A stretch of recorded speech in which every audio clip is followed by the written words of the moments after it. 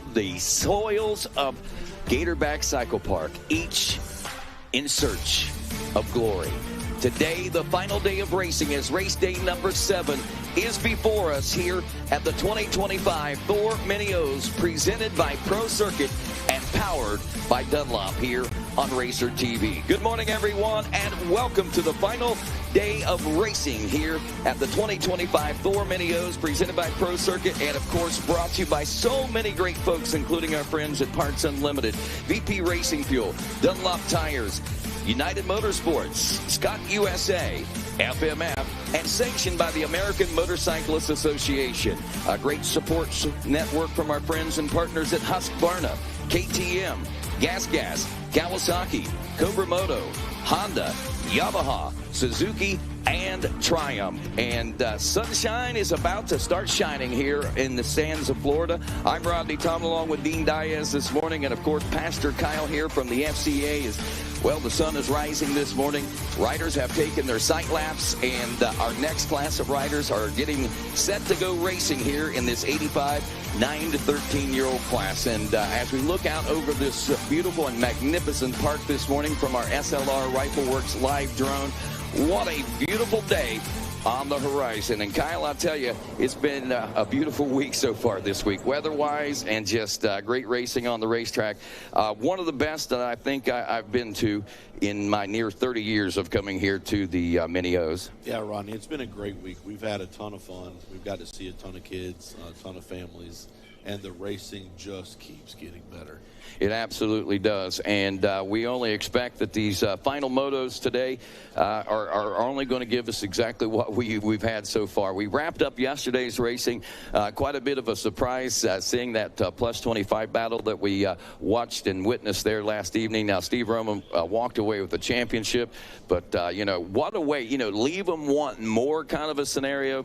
That's the kind of situation that we were left in there last night, and I would almost assume that that's probably what we'll find today in our final battle with the Super Mini 2, 13 to 16. So you're going to want to stick around right to the very end of this one today, my friends. And we look down onto the starting line right now. We see that most of our riders are and have made their way into their starting gates, and they're in the process of the final few checks, Kyle, and then we'll get our opening ceremonies underway. But again, just thanks to the FCA and to you personally for being here and the dedication that you have shown. But and you're going to be here through the Florida Winter Ams, and that's another thing that we probably should talk about coming up in just a few short weeks right here at Gatorback Cycle Park is the 55th annual Florida Winter Ams Series, presented by FMF and VP Racing Fuels. And of course, they actually, I believe Monday, will start pre-registration at unlimitedsportsmx.com, and I know that you're going to have a lot to do with that, bringing church to the track during that as well, right? Yes, so we do all of the Florida Series, the Winter Ams Gold Cups, obviously Mini O's, and then the Loretta's qualifiers. We have, Rodney, we have been so blessed with ministry and what we're allowed to do, and thanks to Dean with the Florida Series and Win. It's just been a blessing to be able to do ministry with these families. Absolutely. And with that, Kyle, I know that the FCA is a great national organization, and folks, they can reach out to their local FCA chapters and maybe have this start happening at their racetracks, right? Yeah. I think we're ready to get started, but I definitely want to come back up a little later and talk a little more about that. Sounds good. You're right. We got the gate loaded, and just the perfect time for you to ask a blessing on today's race. So let's take 1 second. Let's close our eyes, bow our heads, and go to the Lord in a word of prayer for today. God, we just thank you. We thank you that we have had a week of this. God, we thank you for the week that we've had. God, we just ask right now, as we get ready to roll into this, that you watch over each and every rider as they go over each and every obstacle. God, that you just let them do it with precision. You let them have fast lines. You let them have straight minds when they're out there. God, we ask that you're with the track staff, that you're with the medics, that you're with the flaggers, that you're with the staff in the building.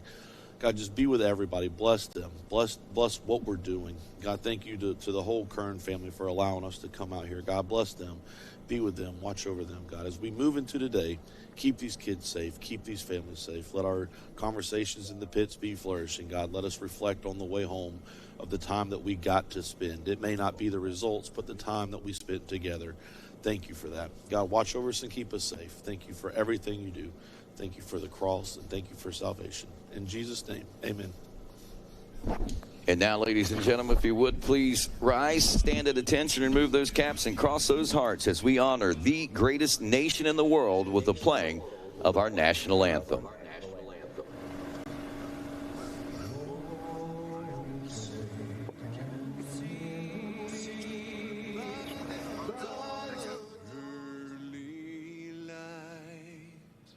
What so proudly we hailed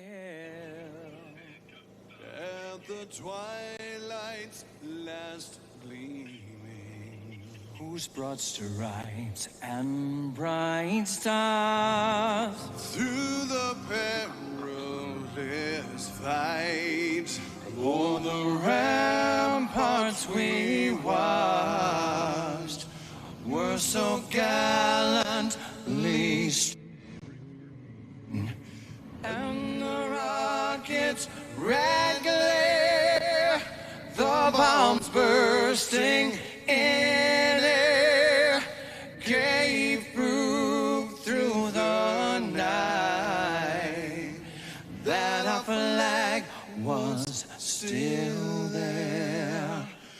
Oh, say does that star-spangled banner yet wave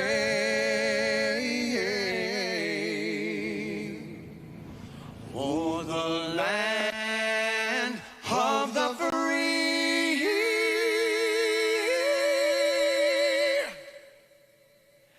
and the home of the brave. A bittersweet day on this Saturday as we set to wrap up the final motos of racing here at the 54th annual running of the Thor Mini O's presented by Pro Circuit. And of course our 85 9 to 13-year-old class riders on the line and set to roll first this morning.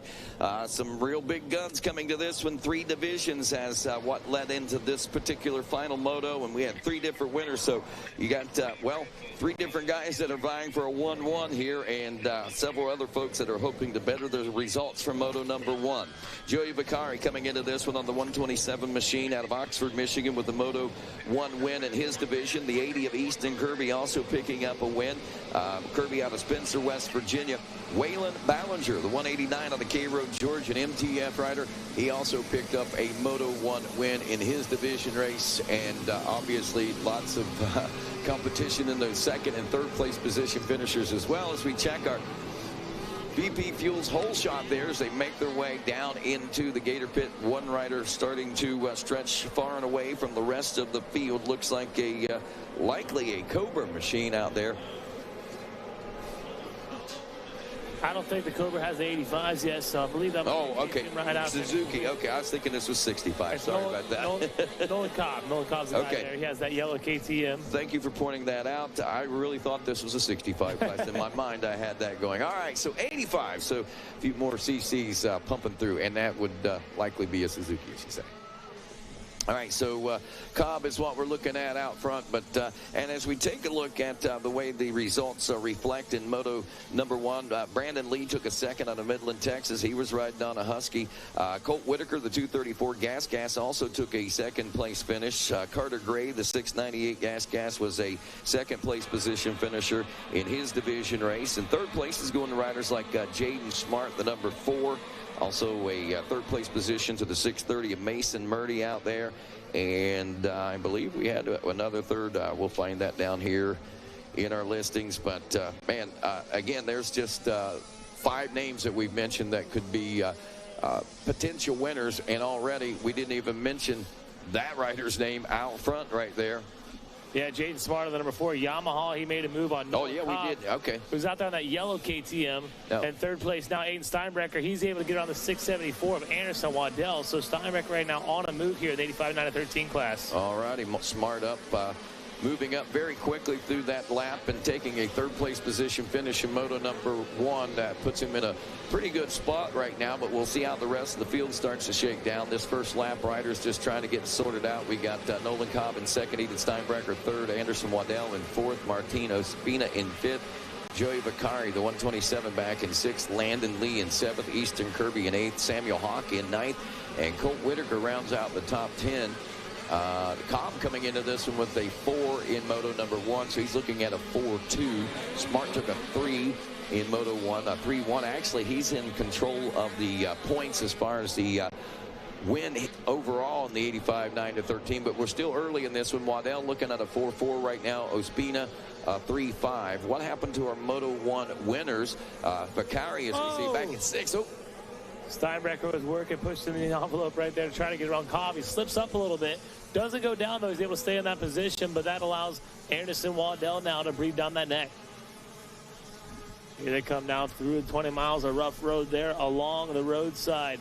We're watching Steinbrecher as he tries to chase back down Nolan Cobb.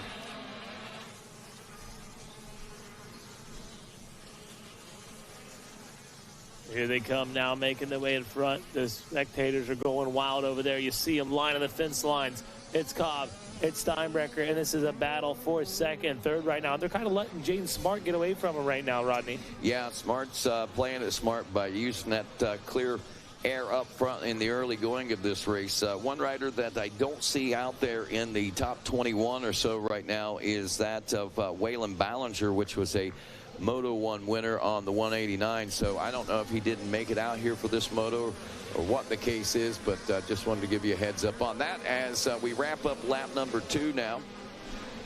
It is still Smart out front, Cobb in 2nd, Steinbrecher back in the 3 spot. Smart, as you said, opening up a rather healthy lead. At the end of 2, we're looking at 7.3 seconds. Yeah, that's amazing. Look at those lap times right there. A 150 for Jaden Smart. Nolan Cobb with a 154. Steinbrecher made a big mistake, but he's still at a 154 to match Cobb's time. So impressive ride there by the Kawasaki rider number 24. Anderson Waddell in 4th. Joey Vicari 5th. Martin Ospina, Samuel Hawk. He's another heavy hitter. Landon Lee back there. He's coming off a moto win. Sorry, Easton Kirby's coming off a moto win. Kirby's back in that 9th place position. And Colt Whitaker rounding your top 10. So 2 laps deep, working on 3. Jaden Smart still in control of the overall with his 3-1.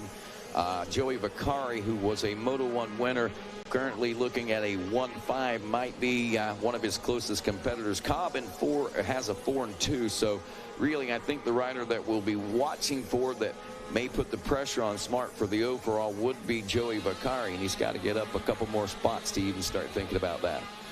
Yeah, definitely. He has a lot of time here in this one, Rodney. We're watching now on the far side of the racetrack. Steinbrecher has definitely reared back in Cobb, but Cobb doing a great job withstanding the pressure. And like you said, looking at the overall picture, a 3-1. So 4 points could possibly take the overall here for Jaden Smart. Nolan Cobb, he's in a battle right now for that 2nd, 3rd place position. He's looking at a 4-2 score for 2nd. Joey Vicari with a 1-5. So I think Vicari is the one we need to watch. I think if he can make some moves here, he could possibly come up here and take this overall away from Jaden Smart. So the 24 of Steinbrecher now reeling in the 25 of Cobb as we dip down into the Gator pit. That real estate has shrunk quite a bit since they left the Gator's tail. Now over and through the Pro Circuit finish line jump comes the battle for the number 2 spot. You ain't talking about that battle, but I've seen a battle right there. Joey Vicari is going to make the move on Anderson Waddell. So see there on the overall board, that puts him in 2nd. And I'll tell you what, Joey Vicari is a fighter. He is not done yet, but he has a lot of work to do. The riders in front of him, they got some good speed. You see it the lap times, 53 for Cobb, 52.9 for Aiden Steinbrecher, but a 52.7 for Joey Vicari. He's a little bit faster, but I think time's running out here, Rodney. Yeah, it is running out very quickly. We've got, well, we're working on lap 4 for these riders. Still some time to make some things happen out there, especially for Eden Steinbrecher, who's trying to better his overall here today. He finished 8th in Moto 1. So anything that he can do better today in this 2nd moto is going to make him feel better about the way things are wrapping up here at Gatorback.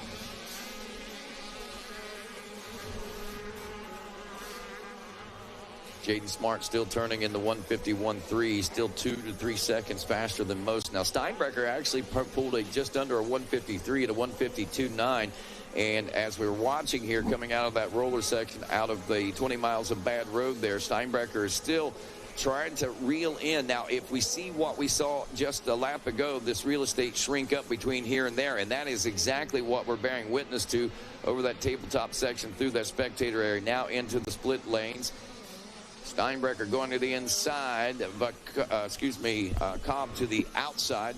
Nothing really gained there as they make their way down in front of the Blue Crew announcer's tower. And all of a sudden, what happened there? Woo! Steinbrecher coming in hot. Forces Yes, Cobb to the outside. An aggressive pass right there for that Kawasaki ride. That happened in a split second. I mean, very, very quickly. That was his big boy pants. And he put them on. And he buckled them up, let me tell you. Jaden Smart still out front, has pulled a 10-second lead over the rest of the field. Steinbrecher even making the pass on Cobb, nearly matching Smart's 152.4 to 152.8. I'm curious to see, now that Steinbrecher has a little free air ahead of him, whether or not he'll be able to dip into the 150s like what we saw Smart do there on lap 2. Yeah, check them out now as they're making their way on the far side of the racetrack. Before you know it, they'll be into what we call the Gator Tail, or as Wes King calls it, 20 miles of bad road. Not looking so rough right now through that sweeper, but I'll tell you what, as these motos go on, it's definitely going to break down and get more challenging. You know, interesting how, well, moisture content, I think, you know, it's been dry around Florida here for the past several weeks, months, I guess you could say. So the moisture content in the ground's not nearly as deep, and I don't think that they were able to work nearly as deep, so we're not seeing it deep as we have seen in the past. But, man, it is certainly producing a great race pace.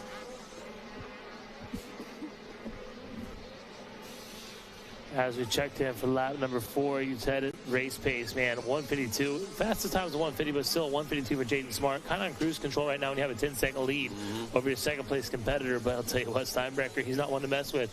He's moved in that second-place position, forcing Cobb back to third. Joey Vicari, Anderson Waddell, Martin Ospina at the good ride, Landon Lee, Colt Whitaker, Easton Kirby, and rounding your top 10 is Mason Murdy.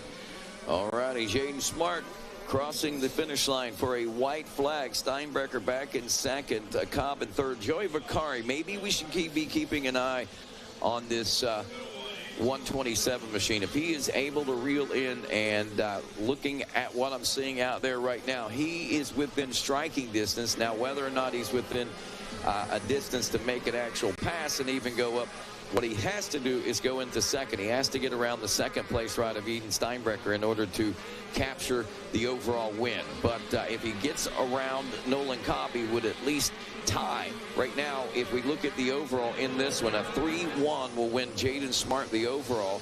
Joey Vicari looking at a 1 and 4, and even if he makes the pass on Cobb, a 1 and 3 will still only do well enough for a second place position overall, with the best finish in the second moto breaking the tie there on that. Now, what that would do for Nolan Cobb is nothing, because he still has about a 1-point buffer there that he's able to hold on to that third place overall position. So it looks like it's going to be Smart, Vicari, and Cobb heading to go see Wes Kane first off this morning, as they work their way back towards the spectator area now. And Jaden Smart on point on this one, and has been on point since the drop of the gate, taking that VP fuel, well, taking the lead shortly after the VP fuel's whole shot. I believe it was Nolan Cobb that actually got the drop on the gate down into the Gator pit. He was your early leader, but Smart quickly to the front of the pack and has not looked back. No, not look back at all. And that's not what you want to do. I mean, I was watching this morning. There's the motor. Hayden D was looking back. And last moto, he didn't look back anymore. But we'll get into that later. But look at the lap times there, Rodney. Jaden Smart with that 154, but a 152 for Steinbrecher. Really pushing hard the last lap, but unfortunately ran out of time there. Nolan Cobb, solid third place finish. We're looking at the overall scores, though, as they're checking in with this. You said Vicari was on a move, and he was doing just that. He's going to get second overall. Jaden Smart still going to take the championship here in this one, and Nolan Cobb going to take that final step on the podium. So there we go. That's the way we see it. Again, a 3-1, 1-3, or 1-4, 4-3. Smart, Vicari, and Cobb, gold, silver, and bronze, headed to go see Wes Kane in the 85 9-13 class, race 15. Fourth place overall to Anderson Waddell. Ospina will go fifth overall. Landon Lee, Eden Steinbrecher, Colt Whitaker, Easton Kirby, and Mason Murdy, all top 10 overall finishers today. Race 16, hitting the gate and hitting the track now. And that is the number 7, Tristan Pruitt, grabbing the VP Fuel hole shot there as we see. And we've got Pruitt out there coming into this one, believe it or not, with a second-place finish. Remember, this is the one that he got the bad start, that he had to work his way all the way up to second. We question, we'll see the grit and everything out of this rider if he can make the passes. And, man, did he make the passes, and he showed his worth out there for sure. Other riders to be watching out for, Kane Bolasina, also a second-place position finisher. The 49 of Brennan Harrison took a Moto 1 win. The 70 of Alessandro Carminati also took a Moto 1 win. Jesse Furtado, a third-place position finish in his qualifying moto. And Talon Staggs in Moto 1 in his qualifying moto took a third-place position finish. So that's your top 3 in each one of those divisions. Schoolboy 2, 12 to 17. That's who we expect to see in a battling for the top 5 and for a championship. But again, these second motos always yield and have so far some great surprises for us. Yeah, there's no doubt about that. All kinds of great surprises here in this one. We've seen Carminati, like you said, work for it out there. We're watching Hargroves on screen right now. Looks like he is now behind Jesse Furtado. Furtado on the 67 as they make their way here in front of the tower. Rodney, it's Pruitt. Check him out. He's trying to make a gap now over the second-place rider. Looks like Furtado. Then it is Hargroves, Seth Dennis in there, Wolf in there as well. And is that possibly Deacon Dino? I see Davis Daniels, I think, on the 17. I might have misread that. That might have been the wrong number. Let's double check as they come through for the first time. Green flag out on this one, and our Schoolboy 2, 12 to 17 BC. It is the 7 machine of Tristan Pruitt out front.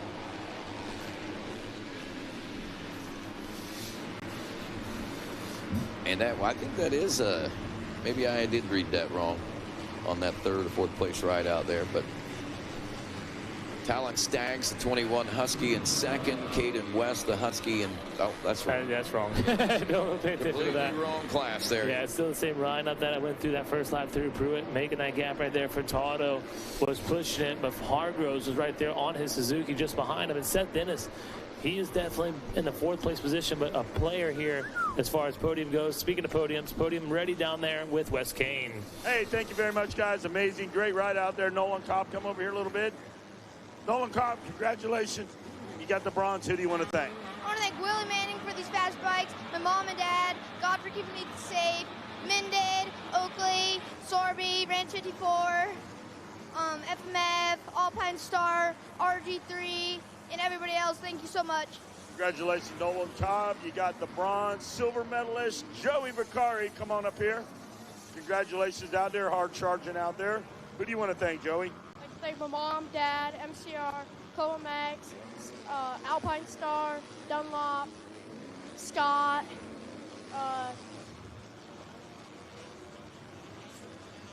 Magic Racing, and everyone else that helps me. Thank you. Great job, Joey. Silver medal. Congratulations out there. Thank you very much. Jaden Smart, your champion. 85, 9 to 13. Hold it up. Jaden Smart. Congratulations, Jaden. Who do you want to thank? My mom, my dad, my brother Eli, my trainer Martino with Pro Moto, Donnie Luce, Ed Jordan, my whole Altus Yamaha Burger team, Enzo Suspension, FMF Exhaust, Dunlop, GoPro, Moose, Bell Helmets, 100%, EVS, Ethica, Moto Club Jerky, CP Racing, Hydropower, and thank you everybody that helps me. There he is, Jaden Smart, ladies and gentlemen. Celebrate! Take it away, boys, in the Blue Group Announce Tower. Thank you, guys. All right, thanks a lot, Wes Kane, as we pick the action back up out here. The 7 still commanding control of the Schoolboy 2 class right now. And I believe, did Furtado make it up to the 2nd place position? Yeah, I believe Furtado was in that 2nd place position. Hargroves in 3rd. What I'm watching is Dorman. Dorman trying to make some moves, but Wolf has something to say about it. There they go through those rollers. We're watching that battle on screen.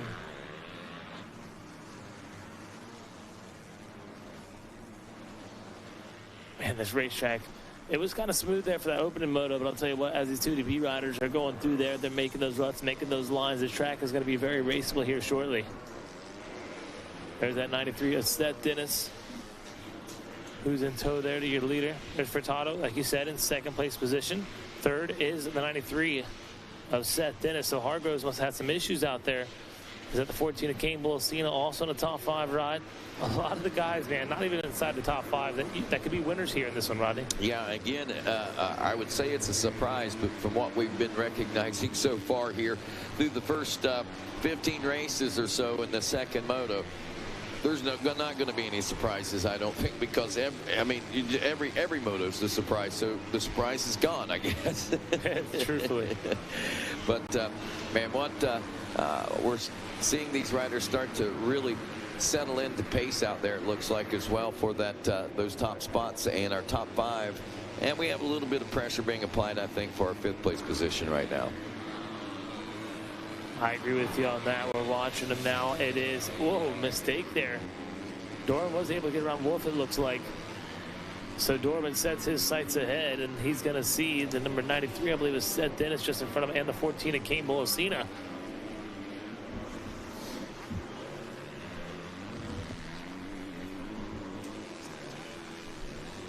Yep.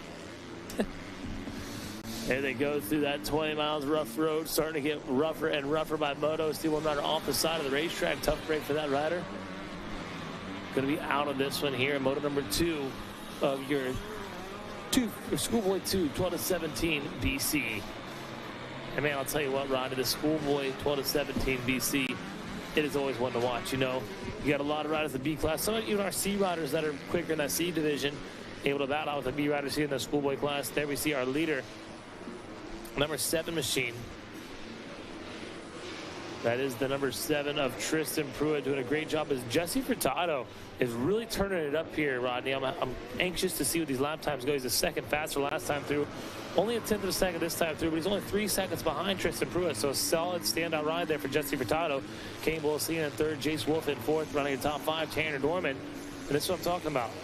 It looks like Jace Wolf going to slide back behind Tanner Dorman, but look at their outside the top 5, Rodney. Got Darren Pine, Talon Staggs, Caden West, Trinity Bounce, Chase Anderson back there, Alessandro Caraminati, who's our first moto winner, Riley Bussey. These names are, this field is stacked. It is, and I just went through old school there. Now we got it fixed. So Tristan Pruitt, yeah, this is, and I'm not going to lie, I'm a little bit surprised by the fact that Pruitt hasn't really stretched things out a little bit more than what he has, but he's only been riding as fast as necessary. But look at those lap times, dude. You know, you're talking about smooth and track being that, a 146. Yeah.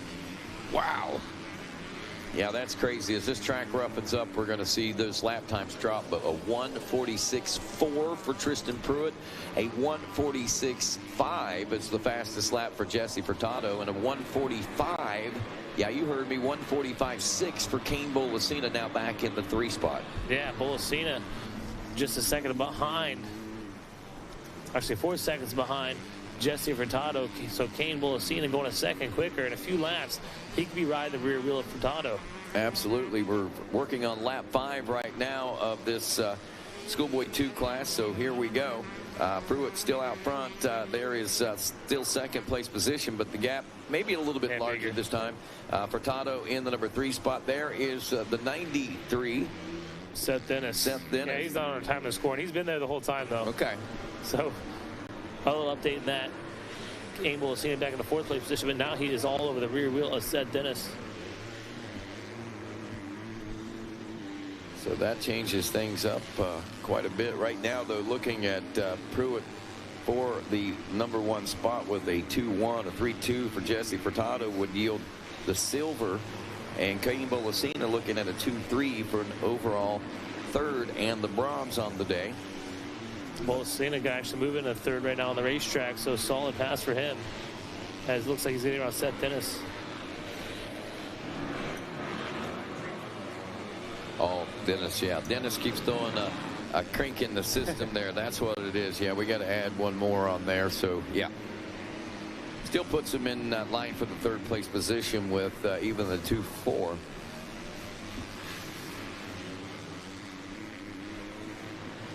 There they go to the top of the hill. You see the 93 and the 14. So that's Dennis and Bolsena. Yeah.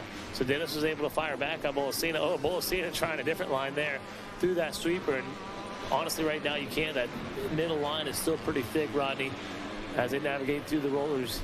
It is still Dennis besting out the number 14 of Kane Bolsena. Oh, Bolsena, a little mistake right there. So again, Seth Dennis, we don't see him on the Racer TV screen. He's not going to live timing, but he is out there, and he's been doing a good job of holding on to that position that he's in on the racetrack. Watch number 7, Tristan Pruitt. He's going to go by the tower, so it is the number 7 leading out. Well, there's the 67 of Jesse Furtado in second. Then here's where you should see the third place rider, the 93 of Seth Dennis. All right, I'm doing some math here. Dennis coming into this one, the 93 machine actually took a Moto 1 win, so you add a 3 onto that. That 4, that puts him all the way up into second place overall, and that moves Jesse Furtado back to the number 3 position overall. Bolasina off the podium. So once we factor in that little bit of information, the face of this overall has changed as Tristan Pruitt works through these, this final lap now. Still on point and up front by some 4 seconds over Furtado. And again, that battle back there between Kane Bolasina and Seth Dennis on the 93 is kind of pivotal. You know what I'm trying to say. I know exactly what it's you're big. It's pivotal. And it's, the overall is going to hinge, I really believe, between those Bolasina and, of course, Seth Dennis out there, and how this one's going to finish. Unfortunately for Bolasina, if he doesn't make a pass out there, then that's going to take him out of the running for a medal. Right now, Pruitt is, on the same rail that he started out on. I mean, he started out wire to wire basically on this one, from the VP Fuels hole shot right down to the Pro Circuit checker flag over here at the finish line. He is going to be a wire to wire winner in Moto number 2. A far cry different than what we saw in the first Moto in in his first division race out there. Yeah, that first division race, like I said, Carminati was the rider that was able to best him, and Carminati's been buried in the pack this whole moto, just really trying to work hard and move up through the pack, and it's just not working for him. You see there, he's in 14th, so he's actually in 15th if we factor in Seth Dennis there in the 3rd place position. So checkers are out, and Tristan Pruitt does it as he proves his dominance in this Schoolboy 2 12-17 BC class, going 2-1 for the overall win. Jesse Furtado will come across the stripe in the 2nd place position. I don't think the King got round Seth Dennis. I don't believe so either. So if that's the case, that 1 and I believe a 3. Yeah, 1 and a 3 scores 4, so that would give him the 2nd place overall, and it would move Jesse Furtado into the number 3 spot overall. So they'll have fun figuring that one out. Yeah, they will. So the way we've got it figured, Tristan Pruitt, Seth Dennis, Jesse Furtado, 1, 2, and 3. Again, that is unofficial. Let the officials sort that out, and we'll get with them down on the podium here in a few moments. But that Schoolboy 2 12-17 BC class now in the history books as we turn the page for our next chapter, the senior 45+ class. Race 17 off and rolling with Robert Fitch being the rider on point. Whenever the checkers flew on that, when Shane Keller finished in the number 2 spot, Keller on the 887 Honda machine, and then 3rd place to the 907 of Jeff Curry. 4th place in Moto 1 to Barry Carson out of Bayville, New Jersey on that Suzuki, and of course rounding out the top 5 in this senior 45+ class. Seen 6 there.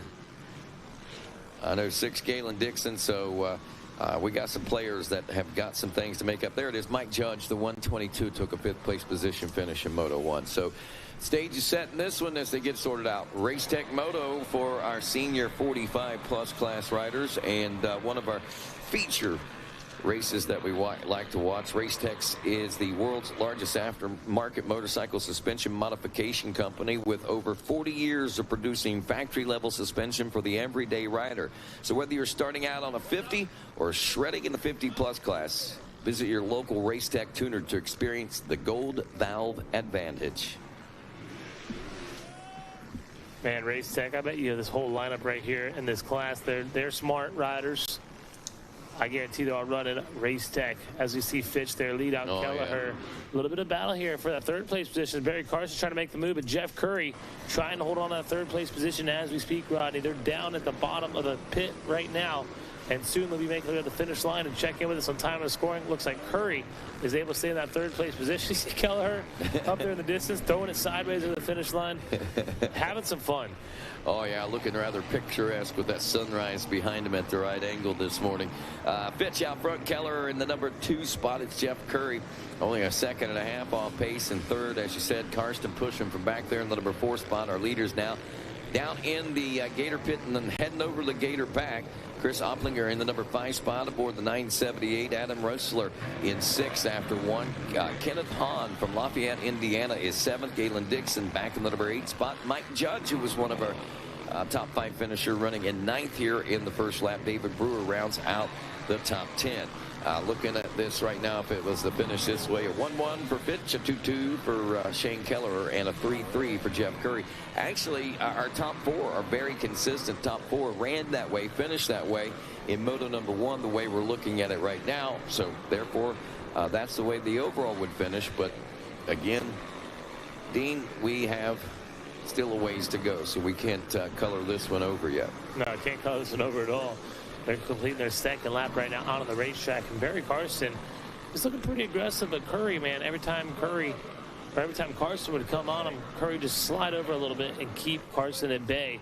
But how long can he do it? Actually, looks like I don't see Carson. Carson's lost a lot of ground as Curry now starts putting some pressure on Kelleher. Yep, so maybe that little bit of early pressure from Karsten struck a nerve for Jeff Curry, and now he's reeled in and kept, I guess I should say, pace with Shane Kelleher for that number 2 spot. They were running about a second and a half apart at the end of lap number 1. They haven't changed much. Karsten, who was only a second behind Curry, has dropped probably to about 3 seconds back now as Fitch checks in for his second lap complete with a 1:55.8. Kelleher a 1:55.7. Back there 5.6 seconds back. Jeff Curry a 1:57. Barry Karsten checks in with a 2:02. That puts him now 6 seconds behind Jeff Curry. So a little larger than what I expected seeing that one check in at. Adam Rustler still holding steady in 6th, but Mike Judge is up now to the number 7 spot and gaining some time as well. Galen Dixon moving up in the 8th place position. Kenneth Hahn drops to 9th. David Brewer still rounds out your top 10. Just outside the top 10, Mark Powers, Michael Bear, and Mike Goncalves. That makes so much sense. It does make so much so much more simple than it looks. It really is. Thank you. I have struggled with that all week. I think that was the final hurdle that I had here this week. Oh, mercy. Except for remembering to say bagel instead of a jelly. Yeah, right. Yeah. Man, it's been a great week, man. Getting to know some of these folks just in passing, you know, or even just getting to recognize who these folks are on the track and recognizing the riding styles and some of the great things that they've been able to achieve here this year. It's just been special for me. I can say that. Still no change up front for our top 3 overall. And as we look on the course, looks like that second place position, Kelleher may have found a little bit more comfort this time around as we're wrapping up lap number 3 now, Dean. Yeah, wrapping up number 3.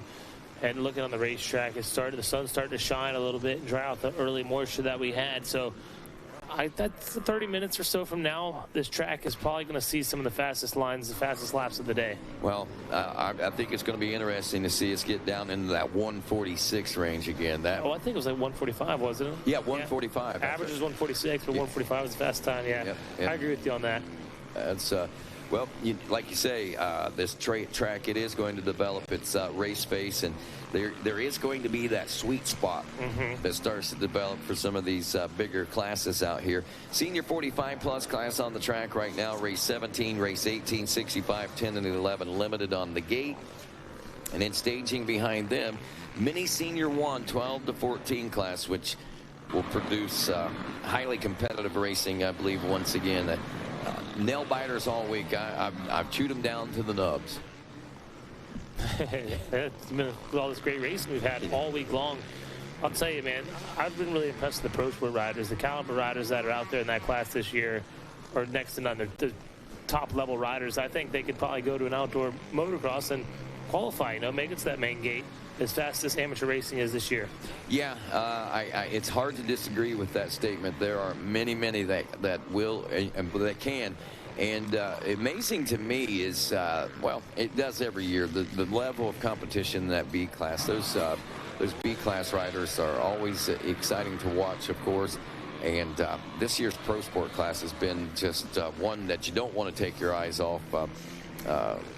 Even, you know, with the addition of Mikkel Hauer in there, it's been really exciting to watch these, well, totally amateur riders go against I mean, you know, a lot of these most haven't seen Pro Motocross National. Mikkel has, and for them to be able to go out there and run the way that they did against a top 10 finisher on several occasions this year was pretty impressive. So I think it sets a good benchmark for us here this year. I agree with you on that, Rodney, 100%. Speaking of benchmarks, this man, Robert Fitch, benchmarking it right here. He's leading him out for over a 10-second gap now over Shane Kelleher, who sits in second. And what I love so much about the senior 45 plus, you kind of see this in the women's class too, is the consistency. Yeah. Fitch 1-1, Keller 2-2, Jeff Curry 3-3, Carson 4-4. Then it mixes up a little bit. I mean, but Judge is looking at a 5-6 right now, but Judge also working his way through the pack, so I wouldn't be surprised to see him make a top 5 bid here pretty soon on Chris Opplinger. He was less than half a second running 4 set. Yeah, he's already there. There's no very good chance he's already there. Yeah, so he should. Yeah, he's checked in. Judge is in 5th place there out of Thorndale, Ontario, Canada on that KTM. It's got an 8-second gap to make up the Barry Karsten now, but our top 5 is pretty secure. Galen Dixon still looking for a couple of positions out there as he's currently running 8th. He's working up on, well, he's a couple seconds faster than Adam Rusler, who he was only 0.3 of a second behind. So should be seeing Dixon make the pass into 7th here soon, and then that will put him, well, that will give him a big gap to try to make up to get to Opplinger at that particular point. But still, gaining the position or not, as of right now, Galen Dixon is looking at 6th overall, but the one that everybody is gunning for, Robert Fitch, has got the gold, and if you can't get that, you'll take the silver. That belongs to Shane Kelleher right now, and Jeff Curry has the other bronze medal from the podium locked up, but again, it's not completely sealed just yet. Not completely sealed at all, for sure. These laps winding down. I'm really thankful for the riders out there. That sun, and us up here in the tower, that sun's faded behind the clouds a little bit. Makes it much easier for us to see that the white flag is out now. And these guys are all out there on their last lap. So we got now 1-1 for Fitch, 2-2 for Kelleher, 3-3 for Curry, 4-4 for Carson, and Mike Judge going to be 5-5. So consistency is key. I mean, I am a betting man. This is the one to bet on right here. Yeah, even odds, though, I would say. Absolutely. Ain't too many bookers going to give you much odds on that one, because this one's pretty much sealed deal. Fitch is 11.2 seconds out ahead of the rest of the field right now. His fastest lap, 1:53, and he turned those kind of consistently for the first 2 or 3 laps. He was able to pull out an 11.2 second lead over Shane Keller, who actually was a little bit faster on that last lap, but Fitch has got such a comfort zone right now. It's going to take a lot to tighten that up and put him in any uncomfortable positions. And it sounds like as this one gets set to wrap up, we'll see Fitch, Keller, and Curry across the finish line. And right now we head down to the podium for our next big presentation. Thank you, guys. Jesse Furtado, come on over here. Great job out there, a bronze medalist. Who do you want to thank? I'd like to thank the entire EBR performance team. I'd like to thank my mom and dad, Shannon, Nayade, Javon, all my friends and family back home. I'd like to thank Altus, O'Reilly Helmets, One Industries, Heatwave Goggles, and everybody else. Thank you so much. Congratulations, Jesse Furtado. Great job out there. Bronze medal. Good job. Seth Dennis, silver medalist out there. Congratulations. Who do you want to thank? I'd like to thank my mom, my dad, both my sisters, Kyle Cheeseman, Future MX, Alpha, Brandon Hartraff, FMF, Scott, Fox, Power Band, Twisted, Thrill Seekers, and everybody else. Thank you. Congratulations, Seth Dennis. Finally tall as I am. Wow. Mike Burkeen, you got the #1 plate. Yep. There you go, Mike Burkeen. I'll let you present that. Thank you, sir. Tristan Pruitt, your champion. Good job. All right, Tristan Pruitt, great job. Who do you want to thank? I'd like to thank God for keeping me safe. My parents and grandparents, all my family friends back home that support me. Jeff Cernick over at MX Tire, Motorsport Hillsboro, Adventure Moto, Twisted Development. Can't thank Dave and Jamie over there enough. My bike's ripping. Got a lot of hole shots this week. Tamer Hole Shot Devices, the whole crew over there. TCE, my suspension's been amazing all week. Rob Fox over at Dunlop Tires, Mika Metal Bars. Kristen Jen at 110, Monster Army, Nick and Mike over there. X-Brand Goggles, Danny over at Bell Helmets. Everyone that helps me get up here, the whole crew down at Baker's Factory, Timmy, Justin, Alden, we put in a lot of work down there, and glad I can make it show. You know, I'm training with the pros. So it's fun to come race with the amateurs, and just everyone that helps me get up here, thank you so much. Congratulations, there he is, guys, the champ, Tristan Pruitt, taking away up there in the Blue Crew Skyball. All righty, thank you very much from the Yamaha podium down there, Wes Kane, as we continue to roll here. Our senior 45-plus class going to be coming over to see you in just a moment. Wes Kane, as the checkers are out on this one. Robert Fitch, Shane Keller, and Jeff Curry, 1, 2, and 3. Turning the page now to the 65, 10, and 11 limited class coming into this one. A couple of notables taking Moto 1 wins, Racing Kyler and Levi Letty in their division races. So they're going to be going head-to-head. Second place position finish going in Moto 1 to Carter Holmes, as he was able to pick one of those up himself. Also, A.O. Ferrara, the 221 out of Claremont, Florida, on the Invictus-backed gas machine. He finished up second. Talon Henson, a 149 machine, took a third-place position finish in Moto number 1. And the 70 of Braxton Payton. Tucker Tix, be looking for him. He was a fourth-place position finisher out there in that first Moto, as was Ryder Anderson. And Elias Daniel Chavarara, he actually finished a fifth-place position in Moto number 1. So there is, 10 different riders that you can look through and sort through to figure out who may be out front and on top. But as we've seen before, that's not necessarily an indication of what we're going to see out here in this second Moto. That's exactly right, Rodney. And when we talk about these positions, hey, woulda, coulda, shoulda when it comes to race time. Okay, yeah. When these guys get together, it comes down to line choice. It comes down to execution. It comes down to start as well. So it's anybody's game. All those guys you mentioned right there, third place, fourth place, all those guys can win. Absolutely. And they've proven it. Yeah, third place out front right now from that first Moto in his division race. Talon Henson, the 149 from Clovis, California, on an Altus Motorsports Blue Crew Factory Yamaha, racing backed by GYTR, Yamaluke, Parts Unlimited, and Alpine Stars. He's the man on point, and he is making waves here in this second Moto. Sounds like while they get this sorted out, we'll head back over to this in just a moment. Right now, back down to the Yamaha podium with Wes Kane. Thank you very much, Rodney. Down here, Jeff Curry. Congratulations out there. You got the bronze. You're a bronze medalist here. Who do you want to thank, Jeff? I'd like to thank Cindy back in the pits. MCR Suspension. I signed a lifetime deal with them. They're awesome people. I'd like to thank Decal Works and Wes Kane here. Every year at the Brawl, he invites me here, and this year he didn't. So I figured he'd give up on me, so I had to come down. Thanks, Wes. Congratulations. Good to have you out here, Jeff. All right, Shane Keller, come over here, man. Good to see you down here, man. You're on the box. Who do you want to thank, Shane? I'd like to thank FXR Moto, Hydra Worth, Kelleher Sealants, 139 Designs, CSC Hood and Duck, BA Suspension, and of course Mini O's for putting on this great event. My wife back home that prepared me for the trip, and that's about it. My pit crew, my mechanics. Thanks to everybody. Congratulations out there. Good job, Shane Kelleher. All right, where are you at, Fitch? Come on up here, meet Mike Burkeen. I know it's your first time acquaintance there. Mike Burkeen delivering that AMA plate. Good job out there. Congratulations out there. All right, thank you, Mike. All right, here we go. Fitch, who do you want to thank? I want to thank the good Lord Jesus Christ for keeping me safe. I want to especially thank my wife and my kids. I mean, without her and them, it's a family sport. It's awesome. It's cool to come here and do all this. Wes Kane, everybody out here, it's just awesome. Yamaha, Rocky Mountain Cycle Plaza, Oakley, Fly, Dunlop, Tamer, man, the starts. I've whole shot everything on the outdoors, just getting off the gate really good, hooking up. Can't thank them enough. Enzo suspension, T-Rex throttles, ODI,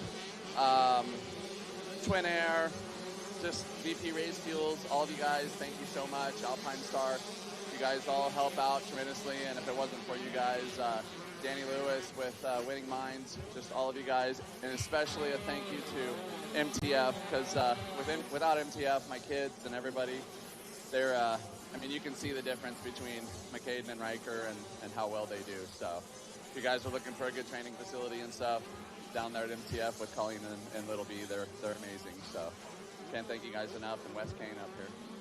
Thank you very much. Hey, high five. Take it away, guys. Fitch with the win. All righty, thank you very much, Wes Kane. Congratulations to our top competitors there. And with this, Talon Henson still out in front and on point, 1.5 seconds ahead of Carter Holmes. And they are making their way right in front of the announcer's tower right now. Weston Otto is starting to put some pressure on, it looks like, from that third place position. Tucker Tix in fourth, Ryder Anderson in fifth. A.O. Ferreira Jr. sixth, Braden Paxton seventh, Caden Sedgwick in the number 8 spot. Ryan Ciceretti is ninth, and Jackson Baker rounds out your top 10. Henson checking in with a 2:02 this time, looking again at a 3:1. That scores 4. Carter Holmes looking at a 2:2 in that second place position. He also has 4, but again, best finish in the second moto breaks those ties. Henson's win could and would give him the gold today. Couple of things to note. Your early, one of your Moto 1 winners, Levi Letty, I believe I saw him back in a 12th place position here at the end of lap number 3. He's looking at a 1:12, would score 8th overall right now. And I haven't even seen Racing Kyler check through on the results yet. So that's a tough break for her, but it's almost, well, I don't see her name on the, nope, she's back there in 35th. Sorry about that. She is in 35th, so she is having some struggles out there. Rodney, you talk about that, and I look back and I see Beckett Burke, 6:23 right now in 18th. You know, Burke was a gamer. He fought for that 6th. Believe me, he could have easily been 3rd if he was 6th in that moto. He was that close, you know, and just having some struggles now. Like you said, Racing Collar shows up in 21st overall now with a 1:32. You know, that just shows the uncertainty of what we do. Okay, we talk about these numbers. We talk about lap times. We talk about position, qualifying position, and isn't that? This is what it comes down to right now, each and every moto, each and every lap. A 1:32, a Moto 1 win, and a 32nd place position right now is good enough for 21st overall, as Racing Kyler's name finally makes it onto our sheets in the overall. Still not on our monitor here in the towers. We're only seeing really the top 20 in this right here, but we've seen her all the way back in 35th, now up to 32nd place position. So Racing Kyler, and not the only one. You look back there, Beckett Burke finished 6th in Moto 1. He's currently running in a 23rd place position. Parker LeBeau, who was a 6th place finisher, he's looking at 16th place. Chandler Powell, 13th place, finished 7th in that.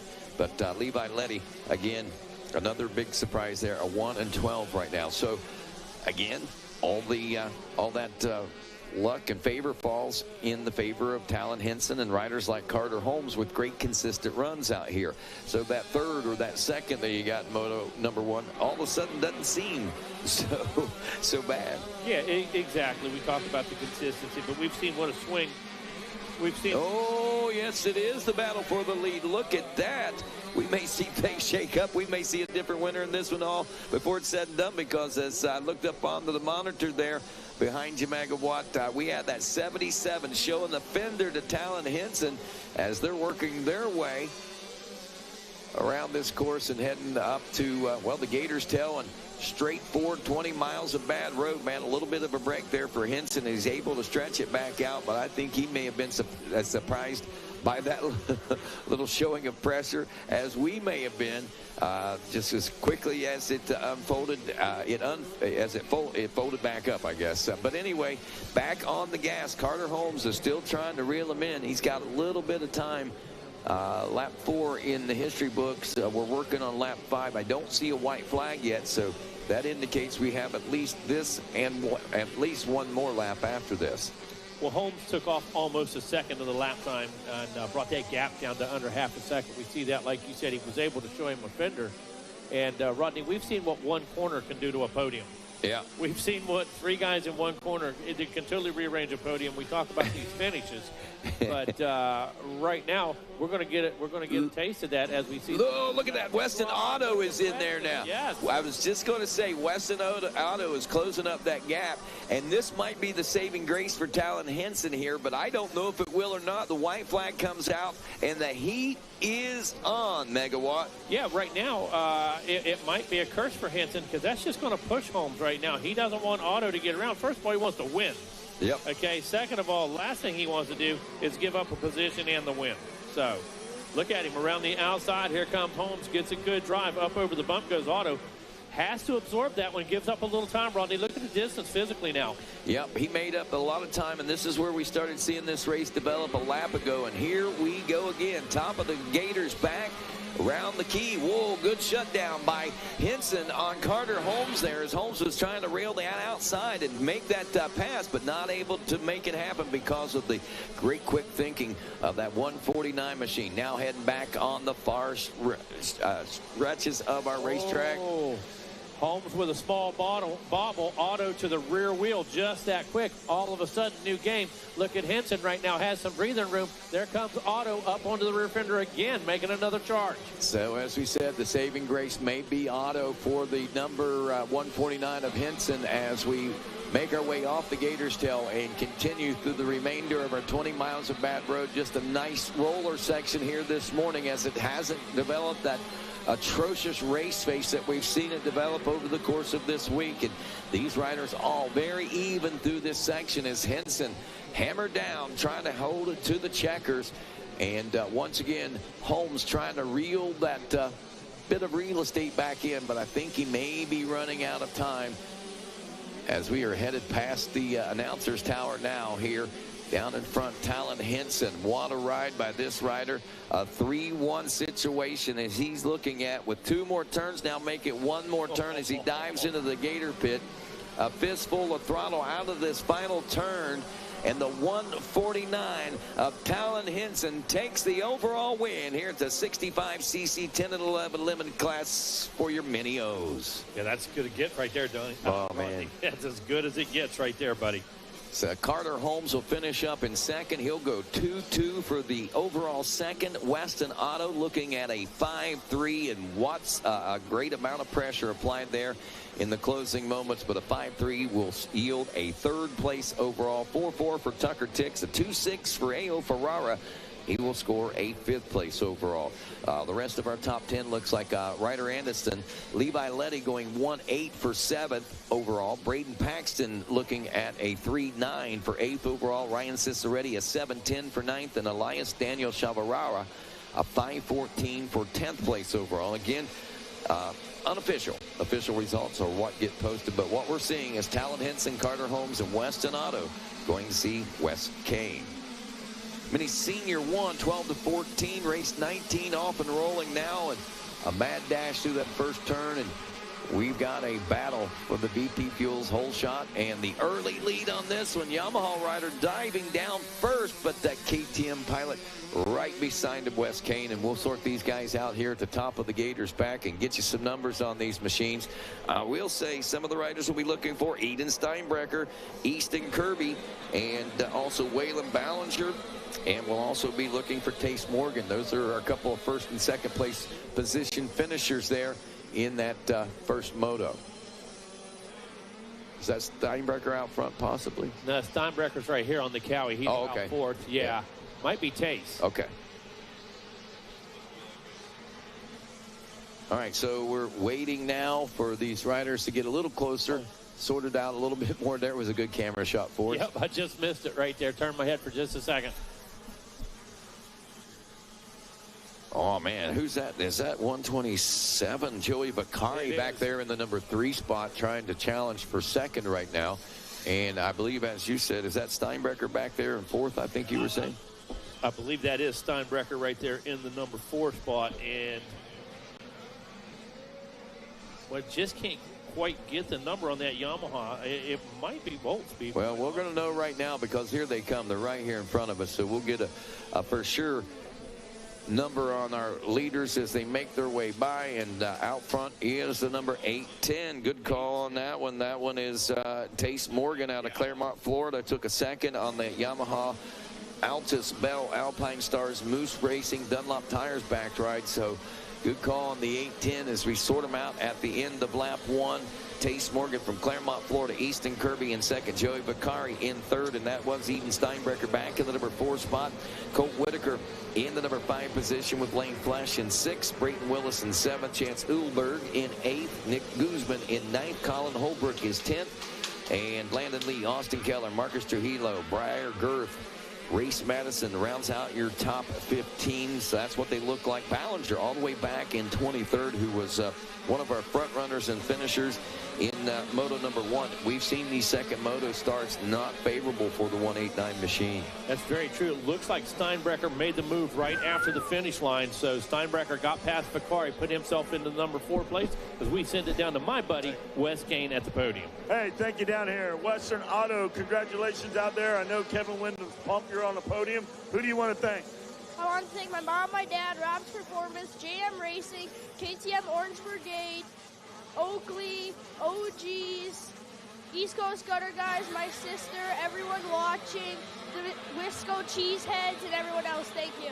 Congratulations, bronze medalist, Western Auto. Great job. Carter Holmes with the silver medal, a silver medalist, 2nd overall. You got to feel pretty happy about that. Who do you want to thank? I would thank God, Mom, Dad, Alpine Star, Oakley, Lynx Racing, Moto Sandbox, Alpha Dynamics, T-Rex, AMF, Dunlop, and everybody else who supports me. Thank you. Congratulations. I get a high five. Good job, bud. Little Carter Holmes. All right, Mike Burkeen's up here. Where is Talon Henson, our champ? Come on up, guys. Mike Burkeen dropped that number 1 on him. Congratulations, high five. There you go, bud. All right.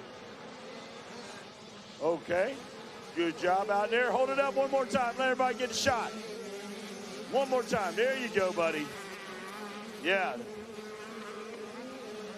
Congratulations, Talon Henson. Who do you want to thank? Oldest Blue Crew Yamaha, Enzo Suspension, ODI, Ethica, Moose Racing, Bell Helmets, 100%, Guts Racing, everybody else. Thank you. Congratulations out there, Talon Henson. Celebrate. We got a burner on the track. Take it away. Megawatt, Rodney, and Little D. Hey, thanks, Wes. Yeah, we do have a burner. As a matter of fact, Steinbrecher making some moves out there. Was able to get past Vicari last time around. Now he's putting some heat on Kirby. All the while, the 810 of Tace Morgan, Rodney, laying down good, solid laps. Well, looks like he just spilled the gas and he's about to strike the match. And there's the explosive pass we see onto the gator tail as Eden Steinbrecher takes over 2nd place. You start doing the math on this. 1-2 scores him 3. He's still got to get around Tace Morgan as Morgan's looking at a 2-1. But he's a step closer to that championship here in the mini senior 1 class. Looking at a couple of second gap now up to the 810 of Morgan for that number 1 position. And as you see, making their way down that spectator section, through that double section, now through the split decision lanes. Here we go. Steinbrecher is closing up that gap on Tace Morgan as we watch. Was that Vicari that went down wearing the flannel? Was that Vicari? It's stepped off of it there in the middle of the roller. Somebody did. But right now, Steinbrecher, now that he's cleared Kirby, Rodney. No, there's Vicari right back there still in 4th. So he's still in good shape back there. Very good. All right, here we go. Now that Steinbrecher cleared Kirby, definitely going after Tace Morgan. Last time around, both of them turned 154s. So going to be very evenly matched on that lap time, but only had about a second and a half to make up. Yep, 153.1, 153.5. For Steinbrecher that time. The gap now 2.5 seconds while they were battling back there for the number 2 position. Obviously, Morgan able to stretch it out a little bit more, and I'm sure he got the pit board to wick it up a little bit because looked like things were a-changing out there. So Tace Morgan, Eden Steinbrecher, and what happened to our 3rd place rider there? That's who went down. I got the names mixed up. That he was wearing the flannel. Okay. And he went down. All right, so Vicari is up the third now. Colt Whitaker in fourth. Oldberg in the number 5 position. Easton Kirby 6th. Brayton Willis 7th. Landon Lee 8th. Lane Flesh 9th in this moto. Colin Holbrook rounds out your top 10. The championship right now looking like Tace Morgan and Eden Steinbrecher. It's up between these two as to whichever one wins this moto. And Joey Vicari is looking at a 3-3 for an overall third. So attention back to the front of the pack for this overall win. And man, you just got to hand it to Tace Morgan. He has not relinquished any real estate on this lap. Now, this area right here, Steinbrecher really seemed to excel in, but it's a short area of the racetrack when you put it all together. Let's see if he can make up enough ground to put that pressure on. A 2.5 second deficit at the end of lap number 3 as we roll around and wrap up lap number 4 here in just a moment. Our leaders now in front of the Blue Crew Tower, dropping down into the Gator pit. All right, so Steinbrecher picked up a bike or two right there, but it's interesting, and I don't know what caused it, but like you say, he picks the pace up at the top of the quarterback. Yep. And what is the reason for that? I don't know, but that's, you know, where he excels. That's where he picks the pace up just a bit. He loves it back there on 20 miles of rough road. He loves that. So we'll just see how it plays out. I recognize. Do not see a white flag yet. No. So plenty of racing left in this mini senior tournament. And that's something that I recognize, what you're bringing up, how some riders, you know, they don't really turn it on until the top of the Gator's back, and then that section of the track, they really make up a lot of time. Then there's other riders that really seem to excel once we get past the tabletop and then all the way through the Gator pit back to the top of the Gator back. I mean, it's like you split the track in half, and well, I mean, you look at it, the layout, you know, you're a little more technical. It's a lot more rougher over on the far side. It's a lot more hard-packed. Jumps are a little longer and farther apart. You got more straights out here. So I have to think that that probably plays a big role in it, too. Eden Steinbrecher clicking off a 1:52.5, but that's only a half second faster than Tace Morgan. So that gap still sits at 2. Yeah, tough spot right now. Going to see a white flag probably next time around. Going to start coming into lappers, Rodney, at a regular pace now. To overcome 2 seconds with a half a second, going to be just a time issue, I believe. Yeah, and it seems like Tace Morgan has been able to wick it up just enough to keep Steinbrecher right at bay. And as they make their way down in front of the Gizmo Mods Tower once again, it appears just the same. Right at 2 seconds, maybe a half second gain on by Eden Steinbrecher, but the tail of the tape will be told here at the end of this lap. But Tace Morgan with a lap to go still seems to be comfortable as he makes that hard right-hand turn heading for the final lap. The white flag flies for Tace Morgan. And it reminds me a little bit of Jet Lawrence. Tace able to just stretch it out just a touch when necessary. Doesn't take any unnecessary risk, isn't riding beyond the razor's edge by any means, you know. But when necessary, when he feels that pressure, able to just apply a little more speed to it, and Tace Morgan very good at managing it. Well, without any pressure being applied and no marks to work toward, he's certainly doing an amazing job. I think the pressure is applied. The pressure that he is applying to himself is to get to the checkers. He's getting some lap riders between himself and Steinbrecher. Steinbrecher appears to have maybe backed off a little bit as that gap continues to open up. Or Tace Morgan has just unleashed a beast. Tace Morgan's got his consistent pace going on. The gap almost 3 seconds right now. The lappers coming into play, as you said. And to be honest with you, Steinbrecher may have relinquished. I mean, he may have just settled. Yep. Now, to be quite honest with you. And, you know, again, risk versus reward. I'm sure right. Aiden's got some more racing coming up. And even if not, you know, the big picture is he's going to walk out of here with a silver. And those are some great points toward the Olympiads and things like that. So nothing to hang your head about in this one for sure, because he certainly has put together an amazing drive. Just too little too late, I guess, as far as making it to the front of the pack there. Tace Morgan looking at a 2-1 for the championship here in the mini senior 1 12 to 14 class, but we still got a few more turns and a little more racetrack to go before we can call that done. All right, there's Morgan now, so it's closer now as he makes that hard left-hand turn, drops back into the Gator pit one final time. A right-hander and a fistful of throttle and a fist in the air. Yeah. That's it. As Tace Morgan takes the overall win here at the Mini O's in the Mini Senior 1, 12-14. Yeah, that was beautiful. That was. I mean, that was great. A little bit of everything. Steinbrecher, Vicari having a bit of battle in there. Kirby was up in this thing early. He's the one, I believe, that went down. Was able to get back up, I believe, and put himself in good position coming through in 6th spot. So Landon Lee, Willis Flesh, all those guys were fighting early in this one. So a really, really fun race to watch there, Rodney. It was. The overall will be Tace Morgan, gold with a 2-1. Eden Steinbrecher, silver with a 1-2. And Joey Vicari looking at a 3-3 for the overall third. Mini Senior 1, 12-14 in the books now. Colt Whitaker, Easton Kirby will go 4 and 5 overall, with Brayton Willis in 6th, Chance Olberg in 7th, Landon Lee 8th, Marcus Trujillo 9th, and Waylon Ballinger with a 112 will score 10th overall today. Now to the 65 cc's that I thought we were looking at a while ago. We got riders to look at in this one. Talon Rogers out of Greenville, South Carolina, the 31 KTM Ords Brigade 7 and Alpine Stars rider, took a division race win.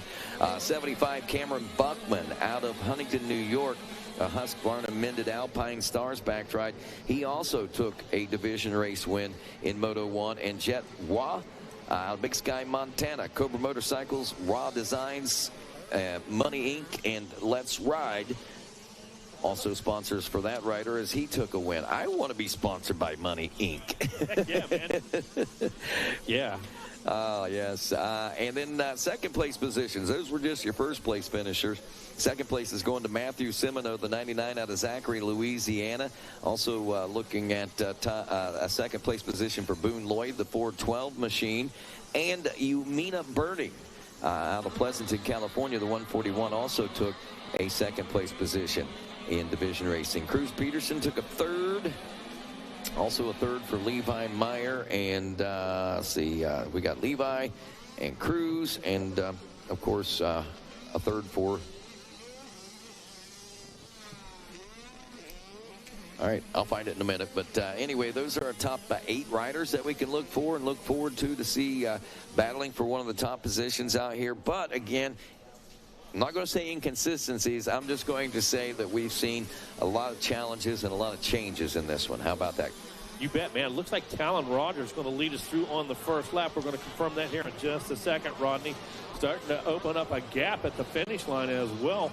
Put the pedal to the metal as the number 31 machine. Yep, Talon Rogers. Levi Meyer in that number 2 position on the number 29, comes through just about 3 seconds behind. Matthew Semino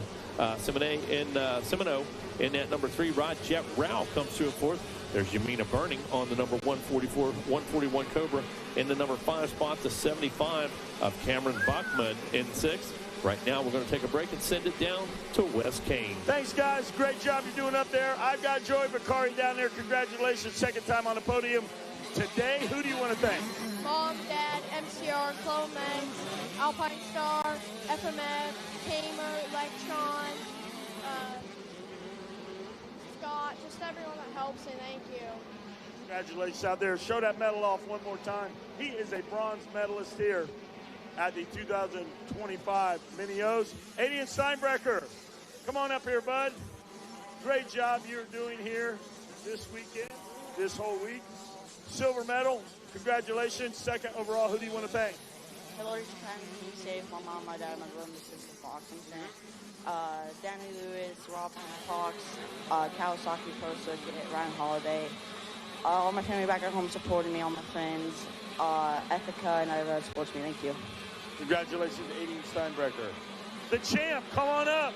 Tace Morgan on the 810 Yamaha Blue Crew ride. Mike Burkeen with the number 1 plate. He's all business. We got a smile out of him right now. There he is. Congratulations. Thank you, Mike. Tace Morgan, congratulations out there. Who do you want to thank?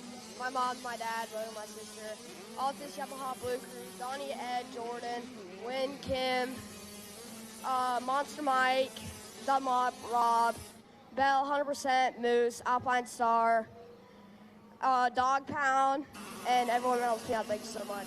Congratulations, Chase Morgan. You're building the Army. You've got great people in your corner, and big things are coming your way. All right, boys, take it away up in the booth. All righty, thanks a lot, Wes Kane, Talon Rogers, Levi Meyer, Matthew Semino, 1, 2, and 3. Wah in 4th after 2. Yumina Burning is 5th. Cameron Buckman in 6th. Cruz Peterson 7th.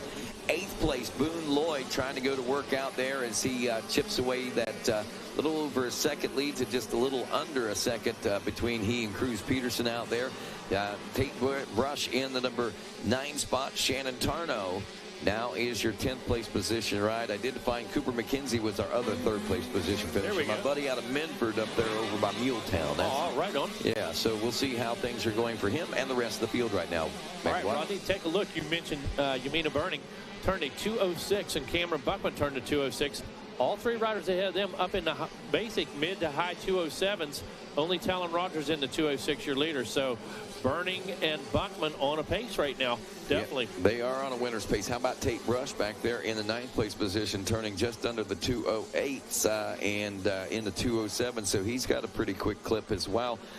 It's going to be interesting to see if these riders can make up these gaps that we do see. Semino pressured by Wah, a half second back. Yumina Burning was only 9/10 of a second behind Wah, and Cameron Buckman another 8/10 of a second behind Yumina Burning. So to think that we are looking at the likelihood of some changes here on lap 3, I think that would be the case. I think Semino just got around Jet Rao. I think he just got around him. Let's double check that. I think Ra is actually now trying to get around him. Semino had the 3rd place position, so what we're seeing is the 722. He may have gotten around, and Semino got back around. Exactly, yeah. So they're swapping back and forth, and that's what we kind of expected. And Yumina Burning and Cameron Buckman should have a battle going on as well. But here we go down into, wow, right there they are. They're 4 riders right there, all on the brakes and the gas at the same time. Semino was coming in hot. Yeah, he was. Like you said, had the throttle halfway on while the brakes were applied. So Wah takes the 3rd place position. Semino back to the number 4 position. But I don't know that that's necessarily going to remain the same for a while, for a long time. Cameron Buckman has taken over 5th. Burning has dropped off to the 6th place position. But again, Cameron Buckman is right there with Semino and Wah. Yumina Burning got a front row seat from it back there and now in the number 6 position. Yeah, Buckman on the move. We were looking at these laps. He was able to get past the 141. Had a little bit of open track right there, Rodney. Poured it on. Now finds himself back in the battle. Right there he comes into the picture. Yeah, Semino not liking the taste of that. No, not at all. For sure. Rogers all the while out front. Last time turns a 2:05.5, fastest lap of the race, Rodney. Opens that gap to 5.2 after 3. Meyer another 5 seconds back in 2nd. Wah, Semino, Cameron Buckman another 4 seconds back as they run nose to tail basically through this 4th lap of racing. Yumina Burning about 1.5 seconds now, maybe 2 seconds back. Still got the catbird seat on what's going on in the battle for that 2nd place position, or that 3rd place position, though. Now, if we were to finish like this, Rogers would go 1-1 for the overall. Wah would go 1-3 for 2nd. Levi Meyer looking at a 3-2 for 2nd overall. So this pass for Matthew Semino is kind of a big deal here. He needs this one and one more. Also, Cameron Buckman, who's coming into this one with a Moto 1 with a score of 1 from Moto 1 in his division. Every position he can make up is also going to better him in the overall. So this is going to continue to change, I think, as with every pass that takes place until the checkers. And there goes Buckman around the outside of Semino. Down into the pit. Buckman, we told you, was picking up the pace. That's definitely getting some good laps put in. Take a look at this at the finish line. Buckman able to make his way around Semino. So that's going to change the face of what the overall is looking like with Talon Rogers out front. Meyer, Wah, Buckman, Semino, your top 5 now. And as far as the 4 laps in and how this championship looks now, Buckman has now moved up into 4th with a 1-4. He has a score of 5.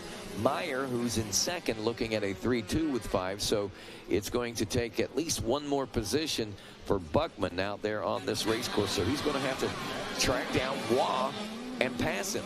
The good news for Buckman is it's only 2.5 seconds. The bad news for Buckman is we've only got a lap and a half to go. Exactly. I got to say, did you see how confident Buckman was going around Semino into that corner? Laid that bike into the second rut over, came around side by side, able to just get a good drive. That was an amazing pass right there. That's commitment. It is, yeah. He saw that line, he committed to it, and did not let up. Tace Rogers still out in front and on point. Got a 6-second lead over the rest of the field. Levi Meyer, Jet Waugh, Cameron Buckman starting to tighten things up now back there on the Gator's tail. Yeah, it looks like Burning's starting to put a little pressure on Semino. Look at this, Burning coming up the inside right here. Going to take the short way around. Semino goes outside. It's a little bit smoother there, but Burning not done. So white flag should be flying, I think, this next time around for our leaders when they check in with us. Launching that tabletop. Man, that was a big move by Buckman, wasn't it? It was. He was trying to gain every bit of real estate he can as we race to the white flag right now here to wrap up lap number 5 for the 65 7-9 limited class riders.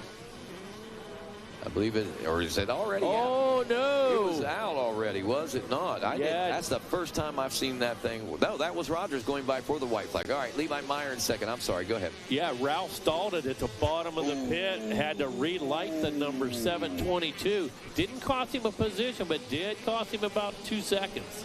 Well, that's good news for Cameron Buckman.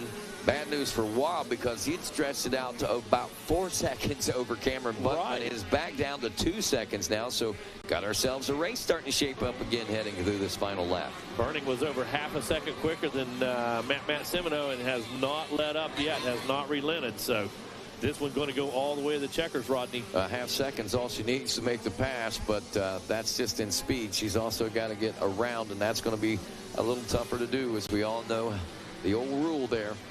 Rogers, Meyer, Waugh, Cameron Buckman in the number 4 spot. Semino in 5th. Umina Burning 6th. Cruz Peterson 7th. Boone Lloyd steady in 8th. The entire moto. Tate Bush in 9th. And Shannon Tarnow rounds out the top 10. If they finish like this, Rogers going 1-1. Waugh with a 1-3 for 2nd overall. Levi Meyer looking at a 3-2 for 3rd overall. Rogers just really smooth this morning on the number 31 machine. Comes out, got the training jacket on, said, I'm just getting warmed up. Works his way through, going to come down the straightaway past us one more time here. Rodney going to hit the twist. He's a 31 on point in 65 7-9 limited. Coming up next, going to be 450C limited, race number 21. In staging, you've got 450B, race number 22. All righty, checkers will fly here soon for Talon Rogers, the 31 machine. Tace is the other race, right? Yeah, I didn't want to say that. I'm not going to correct you. Yeah, well, no, I meant, if I've said Tace, I've meant Talon, and I apologize. Tace Morgan. Yeah. Talon Rogers. Talon Rogers. They're totally different names. I get it. They both start with T. That's my only defense. Levi Meyer in 2nd, Jet Waugh 3rd. Let's see if that's the remainder at the checkers. That's exactly what we're going to see. So we're going to see Rogers, Waugh, Meyer 1, 2, and 3 on the podium. Headed over to talk to Wes Kane. Cameron Buckman will finish up in that number 4 spot, going 1-4 for 4th overall. Umina Burning 2-5 for 5th overall. Some crazy scores again. Fender the Cinder 522. Bryson Smith 523. 411 for Fluhart. That's not that out there, but still, you know. Well, I mean, 3 divisions. Yeah, crazy looking scores when you have 3 divisions. Yep.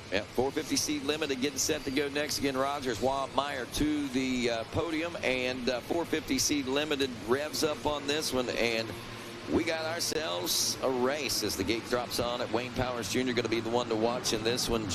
Wayne Powers out of Keyport, New Jersey, Yamaha rider, backed by O'Neill, Mika Metals, Scott Goggles, and Spy. Nice. Haven't heard that for a while. No. And I haven't. That's odd to hear Scott and Spy together. All right. So was that Ballinger? No, that couldn't be him. That was KTM rider. So we got Yamaha pilot out front in this And that could be Powers, actually, the 811. 96, maybe. That would be Joaquim Gomez. Gomez coming away. And that would be on a KTM, so maybe 86. Nope, don't have one of those. All right, let's get them. We'll know more here in just a moment. We'll watch, try to catch them on this monitor.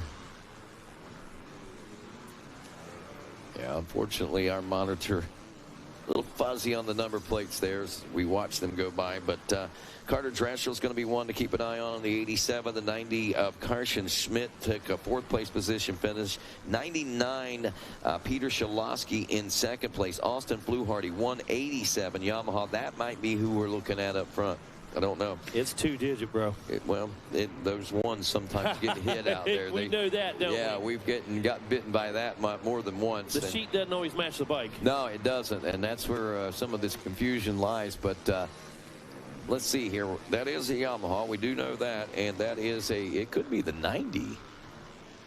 It is. All right, I said 96. Yeah, Carson Schmidt out of Kimball, Minnesota, Kramer Electric. He took a 4th in his division race, so he's got to be pretty excited about that. Kramer Electric, Kramer Plumbing, Aaron's Auto Repair, Path Machining and Automatic, AHE Granite, AK Trucking, Pickups in Power Sports, and 100%, as well as the Jerbies. Man, I really dig the fact that he's got a lot of local sponsors. Right on, yeah, for sure. That's his local hometown folks that are supporting him down here. So anybody up in Kimball, Minnesota, look up Kramer Electric, Kramer Plumbing, Aaron's Auto Repair, and Path Machining and Automotive, AHE. Hey, let's head on down to the podium right now with Wes Kane. Thank you, guys, up there doing an amazing job. Bronze medalist, I got him right here.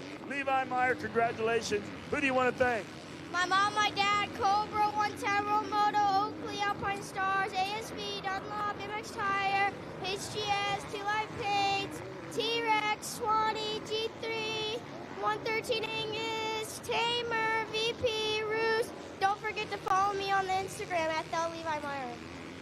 All right, congratulations out there, Levi Meyer. Jetwa, silver medalist in this Olympic competition here of motorcycles. Great job out there. Who do you want to thank, Jet? My mom, my dad, Cobra, Money Inc., Bees Moto Lab, Game Moto, Dunlop, Metro East, and this is my last week on the 65, and I just wanted to thank Money Steve for helping me, and everybody else that supports me. Thank you, guys. Congratulations. Good job out there. Way to go. Talon Rogers, the champ. Come on up, bud. Mike Burkeen. Welcome the young man with the #1 plate, Talon Rogers. Good job. All right, there you go. Thank you, Mike. All right, Talon Rogers, congratulations. Who would you like to thank for this championship? My mom, my dad, my brother, my sister, KTM, T-Rex, Suspension Solution, FMF, 7, my mechanic, Alpine Steve, Schultz MX, Pro Taper, and everybody else, thank you. There he is, Talon Rogers. Congratulations. Big celebration. Take it away, boys, up in the Blue Cruise Skyball.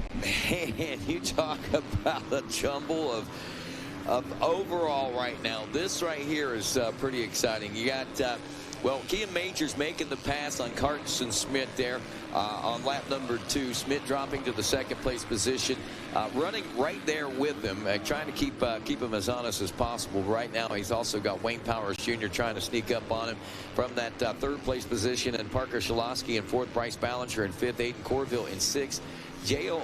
Backler in the #7 spot. Then it's Cody Bryce, Carter Drashel, Reed O-Ring rounding out the top 10. Now, if we look at the overall, a 1-3 for Wayne Powers will score the overall win. Carson Schmidt still looking at a podium position finish with a 2nd, going 4-2 at the moment. So if he can hang on to this spot, he might solidify a medal and get a chance to speak with Wes Kane down there on the podium. Parker Shalosky looking at 3rd overall right now with a 2 and a 4. And Kian Majors coming into this one with an 8 An 8-1 still only scores well enough for a top 4 overall. What's crazy, Powers Jr., he's sitting on possible win with a 1-3. He's in third, but he's fastest guy on the track. He's 155 to 158, 150. He's not letting up, Rodney. No, he's not. Okay? And when you feel the flow, you don't let up. No, and okay? It's not like taking chance. It's not like pushing the issue or anything like that. That's the pace he's running right now. Yeah, and the only math he's doing is I've got 2 riders ahead of me that I got to pass to win this thing. That's it. That's how he sees it. He's not looking at, I got a 1 and a 3. That should pretty much put me right where I need to be for the overall, because I know that guy ahead of me didn't do so great in the first moto. That guy didn't do me. And there's no thinking about this. And the only thing he's thinking is win, win, win, win, win. And that right there is what is driving the force here that we've got in our 450C limited class. Kean Majors still out front, and doesn't look like that. It doesn't look like it's an easy place to be right now. Carson Smith, no. Look at that. That is them at the top of the Gatorback, and our 1, 2, 3, 4. Shalosky is right there as well. So this is a tight battle between our front 4. Kean Majors on point with Schmidt, Wayne Powers, and Parker Shalosky lurking back there in the rear view. And like you said, these are the 4 players. These guys in contention, top 4 overall. 3 of them going to get on the box, Rodney. Somebody's, well, not going to make the step. They stretched out going toward the Gators' tail. Now they tighten back up as they make their way down and through and to the end of 20 miles of bad road. That hard right-hander now. Well, big right-hander sweeper for that rider, for your lead rider, Kean Majors, as he keeps that momentum rolling as he works his way through the rhythm section in the spectator area toward the option lanes and our Gizmo Mods viewing deck there. Kean Majors trying to keep ahead of the pack. Carson Smith second, Wayne Powers third, Shalosky in fourth at the end of lap 2, at the end of lap 3. Look how tight they are once again. Schmidt was .492 at the end of lap number 3. He's not going to be much different than that here at the end of lap number 4 as our leaders drive through the finish line. You know, Majors did what he had to do there. He had to take that inside, Rodney. You know, Schmidt came around the outside, but look, still sitting on a 154. Wow. Even going to the inside down there, slowing down just a bit. So he lays down the fastest lap on lap 4, but the gap goes down. The gap's down to less than 1 second. Yeah, Schmidt picked up to a 155.1. Wayne Power still turning into 151 range as well. Still looking at a 1.2 second difference between he and the battle for first place. I almost have to wonder if Majors might be thinking along the lines of, let's just lay back a little bit, see what happens between these two. And or he's just looking for the moment to try to go for the twofer. Well, Powers is setting one up right now. He's made 2 different looks around the outside. Oh, here he goes. Yep. So there's one. And that now heading into paying the toll. He paid it right there up to the now number 2 spot around Schmidt. Yeah, that looked like toll by plate. He didn't even slow down. No slowing down. Majors now going to feel the pressure from another Yamaha competitor as they make their way back towards the spectator area. And all 3 riders, you could literally about throw a blanket over all 3 of them. Starting to stretch out now down this spectator section. Schmidt not letting go. No. Schmidt hanging right in there. And you know, Majors hasn't looked back one time. No. Majors hasn't taken a peek. He hasn't looked over. He hasn't flinched. Has no idea, I'm sure, who's back there. All he sees is racetrack ahead of him right now, and he's trying to keep that way. And now a lap rider just ahead of him. White flag flies on this one, Megawatt, so this could get down to the nitty-gritty. It is Majors out front, Powers up to second, Carson Schmidt in third, Parker Shalosky in fourth. Aiden Corville should finish in 5th, but what does that do? That puts Shalosky now into the 2nd place overall. Powers is going to pour it on right here. Powers going to go for the big move. When they work their way back up into the off camera over here in just a second, he's going to go for the move. There he comes to the inside. Going to see if he can set it up. Who's going to cover the big bump at the bottom of the hill? Powers. Now, the thing to point out here is Wayne Powers, sitting on a 1-2 right now, cannot be beat. Right. But if he pushes the envelope too much here, forces himself, maybe risk versus reward, I guess they get around that lapped rider. And I guess he wants to go 1-1. He wants to make a statement. He wants that explanation points on the overall scores. I think that that lap rider may have put the nail in the coffin. He had a great drive going on. Look at Schmidt. Here comes Schmidt around the outside. Schmidt's not done. He was only a second and a half back. He's running basically the same lap times as what we were seeing our front runners run. Powers pulled a tear off and then slowed down. Huh. I mean, just slowed the pace way up, and then you saw Schmidt saw that as well. Schmidt come around there, we hit the slingshot, was not able to engage. Well, maybe Powers realizing and recognizing that, hey, he's got this one in the bag. Kean Majors taking the Moto 2 win here at Gatorback Cycle Park for our 450C Limited. But the overall win will go to Wayne Powers. Majors looking at an 8-1, but what a great way to redeem yourself in this one. That will put him for 4th overall, just outside the podium spots, but heading to the podium. Well, first and foremost, let's wrap up this moto. Majors, Powers, Schmidt, Shalosky, 1, 2, 3, and 4. Looking for Corville in that number 5 spot. But if we just do the math work there, 1-2 scores the overall win for Wayne Powers. A 2-4 for Shalosky will score a 2nd overall for the 99 KTM, and Carson Schmidt's 4-3 will score the overall 3rd place position. So in essence, really, Schmidt was trying to make that pass. It would have put him up another spot in the overall, but regardless, can't take anything away from any of these riders. They had amazing races, and amazing race 22 off and rolling next. It is the 450B Limited, and this is going to be another one of those barn burners out there as our VP Fuels hole shot looks like that one might be long. Is that, again, the number 7, Tristan Pruitt, who took a Moto 1 win out of Westland, Oregon on the Motorsport Hillsboro Monster Army 110 Racing back ride. Now appears to be that rider as he did take the Moto 1 win. Also, Braxton Mays, the 115, took a Moto win. It was Kane Bolasina, the 141, taking a 2nd place position in his division race.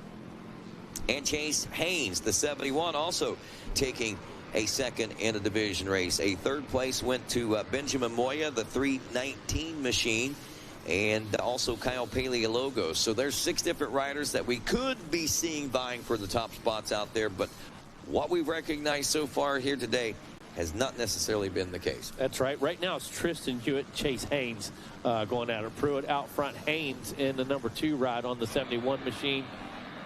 There you see Pruitt make his way around. There comes Haynes. And look at the blue crew behind him, literally.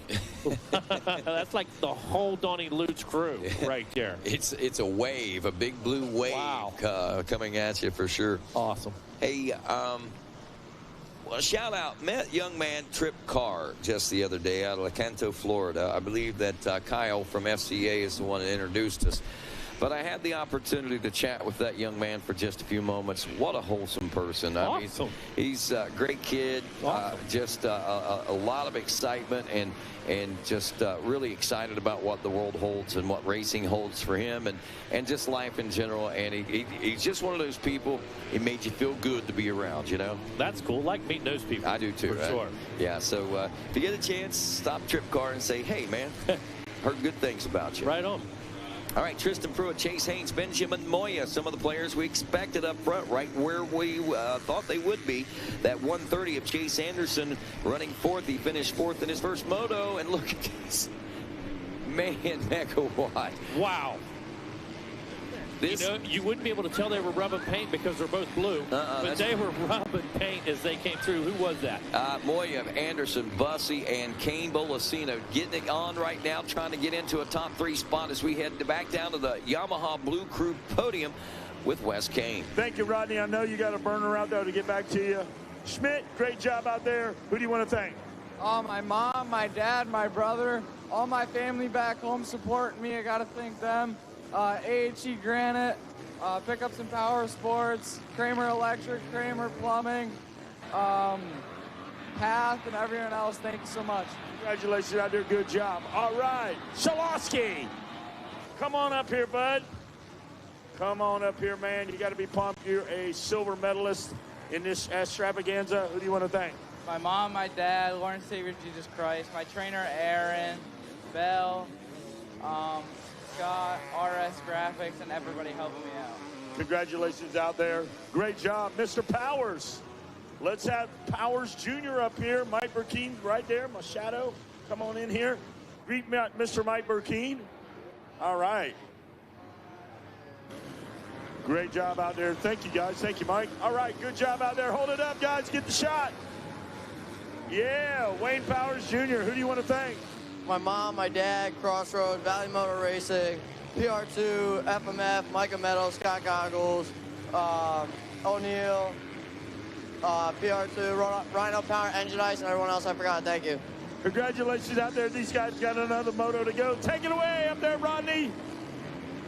All right, thanks a lot. The race continues to heat up out here as Pruitt, Haynes, Bolasina now up to the number 3 spot. Chase Anderson 4th, Riley Bussey in the number 5 spot. Benjamin Moya now back to the 6th spot. So we've seen a little change in going on through that Yamaha crew that's battling back there.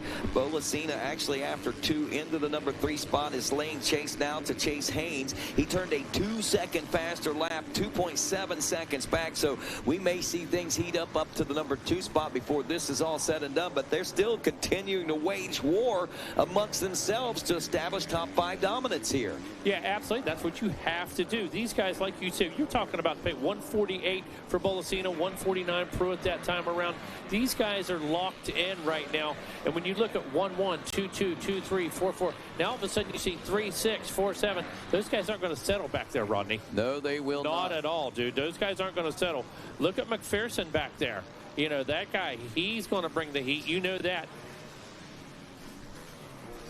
He's under 155. Yeah, Chase Haynes still back in the number 2 spot. I'm watching this.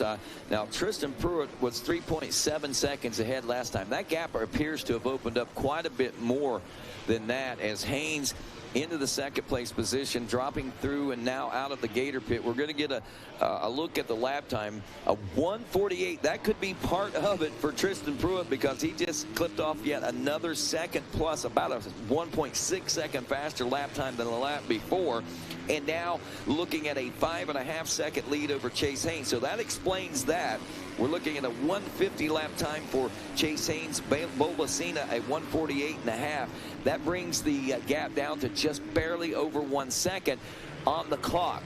On the track, however, things may be even tighter. Always reads a little different, doesn't it, Rod? It does. When you take a look at it, you see Bolasina now trying to get onto the rear fender. He's caught Hayes, but he needs to get onto the rear fender. We talk about it all the time. Catching a guy and making a pass, 2 different things. And especially when you're running this close in your lap, time, just about a second difference between the 2.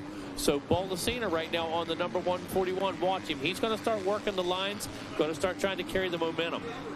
Well, Haynes taking that inside line. You know, I noted something. I note something now. It looks like Bolasina finding some time up the Gator's tail there as we go through their roller section out of the 20 miles of bad road now. But, man, watch this as Bolasina just keeps applying the pressure and Haynes keeps rising to the occasion on this one. So it'll be interesting to see if Haynes can now run that 148 pace, if Bolasina can push him into that. Here we go, option lanes, 2 different choices here.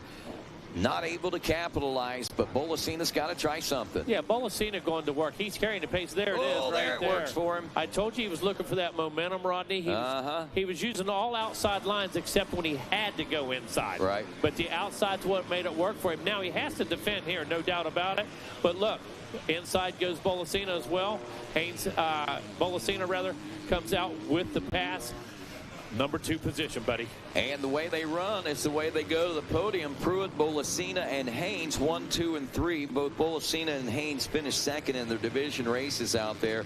So it was only inevitable, I guess, that this race come to fruition, and that's exactly what it did. Now, big question is, where is our Moto 1 winner in the other division? Braxton Mays back in the number 10 spot here as we're looking back through our roster now. Mays turning a 151 in amongst some 153s. He's making some gains out there, but it's going to be tough to go much further than what he is. He's looking at Sebastian Gonzalez, Paleologos, Benjamin Moya, Talon Staggs, all solid top 5 contenders out there. So that's got a long road to hoe for your Moto 1 winner in that respect there for the 115 of Braxton Mays. Plus, he's starting to make some moves as well. He's looking good on the 404. Did he pick the pace up just a little bit that time? Yeah, 149.0 last time around. Yeah. And let's see, he's sitting about 3 or 4 seconds back behind Haynes, but it looks like he was in almost the same camera shot last time. Might be. I don't know if the wind may be out of the sails of Chase Haynes, and now that the pass has been made, he may be settling into a pace of his own. He is back there, but there's still several seconds that separate. There's still a bit of a gap, yeah. So as we watch our leaders now coming around, this will be the conclusion of lap number 5 for Tristan Pruitt, Kane Bolasina, Chase Haynes. Chase Haynes making it happen. Sitting there in that number 3 ride with a 150 last time through. So staying real competitive. Bussy had a 149.0. Still able to hold on to that position, but Bussy not able to close that gap. Still looking at 5 seconds, so great job by Haynes. Man, you talk about great traditions here at Mini O's. How about Big John and his crew, man?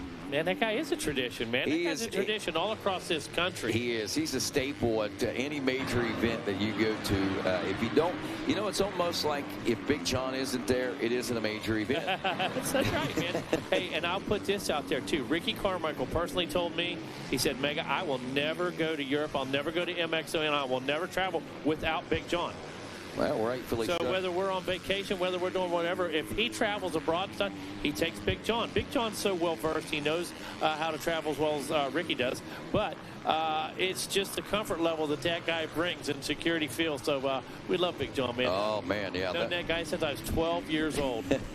Really? No lie. Yeah, absolutely. Wow. Yeah, absolutely. First met him, he was playing ball in this and that, coming back, doing some events here and there, and then really associated with him somewhere around, 17, 18 years old. He was a good bit older, already had his career and was back working.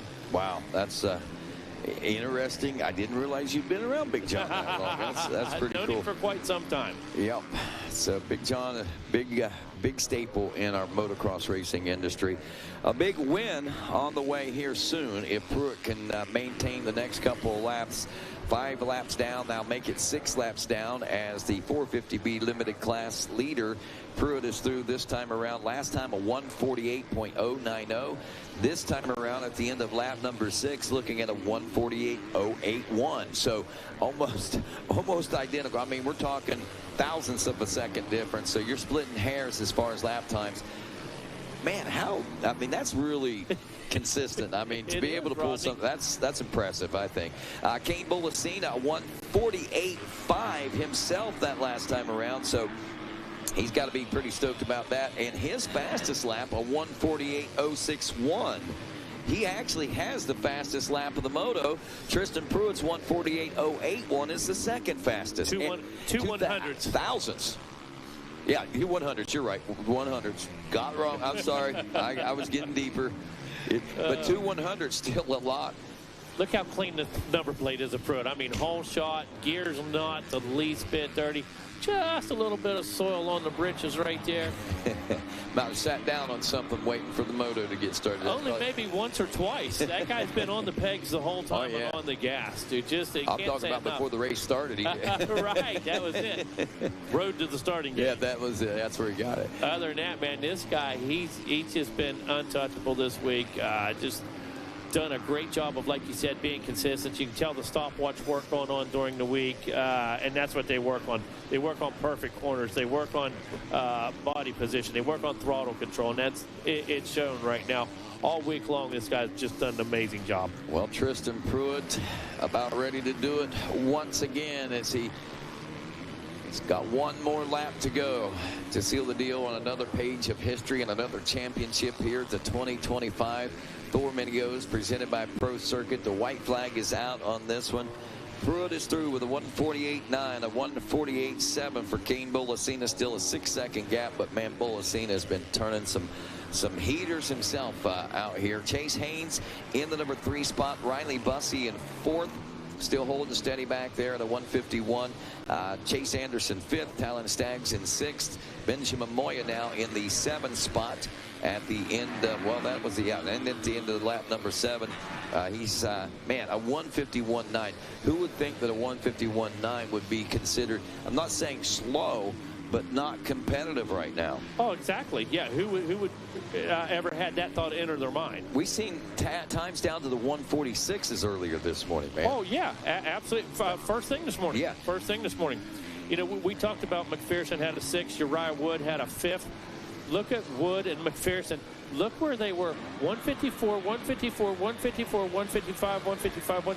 These guys, when we talk about Pine, the whole race, those guys were together. Yeah. And look at the gap. 1 second, 1 second, 2 second, 2 second, less than 1 second. When I talk about they were in a pack, they were in a pack the whole time, Rodney. A lot of battling going on. I'm sure a lot of passing taking place as well as Tristan Pruitt passing his way through some lap traffic on this final lap now. Makes his way through the option lines and over the Gizmo Mods tabletop one final time. Down in front of this Blue Crew announcer's tower and down through the Gator pit. The hard right-hand turn. And Tristan Pruitt will do it once again as he goes 1-1 for a 450B Thor Mini O's championship. Nothing to it but the Pruitt. That's it. That's all there is, man. Pruitt taking that win. Kane Bolasina going to be looking at a 2nd overall. With that 2nd place position here today, Bolasina on the 1:41 had a great ride, a 2nd place finish in Moto 1, so a 2-2 scores him that 2nd place overall. Chase Haynes, a great race for him. He will finish 3rd here in this 2nd Moto, and a 2-3. I think that will score the 3rd place overall position for him. If I remember right, we said the way they run would be the way that they went to the podium over there. So, man, what a race. And we saw that one just unfold and continue to unfold back through the pack in this race 22. Again, the future is bright in the world of motocross, man, and the competition field is deep, man. I mean, can you imagine if just half the riders that we're looking at right now, just half of those riders move into the pro ranks? What kind of talent pool we'll have on the national level at that point? Well, when you take a look at that, Rodney, in the big picture, the influx we're getting right now of some European riders, some GP riders, man, it's wide open because everyone wants to win in the United States. Everybody wants to be the United States champ. Oh, that's right? The benchmark, yeah. That's the benchmark of motorcycle racing now, it appears. Waylon Ballinger coming into this one, a 189 with a moto win. Now, I will say this, Ballinger hasn't fared too well in starts in this 2nd moto. He's come in with 1 scores in several other races from the division races, but it's gotten somehow or another swallowed up in the start. We'll see if he's able to do a little better out of the gate this time. Also, Joey Vicari, the 127, took a Moto 1 win in his division, the 85-12 to 13-year-olds. Looks like a 3rd place position went to Chance Olberg. Also, Easton Kirby took a 3rd place position finish. 2nd place is to Sammy Hawk, the 422. And I believe a 2nd to Austin Keller out there out of Orlando, Florida. So there's 6 riders that we could be looking at vying for one of these top spots out here. Other riders we could be looking out for, the 518 of Parker Hatt out of Calgary, Canada there. We also have Mason Murdy, who finished a 5th place position in his. Tucker Coyetti took a 5th place position finish, and Eden Steinbrecher also took a 4th place position finish. So right now it is Steinbrecher out front. Steinbrecher out front. did I see Waylon Ballinger up in like a second or third place position? This might be the best start he's had in his second moto. To be honest with you, I think he was.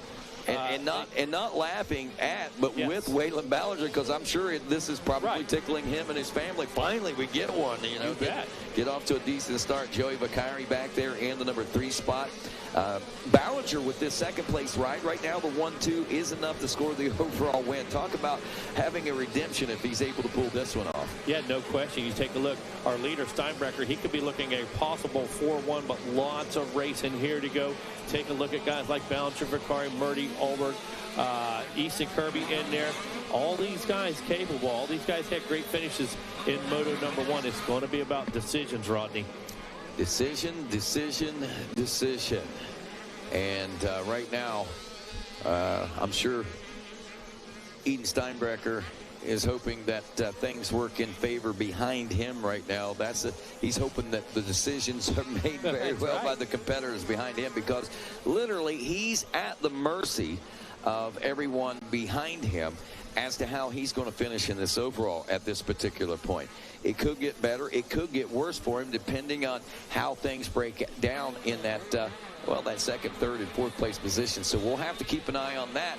And that is going to definitely tell the fate of where Eden Steinbrecher is going to finish in this one. So let's watch this one unfold, Megawatt. Yeah, unfortunately, his fate is in the hands of Vicari's Steinbrecher, Ulberg right now. But take a look at what's happening on the track. That is, let me see, that's Easton Kirby right now. Starting to pick up the pace just a little bit, taking the long way around. Kirby going on the attack. We know what happened. We saw him just a few motos ago pick up about 3 or 4 positions in a matter of a lap, Rodney. Yeah, he was 7th place position, but was only barely a second out of a 5th place position behind Chance Ulberg. So he has made some quick gains out here and got himself and thrown his hat into the ring of the battle of this one. As we wrap up lap number 2, a little bit different look to our top 10, and it looks like this: Steinbrecher, Ballinger, and Vicari 1 and 2. Mason Murdy in 4th. Easton Kirby now up to the number 5 spot. Ulberg drops to the number 6 spot. Hat drops to 7. Colt Whitaker moves up into an 8 spot. Brayton Willis drops to 9. Samuel Hawk up outside the top 10 in 10th place now aboard the 422. And as we continue to look, no change for Waylon Ballinger. He's still got the win with a 1-2. Joey Vicari a 1-3, and no changes for Eden Steinbrecher. His 4-1 is still strong enough for a 3rd place overall position finish. On the track, things starting to tighten up just a bit. Take a look at that's going to be Mason Murdy. He's starting to put a little pressure on, but Kirby's going to push him just a bit. Well, all the while, Vicari has to race forward, not worry about that freight train that's coming at him right now. It's hard if he does happen to see what's going on behind him, it will be hard to forget it, that's for sure. Yeah, going to have to race forward. Going to have to just put in the laps right now. We know it's easier said than done, no doubt about it. But again, take a look at that lap time. You've got that 158 for Kirby, just a little off for Murdy, and then all of a sudden 157, 156, 156. So the leaders pretty much locked and dialed right now. Again, going to have to make good decisions, Rodney. Going to have to make good choices out there. Some of the saving grace, I think, for Joey Vicari is when they went into that 3rd lap, looked like he had already amassed almost 7 seconds over Mason Murdy. So that battle with Easton Kirby might bring them back a little bit further. Let's head back down to the podium and celebrate with Wes Kane once again.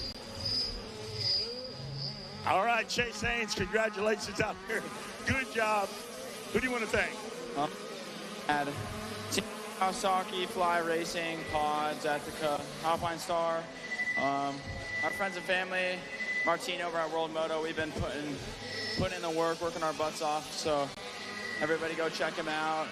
ODI, Guts, Dunlap, Twin Air, Renthal, Adrenaline Motorsports, Factory Edge for doing my motors, Factory Connection getting my suspension dialed in, and all my friends and family. Thank you so much, guys. There he is, Chase Haynes. Congratulations out there. Good job. Kane Valsalina, come on up here. Great job out there. Way to charge up and get up on the box with a silver medal. Who do you want to thank? My mom, my dad, my whole family back home watching. Greg Albertson, Game Moto, GC, Jordan, Donnie, Ed, Altus Factory Racing Team, Moose, Alpine Star, Bell, 100%, Enzo Suspension, Rob Pock, Dunlop, and everyone else. Thank you. Congratulations out there. Good job. All right, the champ, Tristan Pruitt. Come on up here, buddy. Another meeting with Viper Keen for the #1 plate. Congratulations. Thank you, Michael. All right, Tristan Pruitt, good job. Who do you want to thank? I'd like to thank good Lord for keeping us all safe. My parents, my grandparents, they do a lot to help support me. All my family, friends back home. Jeff Cernick over at MX Tire, Motorsport Hillsboro, Adventure Moto, Danny at Bell Helmets, Monster Army, X-Brand Goggles, Chris and Jen at 110racing.com. Go check them out. They're having a Black Friday sale. TCD, my suspension's feeling amazing out there. My Twisted Development motor is ripping. I'd like to give a big thanks to Dave and Jamie over there. They put in a lot of hard work to help me be up here. Mika Metal Bars, Jason over at EVS, Alpine Star, Nahilo, everyone else that helps me get up here. Thank you so much. There he is, Tristan Pruitt, your champ. Take it away, boys, up in the blue crew skybox. Good job down here. All right, thanks a lot, Wes. Still killing it out front, Eden Steinbrecher, but the battle rages on between Ballinger and Vicari. Welcome back, Dean. We've got a good one going on right here. No, you've been keeping a close eye on this one. Yeah, battle definitely brewing here. Eden Steinbrecher able to break away from the pack at a 5-second lead. But you see that less than a second is Ballinger and Vicari. This is a battle for the overall here in the championship. We got to keep our eyes on them as they're making the way through 20 miles of bad road right here. Checking that toll booth. Everybody getting through there clean. Have that speed pass. And the dominant line has definitely been the outside this morning. You see some of those lines to the middle of the inside. They're still a little soft out there. So we'll probably see that one develop later on throughout the day. But that outside through that sweeper is the way to go. As they're hop, skipping, and jumping through the road. That's interesting to see how they both went around that inside hump right there. Yeah. None of them choosing that way inside line. So those ruts must be getting pretty tricky over there. You know, I've noticed over the last bout moto, that's exactly what they've done. They've started to drift just a bit. I saw one bike literally bounce up out of there. So there's definitely a hole or a kicker down in the bottom of that rut, no doubt about it. Yeah, something's definitely challenging these racers, but rising the occasion and all these challenges is the number 24, Aiden Steinbrecher, who leads it out right now. And there's a battle. Mega, watch them. It's Ballinger and Vicari. They know what's on the line here as the white flag comes out. One more to go for these competitors. And that's exactly what they are, as competitors. Yeah, it's been this way for, this will make 3 laps right now between these two. Ballinger really had a good ride early in this one. Vicari was up there, was back just a bit. Now closes the gap back up. Actually, almost identical lap times, 155.2, 155.3 for Vicari and Ballinger. Steinbrecher backs off just a touch, still has almost a 5-second lead out there. He turns a 156, but your overall still sits in the favor of Ballinger. Looks like Ballinger, Vicari, and Steinbrecher, 1-2, 1-3, and 4-1. All of them have a moto win, Dean. Mega to the inside is Vicari. He had a good scrub there over the step up, tried setting Ballinger up to the inside, and Ballinger able to shut him down. And Vicari makes a little mistake there at the top of the hill, so he's going to lose a little ground on your second-place competitor, which is now Waylon Ballinger.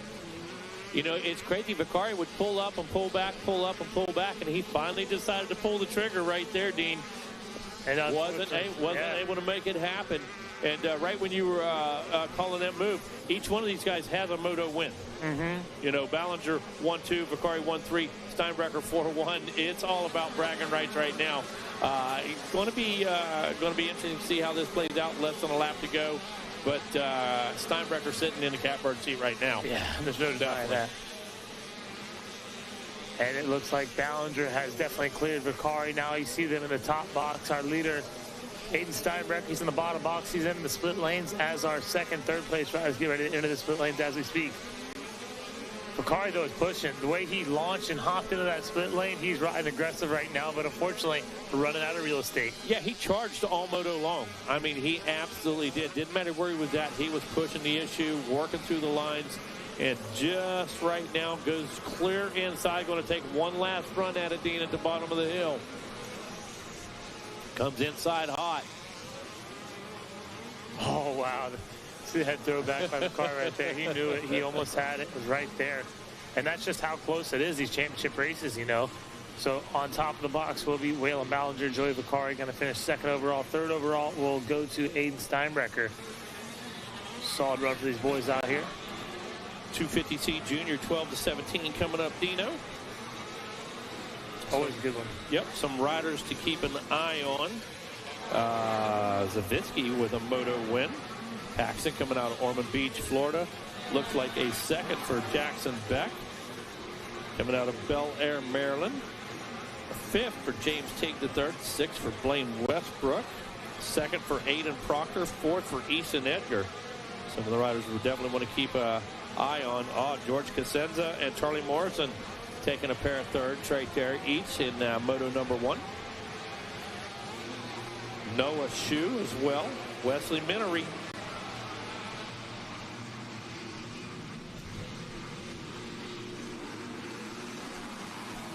Wayne Powers and Parker Shalosky also picking up a couple wins. Got a lot of heavy hitters out here. Take through the top 10. 95 total 13 moto. We've seen Steinbrecher, Ballinger, Vicari, Kirby, Olberg, Whitaker, Hawk, Lee, Hat, and Murdy running a top 10.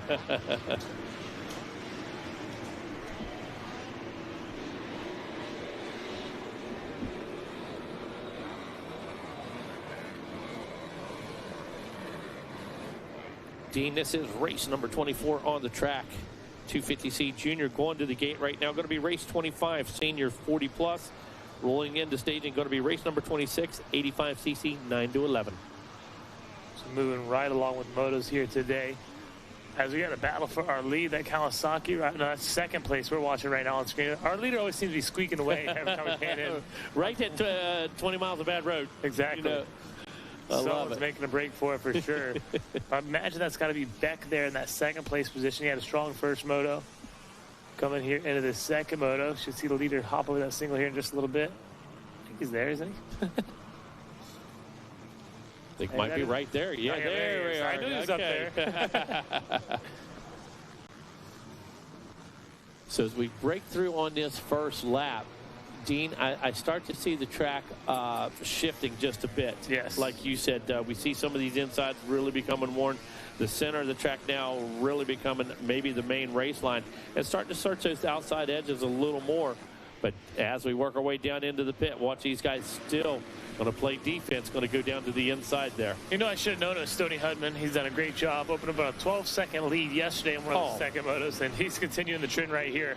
That was crazy. Yeah, Hudman absolutely just put the fuel to it yesterday. It was an incredible ride. And sounds like we've either got Wes Kane or a Parakeet on the podium.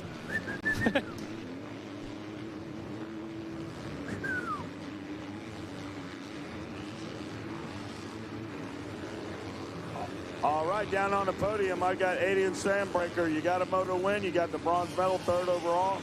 Who do you want to thank? The Lord just kept me through safe. My mom, my dad, my brother, my sister, Boxing Sand, Mike Stagg, Rob Fox, Ryan Holiday, Pro Circuit, Team Green, my family back home supporting me, Denny Lewis, Dunlop, and everybody supports me. Thank you. Congratulations out there, third overall. Joey Vicari, come on up here, buddy. You got the silver medal. You got to be ecstatic about that. Another trip to the podium. You're knocking them down. Who do you want to thank? Mom, Dad, MCR, Clomamex, Alpine Star, Scott, Magic Racing, Dunlop, Tamer, and just everyone else that helped me. Thank you. Great job, Joey. What a way to get up there. All right, Mr. Waylon Ballinger. Great job out there, Mike Burkeen. Going to drop that #1 plate. Congratulations out there, Waylon. Hold it up, get the shot. There's your champion. Congratulations. Who do you want to thank, Waylon? My mom, my dad, Colleen, Brian, Jacob, Tony, Luca, Factory Connection, Liette, Engine Ice, Moto Mug, Liette, Factory Connection, 60 helmets, ODI, everybody else. Thank you so much. Great job out there. Congratulations. Now you can celebrate. Your champion. Take it away, boys, in the Blue Cruise Skybox. Well, Dean, not only do we still have pick your discount over at MX Tire and Cernix Racing, okay? Put that gear up there on the table, put it up on the counter, let Jeff add it up, reach in the bucket, find out how much of a discount you're going to get Our friends at VP yesterday had a great Black Friday sale, Black Friday sale, but today going to follow that up with jugs and hoses. Buy one, get one 50% off. Are you kidding me? Absolutely huge, man. We use these utility jugs for everything. You and I, you can never have too many jugs. There's no such thing. Hey, you can't even get them cheaper at Northern Tool or Harbor Freight or no anything way. like that. You can get it right here. VP Racing Fuel Race Jugs. Great deal on them. And the real deal, the authentic thing. I've seen the cheaper ones. I've seen the ones with the goofy threads on the top, the different lids. So authentic lids, hoses, and cans right here. Buy one, get one 50% off. Thank you from our friends at VP. Great deal on the racetrack here at Stony Hudman. Like we said, making a break for it. He breaks back in that second place position. George Cosenza rounds your top 3. Parker Shalosky in the 990 and 4th. And 5th running your top 5 will be Austin Gore with the 244. Got a lot of battle on the racetrack right now, as these riders are clear here on their way to complete lap number 3 in the 2DC Junior 12 to 17 class. Overall picture looking like this. Jason Beck actually going to be able to go 2-2 to get the overall here, so consistency could be key here for your second place rider. Jackson Beck going 2-2. Parker Shalosky looking at a 1-4 for second overall, and George Cosenza with a 3-3 would be third overall. But we got to keep our eyes on this one because we're about halfway through it, and there's still a lot of racing left. We'll have to see where Paxton Zavitsky can move up to. He was in 11th last lap through. He got a win, obviously, in his divisional race. So he's trying to click off some positions before the checker flag flies. You know, how about Noah Shue, 326. Charlie Morrison, 323 right now. That just goes to tell you the way the competition is, how intense the racing is down here, and the small mistakes become big mistakes. The bad starts become real bad starts, and that type of thing. And just a killer right now to see these guys top 3, top 5 finishes and really struggling right now. Absolutely. Happy birthday to our friend Matt Davis from Throttle Jockey. Oh, awesome. Yeah. Just saw that pop up on the phone there. Send him a little text. Now we'll give him a little shout out. Know he's at home listening as well. You old fart. Stony Hudman still your leader here with a 155.8 lap time. His fastest lap time of the moto being turned here on lap number 3. Jackson Beck in second. George Cosenza in third. He rounds up the top 3. Fourth is Parker Shalosky. Shalosky actually is second quicker than Cosenza, so we could see a little action there. Austin Gore going to fall off a little bit of pace this lap at a 2:01.0. I say fall of pace. That's from our leaders. That's actually his personal fastest time. But so he's getting quicker and quicker out there. Man, look at these lap times. Just goes to show you how good the racetrack is right now. All the way through and through, back into the 15th place position with 2 flat. 201, 202, 201, 202, 201, 202. Like you said, we did see a 2 flat back there, somewhere around the 15th position coming out of Tranquil. So just so consistent, so hard to go to work, Dean. Yeah, it really is. And it becomes frustrating under the helmet. It becomes mental, doesn't it? Everything you do, he's doing in front of you. Or everywhere you go, maybe he goes the opposite and just keeps that gap the same and just really becomes frustrating and wears on you. It definitely does for sure. Tell you who would not wear it on, though. That's Mr. Consistency there in your second place position. Again, Jackson Beck on number 51. Looking to take a 2-2 score here and the overall. But I mean, how hard is it as a 2DC junior rider, 12 to 17, to hold your composure in that kind of situation? You better believe it. Hudman, though, out front, looking to build that gap again. We saw him, like you said earlier, turn a 12-second gap, make that dial up. Right now, somewhere sitting around almost 7.5 seconds. Just checks in 156.3 that time. Still really consistent. His best lap and the fastest lap of the race, a 155.8. Still turned a 156.3. That's impressive, Mega, for sure. Just a 155.8 alone, that's like... Right. Yeah.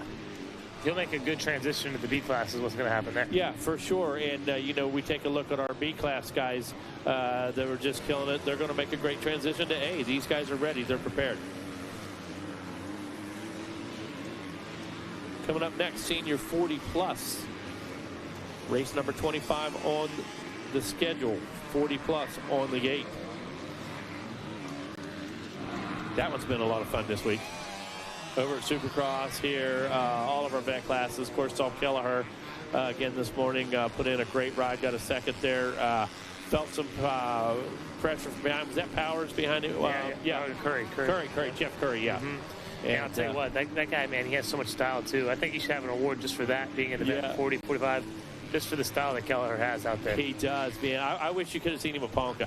Yeah. It was impressive, man. He was throwing the big Honda around.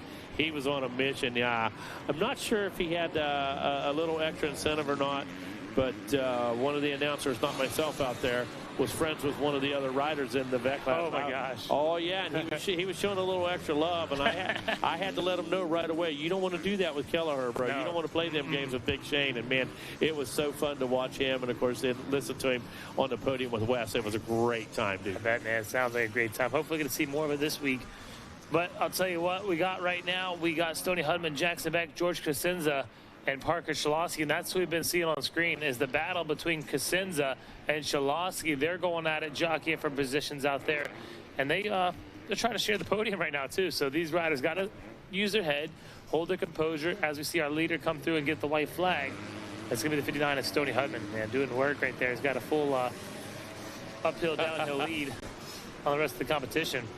Yep, about 10 seconds now. Wow. Separating first and second. Like I said. There's your 12.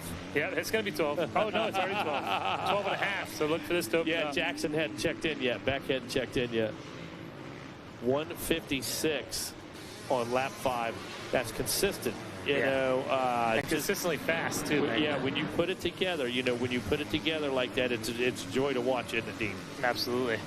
Definitely a joy to watch here. 250C Junior 12 to 17. Man, we still got a full lineup of great races out here today. Well, we even have a Pro Sport too, don't we?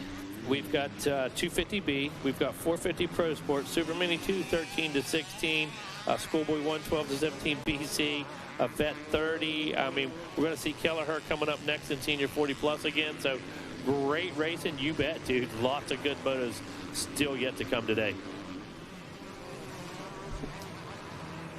And that's what I live for, some great racing here at Gatorback Cycle Park. Looks like they're getting rid of the starting line already. They know just how quickly these gates are falling here at Gatorback. Wasting no time. Getting straight to racing moto after moto. And that's the way you got to be.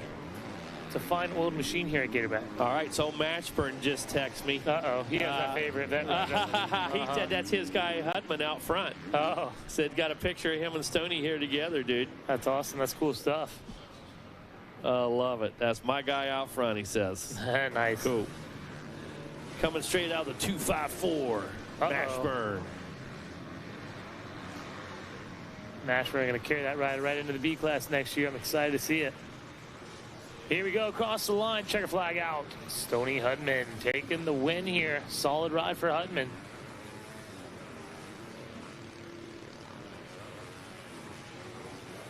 And here we go, finishing up in second, waiting for him to make his way through the line and check in with us. Should be Jackson Beck, who will be our champion out here. Parker Shalosky gonna finish up second on the podium. And it looks like Cosenza able to stay in that position out on the racetrack, finishing third in the moto and third overall on the podium. To see Wes Kane here in just a little bit. Give you a rundown through our top 10. Shalosky going to be fourth. Fifth, Austin Gore. Hayden Proctor in the 6th place position. Then we have McGuigan, Powers, Zavitsky working with the 9th, and Jackson Flynn rounding your top 10. Good run right there for all those riders in that 250C junior class. Already off the gate is our Senior 40 VP hole shot. I couldn't get an eye on that number. I know it was a KTM rider who had a good break for it. Who has some good finishes on a KTM in moto number 1? On a KTM? Well, let's just see here. Well, nobody inside the top 5. Uh-oh.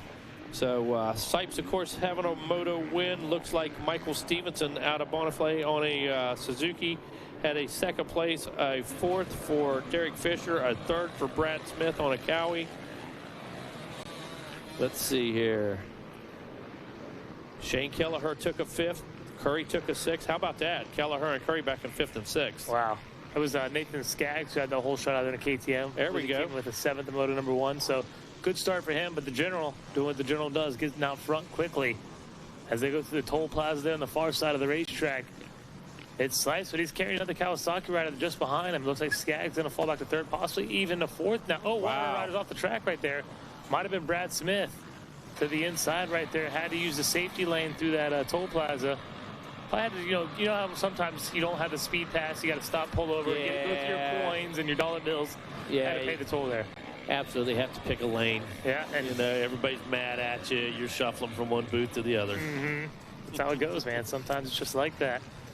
Sides pulling away, side-by-side race, and Brad Smith and Michael Stevenson are duking it out right now. Pay attention to this one. They're sharing a split lane right now. These boys are running rampant here in the senior 40-plus class. Down into the Gator pit they go. There's Kelleher working his way through. Let's see. Smith comes through as well. Back up and out underneath the big Pro Circuit banner. Green flag flying. Everything is a go here in the senior 40-plus class for Ryan Sipes, Brad Smith, Michael Stevenson, Shane Kelleher, Derek Fisher, Jeff Curry, Nathan Skaggs, man, after that whole shot falling all the way back here to 7th on the opener, man. He's really got to get going, regroup here as he leads out Michael Campbell in 8th. Shane LaForge, that's in 9th, and Dangler, FMS Kyle Dangler on the 549. Yeah, exactly, yeah. Good dude, been around forever, man. The guy is always a gamer, like you said, fun to be around. Just a great dude. Always good to see his name come up. All right, looks like we're going down to the podium with Wes Kane. Thank you. I got George Casinda down here. Congratulations. Good job. Who do you want to thank for that bronze medal? I want to thank the Lord, my mom and dad, Van Martin from TTMX, John Mitchell Racing, Munn Racing, FXR, OGO, and everyone else. Thank you. Congratulations out there. Good job. All right, our second overall. Come on up here, buddy. Shawalski. Come on up here. Good job. You got the silver medal. Who do you want to thank? My mom, my dad, Lord and Savior Jesus Christ, my trainer, Aaron, Bell, Scott, RS Graphics, and everybody helping me out. Congratulations out there. Outstanding performance out there for the second medal. I am looking for Mike Burkeen. Here you go. Come on up here, Jackson Beck. Congratulations out there. Who do you want to thank? I want to thank my mom and dad, my Lord and Savior Jesus Christ for keeping me safe, Beeline Racing, Factory Connection, Team Green Kawasaki, 60, 100%, everybody else in my corner. Thank you. Well, congratulations. Mike Burkeen's in your corner. He's going to deliver that #1 plate. Congratulations out there. Jackson Beck, your champ. Thank you, Mike. Take it away, boys, up in the Blue Crew Skybox. Well, Dean, plus 40 action continues. Ryan Sipes this time around 156.33. You see that number? Whoa, Brad Smith now sets a 155.8. Yeah, watch out for Brad. You never know. There we go. That's exactly right. I love it. And look at that. The gap has really shortened up. Brad Smith riding like a man possessed right now. And unfortunately, it won't even matter. No. He had a third because Michael Stevenson beat him out that first moto. So, but I mean, as far as bragging rights go, you know what? You get an opportunity to beat the general. Yeah, the last that you got an opportunity to beat the general. Last couple motos were that way. You know, guys sitting in second, third position could get that win, and it still wasn't going to make a difference. It just tells you about some of the scores we've seen. But coming up next, man, 85cc 9-11, and all the usual suspects in that one going to be a killer. Right now, take a look a little further back.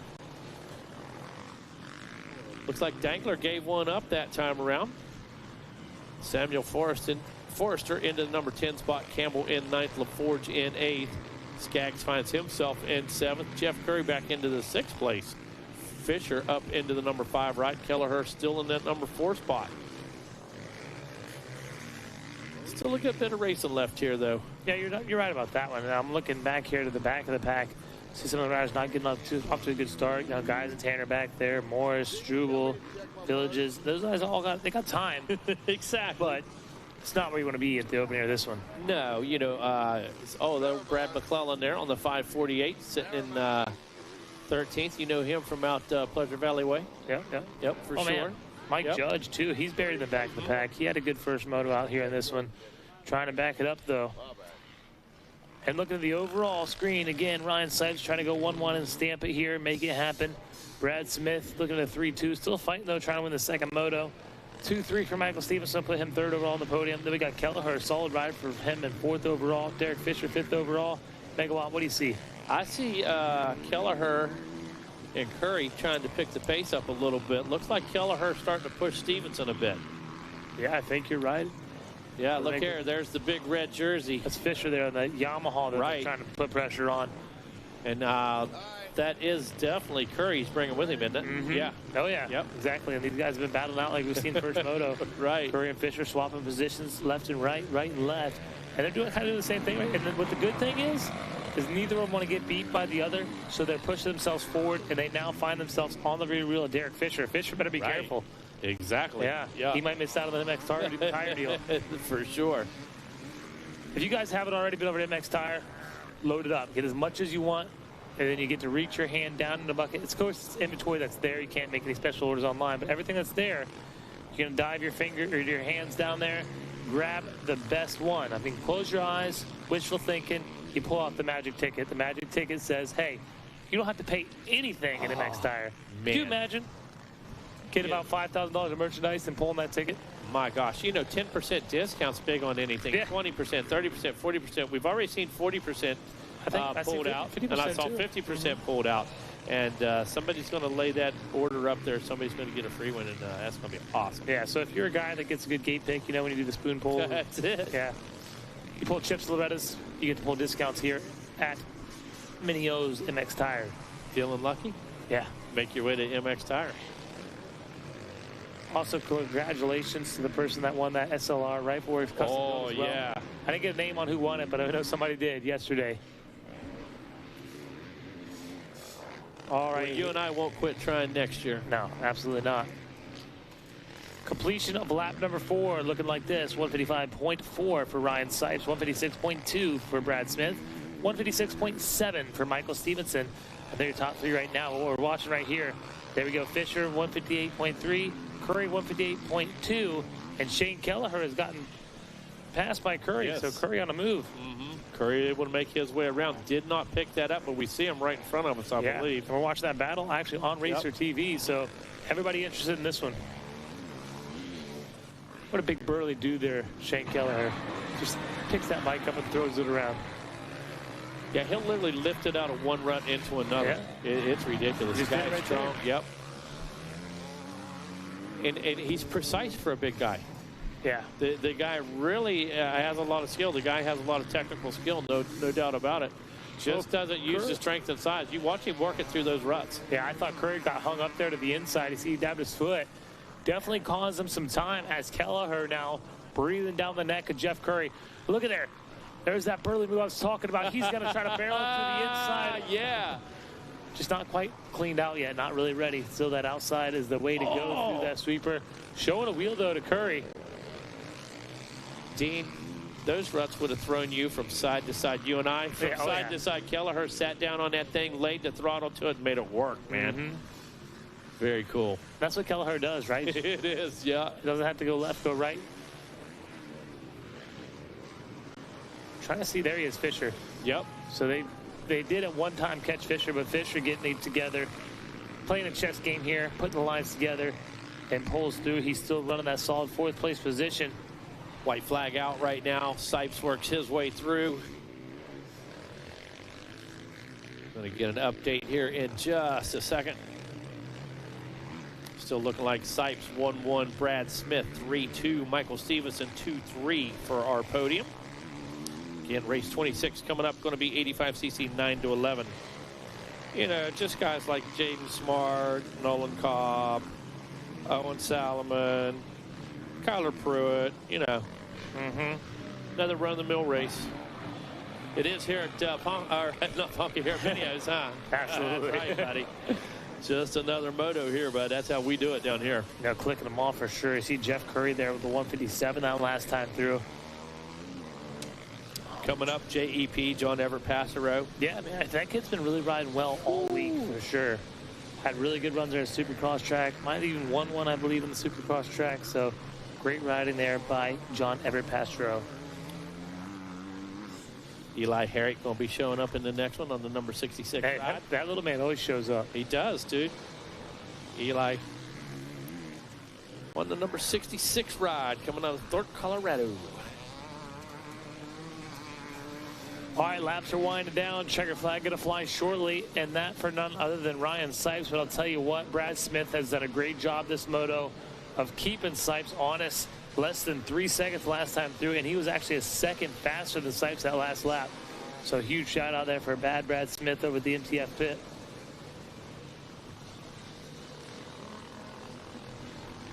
There he is. There's the general, the 264 machine, making his way down. Brad Smith right there with him. Hey, how good's the general on the mic?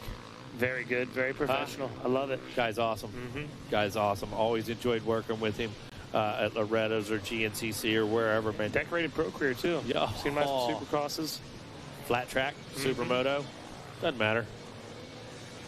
Here he goes. Enduro, hard enduro. Doesn't matter. No, that doesn't matter. What he's doing next week.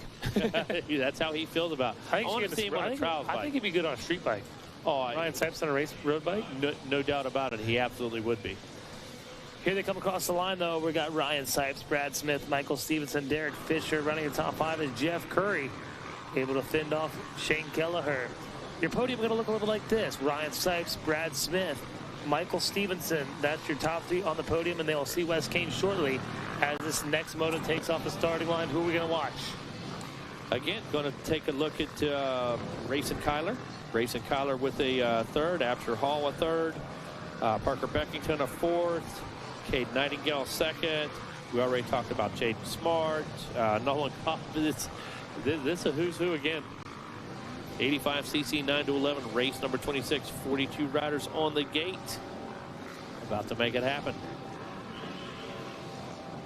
Bossman said, ready when you are, Dean. That I'm means ready. Cut them loose, bud. That means cut them loose.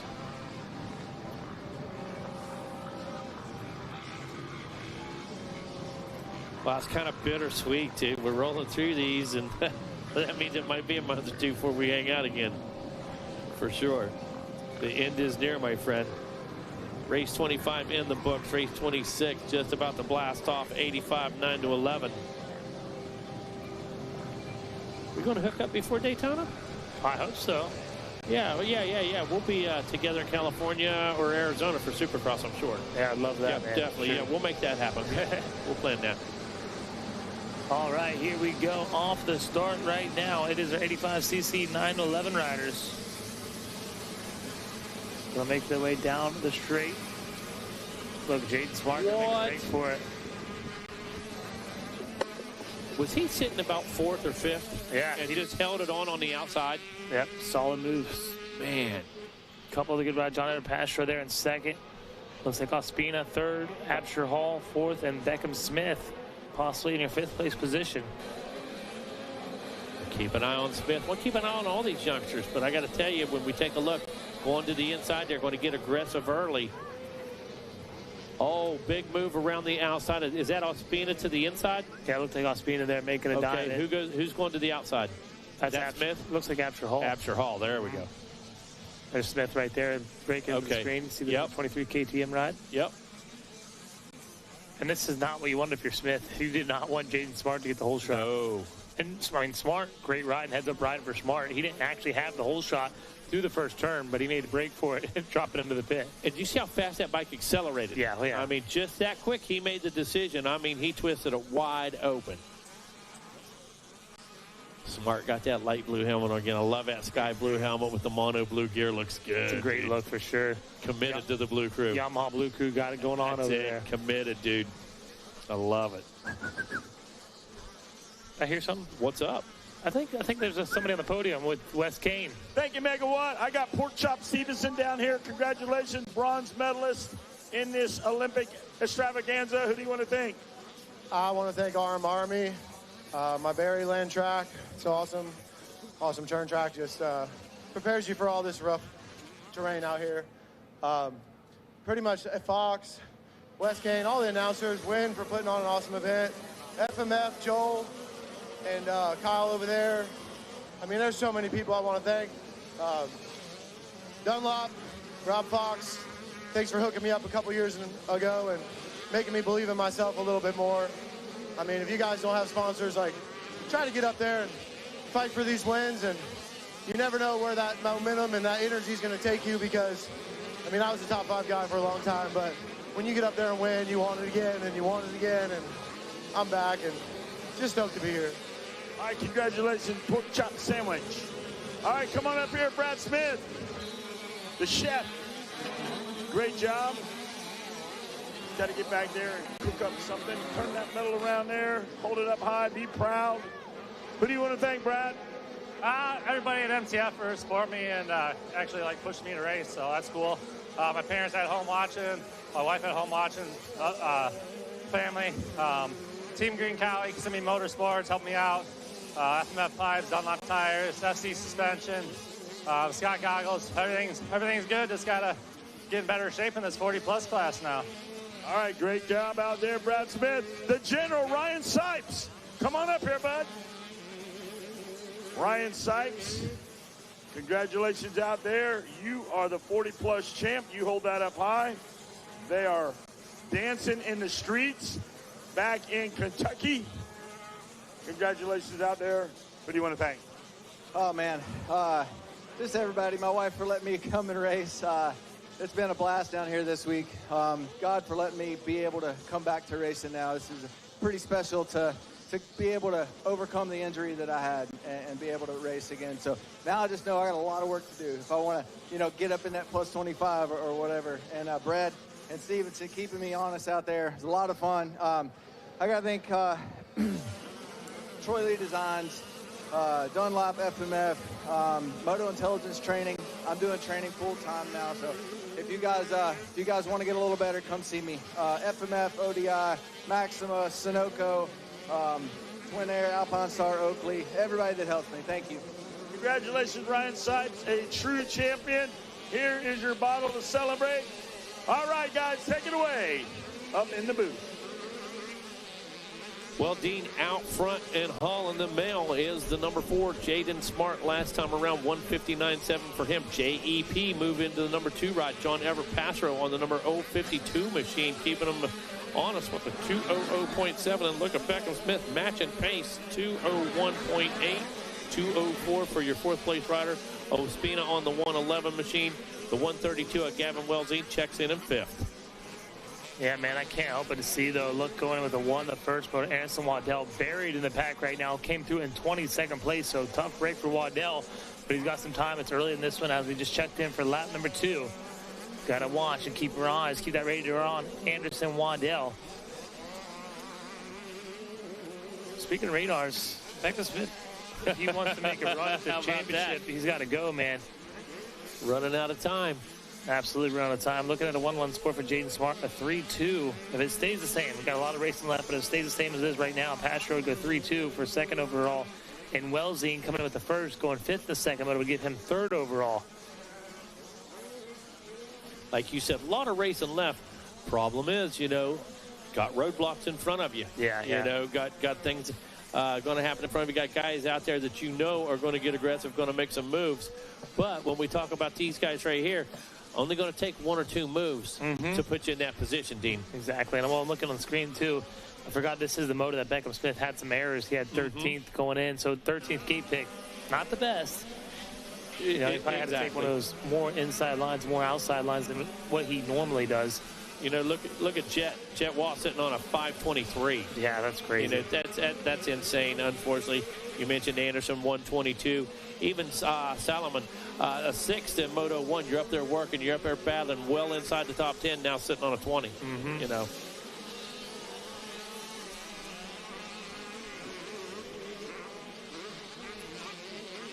So race number 26 on the track right now. 85, 9 to 11. Race number 26 coming up next. Race 27. Mini Senior 2, 13 to 15 on the starting gate. Race number 28, 250B in staging.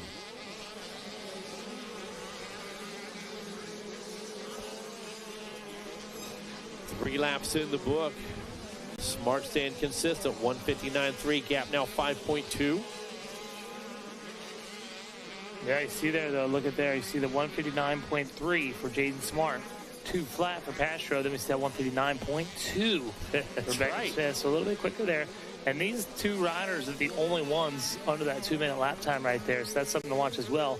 See if maybe John Everett Pastro feeling the pressure from Beckham Smith. Maybe he'll step it up and join that 159 club. Yeah, he'll probably respond because right now that gap, 2.5 seconds, Dean, right there on top of him. Beckham Smith smells blood in the water, no question. Here they go through the split lanes. Our riders both taking the preferred right side through that split lane. I think it's more so they can get that extra speed for this Gizmo tower jump that they just hit. A little bit further back in the 4th place position, we see Martin Ospina running those hand guards, looking good. Man, Passero throwing almost a little inside kick whip over that tabletop. Tried to get it back down on the ground. Big drag race coming up out of the pit. JEP got a good drive. Yeah, absolutely. Gap was 2.4 last time around, 1.0. Look at this. Like you said, Passero 2:01, Beckham Smith 2:00.1. Almost a second and a half quicker that time around, Dean. Yep, absolutely. And unfortunately, a small mistake up here just before Gator Falls for Smith, so he has to go back to work. Yeah, he's got to go back to work. Going back to work. Nobody likes that. Shout out Jaden Smart. He hasn't ran 1-2 minute yet. It's been 1:59 all across the board there for the number 4 Yamaha. Yeah. And the guy's just so precise. Who we got off the track down here? Uh-oh, the 9-4. That's our Maverick. boy, Moto Mav, yeah. Maverick Gresham Lewis, tough break for him. So he had a 5th going into this one, too. Yeah. Was sitting in good shape. Look at Logan Lustig, 4:22. Wow. You know, just... Yeah, and he had to run an LCQ yesterday, I believe. Mike and Nick struggling just a bit. He had a 4th as well, 4:15 right now. So that just tells you about the Mini-Os, what you can expect when you come down here, and the preparation it takes to do what these guys are doing up front. Just not that anybody didn't put in the time, but it tells you what it takes. That's all. I mean, well, look at this. Kyle Pruitt going up to 2:11. Going to be 8th, 2:12 for Cobb.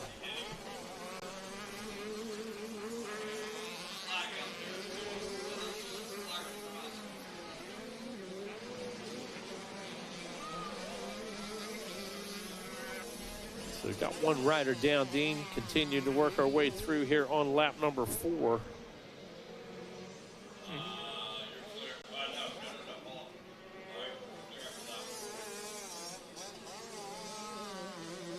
Trying to get a read on that number right there, let you know who that is.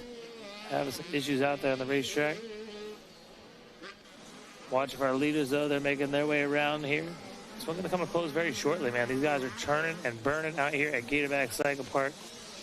That was the 167. That was Lustig that had some issues out there. We were just talking about him. Yep.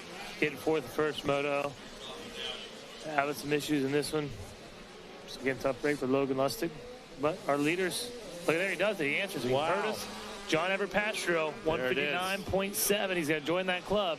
But a 10th of a second quicker is Beckham Smith. Smith is pushing hard right now and wants the 2nd place finish in the moto because he knows it's in the line. He didn't get a good first moto, so every pass that you make could potentially earn you a better overall score. And do I see a 2 in Jaden Smart's lap time? Yep. Oh, 2:01 almost.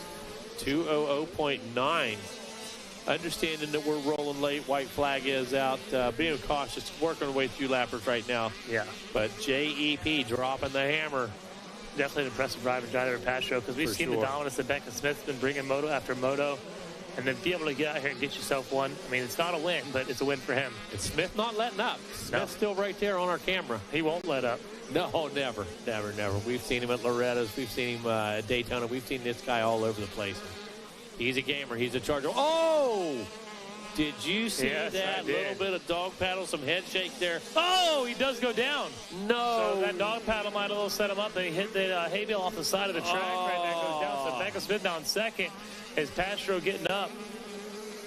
Looks like maybe he has. I can't quite see right there. Tough break from John Everett Pastro, man. As he crested the top of the jump, I thought he saved it. Yeah, he saved it out of the corner. They hit the hay bale off the side of the track.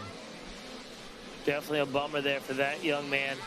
But it looks like Jaden Smart going to come through and take the win and the championship here in the 85cc 9 through 11. Mini-Os. Yeah. Wow. Mini-Os came up and grabbed him there. He is up. He is still in that 3rd place position. That's impressive. Take that hard of a hit right there to be able to get up and still finish. Oh, look, he's still in 3rd. Yeah. Wow, JEP, hats off, bro. There goes Beckham Smith. Going to make his move there in the 2nd. JEP, John Everett Pastro. We'll round out your top 3. Solid ride for him in front of Ospina. Ospina finishing 4th. Welzine 5th. And so on and so forth. We're looking at the podium now. The podium is going to look like this. 1-1 score for Jaden Smart. 3-3 for Everett Pastro, so he's still able to land that 2nd overall on the podium. And a 1-5 for Gavin Welzine. So that's what it was. He had to get up quick. He knew he had to get up quick. Had he got passed by one rider, if Ospina would have got him, Welzine would have got 2nd overall. Done. done. Wow, and you know what? That kid's that aware. Yeah, exactly. JEP knows in the back of his head, man, when he hit, it was muscle memory. It was instinct. Reflex put him back on that bike, bro. Absolutely. Wow. The solid ride out there in this one. We're going to come out next on the track, Megawatt. And how about you got enough time to do that in front of Wellsine? Yeah, exactly. So coming up next, it is Mini Senior 2, 13 to 15. Some of the riders to keep an eye on. Tace Morgan. Of course, always. Evan Tallman with a 4th. Colt Whitaker with a 5th. Huck with a 3rd. Of course, Tace Morgan with a win in Moto number 1. Cash Anderson, got to keep an eye on him. Taking home a 2nd in that first one. So some of the key players we're looking at right there. Wyatt Grant was inside the top 10 with an 8th. Colin Holbrook with a 9th. He was inside there as well. Anna Jamison, 7th place in the first one, number 57. Out there keeping it real for us, bro. And I love watching her ride, too. Yeah. So much aggression on the motorcycle. The style's unbelievable. Like you said, you can see the force and the energy being used. And all of our riders use that on the track right now. As it seems like that's the motto. That's the theme here at Gatorback Cycle Park. One of our riders gets the whole shot and opens up the gap right away. Not sure why it's such We've been seeing common it. thing. Yeah, We've been seeing it. Making their way through the spectator area. Sooner than you know it, they'll be buzzing the tower. And to be honest, I think it has a little bit to do with if you break away here, what happens is they're 3 wide behind you. Yeah. So now you're concentrating on multiple things. That leader, he has a distinct advantage, I believe. There goes 8-10. Tace Morgan. The solid start in this one. Looks like Sammy Hawk finally off to a better start as he leads out Steinbrecher. That's that 3rd and 4th place position. I couldn't quite pick up our 2nd place rider as he made his way through. I have a guess, but I want to confirm.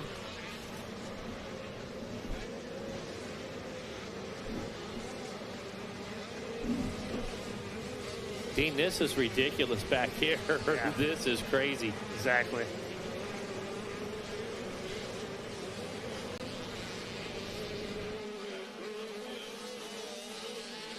What are you taking a look at, bud? I thought I was seeing the number that I thought it was, but he's not on the sheet. So it could be maybe. Is number 55 on there, Cash Anderson? Do you have a good first moto?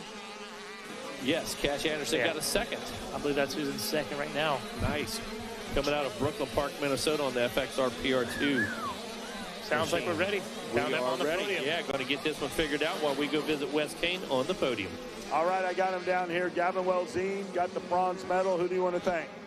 My mom, my dad, Team Husqvarna, Bees Motor Lab, Dunlap, FMF, Motor X, T-Rex Throttles, ETS Fuels, Tyler Rattray, the Hilo, Pro Taper, Bell, Scott, Asterisk, Alpenstar, 7, Ethica, Orlando MX, and whoever else. Thank you so much. Congratulations out there with the bronze medal. 2nd overall, Passia. Come on up here.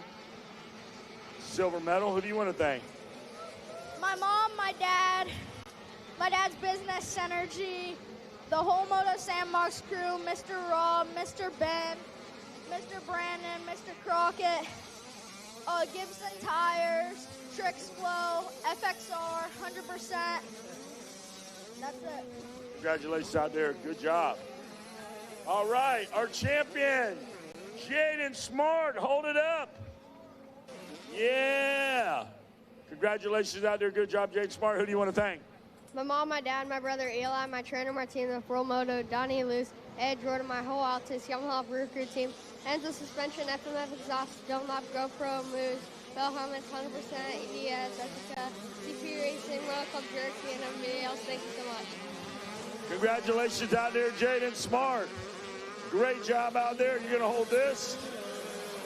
And real quick, I'm pulling a raffle ticket out of the box right here, guys, for the skateboard and raffle number. Matthew Bartholomew, raffle ticket number 817-6982. I got your ticket right here. You won a skateboard down at Unruly. Take it away, boys. Thank you, Wes, and congratulations to all our winners down there on the podium. Out on the track is Tace Morgan, and Morgan has gone to work early in this one. He's got about a 2.5 second gap over his 2nd place rider, who's Cash Anderson. Anderson, though, kind of matching him tick for tack, only 0.3 of a second off the pace of Tace Morgan, your leader. We're going to keep our eyes on Aiden Steinbrecher, 1 second back with a 1:56 lap time. So that Kawasaki machine, he's on a tear right now, Megawatt. Actually, he's got a good lap going on, Dean, for sure. The number 24, you see he went way up there. Look at this, closes up onto the rear wheel, goes the long way around. Going to have momentum. Good drive. You know you have to move back to that right side, Dean. It's a living torture down in the bottom of that dip. Look at these guys as they work their way back through. Steinbrecher knows he's got to get up here before he can try to pull the trigger, and that's easier said than done. Definitely. I think a little more advantage for Aiden, too. He's seen a little more track time, I think, than Anderson has. So that definitely helps that young man as he's going to make his way to the outside and set him up to the inside. Cash Anderson, though, shuts him down. They're right in front of us here in the tower, making their way back down to the pit. And it's a KTM Kawasaki battle. Then we see Sammy Hawk behind these two. Megawatt, what'd you notice? I just noticed real good defense by Anderson. I mean, that's the bottom line. Heads up. Really good heads-up racing right there. Nice, clean move. Took control of the line. Look at Tace Morgan, though. We talk about taking control. He's taking control of this racetrack. He's taking control of the race.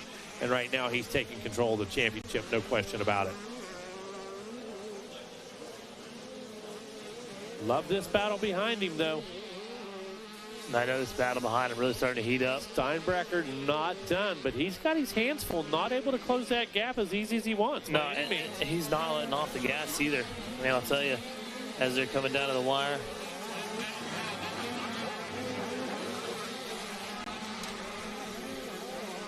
Check him out. It is Morgan, Anderson, Steinbrecher, Hawk, Whitaker, Grant, LeBeau, O'Leary, Cowett making some moves out there, and Stanzik also doing a good job. He's in the 10th place position out there on the racetrack. A little mistake there. Oh, sorry. Go ahead. So take a look at 1, 1, 2, 2, 3, 4, 5, 5 out there as they run. Always like to see that Steinbrecher, of course, 14-3 right now in your overall. Yeah. Doing a great job out there. And Jameson, she'd be 10th overall, trying to find her out there on the racetrack. She's back in that 13th place position, but running some really good lap time. So I think she'll be able to make a couple passes before it's over. Yeah, we've still got a few laps. Coming up next, let's see, we're going to be 250B. Yeah, that'll be man, a good one. Oh, man, holy cow. That's not even limited B, so this is a legitimate real deal B class. No doubt. Man, wait, you see the lineup on that. Well, you already know who it is, but man, oh, man. Whew. That looked like Murderer's Row down there. What that looked like. There goes Tace Morgan, your leader, Cash Anderson, who's done a really good job fighting off Aiden Steinbrecher, who sits in that 3rd position. And look at the gap that these guys have over your 4th place rider. And that 4th place rider, Sammy Hawk, he is no slouch. Nah, coming out of Hilton, New York, that guy's tough. They breed him tough up there, no doubt. Have tough tracks they race on. And great competition as well. You've been over in that region. You know what it's about. Yeah, absolutely. Sam O'Leary making some moves. He's up to the 7th place position. He's running a two flat lap time. I don't know if he has enough time to catch up to Grant, though. Grant just a few ticks ahead of him. Just unbelievable, though, when you take a look up front. Morgan, Anderson, Steinbrecher, 157, 157, 157. I mean, just hanging in there. 2 seconds back to Anderson, another second back to Steinbrecher, and that's what we've seen all week long. Yeah, absolutely. Both sides of the field down here, whether it's Supercross or motocross, those are the kind of gaps we were looking at all week long. You're right about that. All week, it's just amazing. Race 27 in front of us right now. Going to be picking up a white flag, I believe, here in a moment. Race 28 on the gate, 250B, and like Dean said, not limited. No, not at all. This is the real deal B class. 250B, about to get real. Yeah, about to get real in just for a few moments, no question. Speaking of getting real, look at this. This check-in for lap number 4, 157.5 for Tace Morgan, 157.2 for Cash Anderson, 157.8 for Aiden Steinbrecher. These kids are pushing it and pushing it to the max as they've opened up about 8 seconds now over Sammy Hawk, who is no slouch there in the 4th place position. And like we said, all three of them on 157th, but 2.5 seconds back up, 1 second back. That's it. You know, these guys separated by about 3.5, 4 seconds total. Yeah. That's pretty wild once you look at it. White flag is out. Got a yellow flag flying right here. I'm not sure. definitely happened. Oh, no, there's...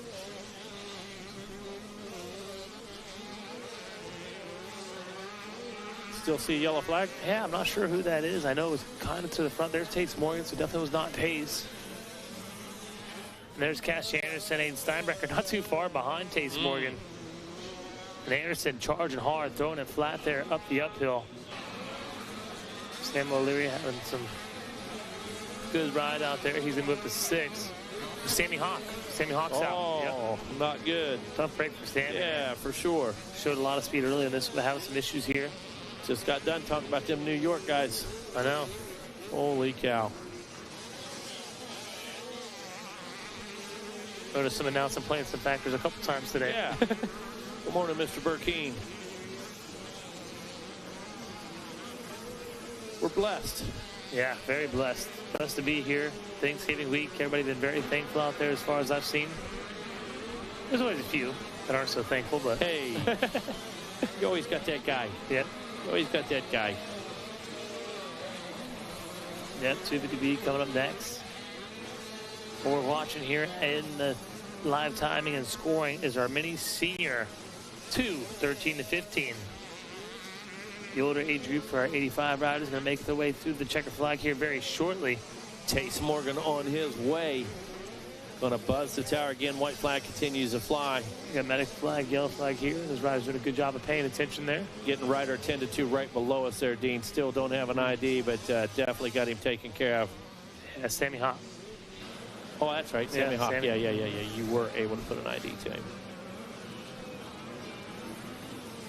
All right, across the line they go, taking a I think this is his second championship today. Yeah, racking him up is young Tace. Cash Anderson going to finish up second overall on the podium. Looking for our third place rider check in. There goes Aiden Steinbrecher. Very nice. Solid ride for Aiden here in the second moto. Very nice. Fortunately, the first moto not going quite how he wanted it to. Coming in with a 14, going 14.3 there. Still going to put him in 8th overall, also not too bad. Look at there. 23 seconds back behind these top 3 riders. We see Wyatt Grant. But, dude, solid ride for Grant. Finishing up 4th here in the mini senior 2, 13 to 15. Cole Whitaker going to finish 5th. Podium looking like this. Tace Morgan, Cash Anderson, Colt Whitaker, your top 3 in the mini senior 2, 13 to 15. And it just doesn't stop. Nope. The Mini O's, Dino. Exactly. Keep on rolling. Wow. Baby. All right, 250B about to blast off as Rodney's working his way back up the hill here. Tristan Pruitt with a win. Noah Sherman with a 5th. Looks like Carminati with a 3rd. Chase Haynes with a 4th. All the usual suspects in this one. Seth Dennis, Gavin Moon. Mason Rayner out there as well. As we're going to welcome our buddy Rodney Tomlin. Now, Rodney, you had some swagger coming up that hill, man. We talk about style. All these guys out here on the track, you know, they got style, they got game. Man, you had the swagger, brother. Looking good out there. That's the old man limp is what that is. Okay, that's not swagger, that's a limp. Okay. Gotta say, it's probably the number 7 out here with the whole shot in the 250B class. Been doing a great job all week out here in his B classes. The number 7 machine of TP. Not Travis Pastrana, but Tristan Pruitt. On the number 7, Husqvarna got a couple other riders getting shuffled out. But again, like we were saying, Pruitt going in with the win. Carminati coming in with the 3rd. Chase Haynes coming in with the 4th. Noah Sherman coming in with the 5th. Gavin Moon, he won his divisional race. Seth Dennis coming in with the 2. Blake Thomas coming in with the 2. Caleb Wood coming up with the 3. Mason Rainer with the 4. So a lot of players, a lot of heavy hitters here in this one. We're going to see it all unfold in front of us as they're making their way through that roller section. There's number 7 of Tristan Pruitt. Just behind him looks like Brendan Harrison on the 49 machine. The 49 Brendan Harrison coming in with a 8 in motor number 1.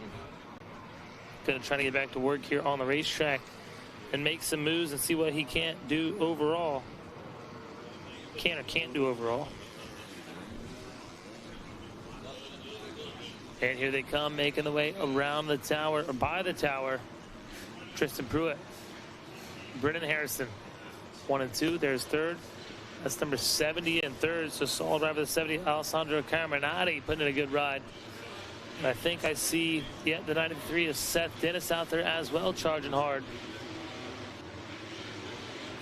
Cross the line for one, green flag out. Everything is good to go here in the 250B class. Again, Tristan Pruitt on number 7, Husqvarna, your leader. Brennan Harrison also on Husqvarna out of Jacksonville, Florida in second. Alessandro Caramanati out of Mexico, Texas. He's in third place right now on the racetrack on his Blue Crew Yamaha. We see the Kawasaki rider Gavin Moon in fourth. Trinity Bachelor on the 481. He is our fifth place rider. Seth Dennis, Heath Fisher, Rossi Shoemate off to a good start now. Tanner Dorman and Christopher Thomas running the top 10 on the racetrack. Well, I know watching this week unfold, one of the guys that I thought might be, well, I got a call early in the week. I was talking with someone on the phone, and they said, any notables, anybody really standing out, anything really that we can expect out of this year? And I said, well, not a whole lot really is shaken up, but I said there is this one kid, Tristan Pruitt, that really seems to really have things nailed. And, you know, I said, you know, he looked really good today. He started out strong. We'll see how the rest of the week goes. And let me tell you, the rest of the week has gone spectacularly, man. This has been nearly a flawless run for him. He's had a couple of not wins, but at the same time, he's always been able to pull it out no matter where he's been. But let's head on down to the podium. We'll celebrate our last championship with Wes Kane. All right, Rodney, thanks a lot. You were down here. Now you're back up there. Mr. Whitaker, come on over here so we can see you with that bronze medal, a third-place finisher on the podium. Who do you want to thank? I want to thank the Lord Jesus Christ, keep me safe, my mom, my dad, my sisters, all my family at home, Landon for coming out, Renan USA, Justin, Pete Fox, Jan, all them over there, Bell Helmets, Dan, he's been great, Aaron at Oakley, he's been helping me out a ton, I really appreciate it. Lynx Racing, Greg's been getting the bikes dialed, so I'm really happy with that. Factory Connection, Todd over there, he's got me getting through the bumps good. Liquid Molly, Jason over there, and everybody else, thank you so much. Congratulations out there, bronze medal. Cash Anderson, second overall silver medalist. Got to be pretty happy about that. Hold that medal up, let them get a look at it. Good job out there. Who would you like to thank?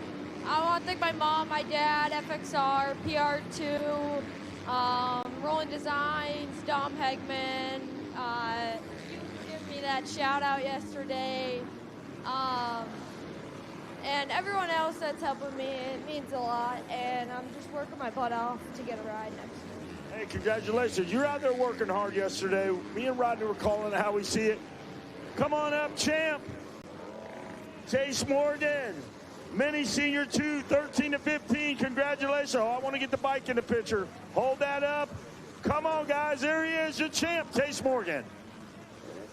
He's all business, but the only time he smiles is on the podium, and I like to see it. Thank you, Chase. Who do you want to thank? My mom, my dad, brother, my sister, Altus Yamaha Blue Crew, Donnie, Ed, Jordan, Win, Kim, Monster Mike, Monster, Dunlop, Rob, Bell, 100%, Moose, Alpine Star, Dog Pound, and everyone else. Yeah, thank you so much. There he is, guys, the champ, Chase Morgan. Congratulations. Back to you up in the box, Rodney. All righty, thanks a lot. Watching this one unfold, it is still Pruitt Harrison in the number 2 spot, about 3 seconds back. Alessandro Carminati back there in the number 3 position aboard the number 70, and another 3.7 back. Seth Dennis on the 93 in 4th. Gavin Moon in 5th now, 4 seconds back. There's where the battle might be between Gavin Moon and Trinity Bachelor right now, as Bachelor is just a tick quicker, or excuse me, Dorman just a tick quicker than Bachelor, so he's got that pressure applied, about a half second between the two. Heath Fisher, Rossi Shoemate, Caden West round out your top 10. Now, as we start looking at the overall, the way it's starting to shape up, as we are 3 laps deep, working on lap number 4 now. Pruitt looking at a 1-1 with Carminati a 3-3. That would be good enough at the moment for a second place overall. Seth Dennis, who's looking at a 2-4, he's also scoring 6, and he's currently running 3rd in the overall standings. Gavin Moon at 96, looking at a 1 and a 5. He also scores 6, so we got a 3-way tie basically going on right now for that second place position. So any moves, any changes back there is going to change the face of what this top 3 looks like. Yeah, and we talked about those gaps. We've seen the gaps. There's definitely some gaps out there, but I believe there's going to be some changes as far as that overall picture goes. As you said, first through fourth with 6 points, man. That's impressive race right there. And just to think about that, like how intense this racing is, we have 3 riders that are in a tie right now. Yeah. So pretty much best moto, whoever finishes the best in this moto will get that tie breaking.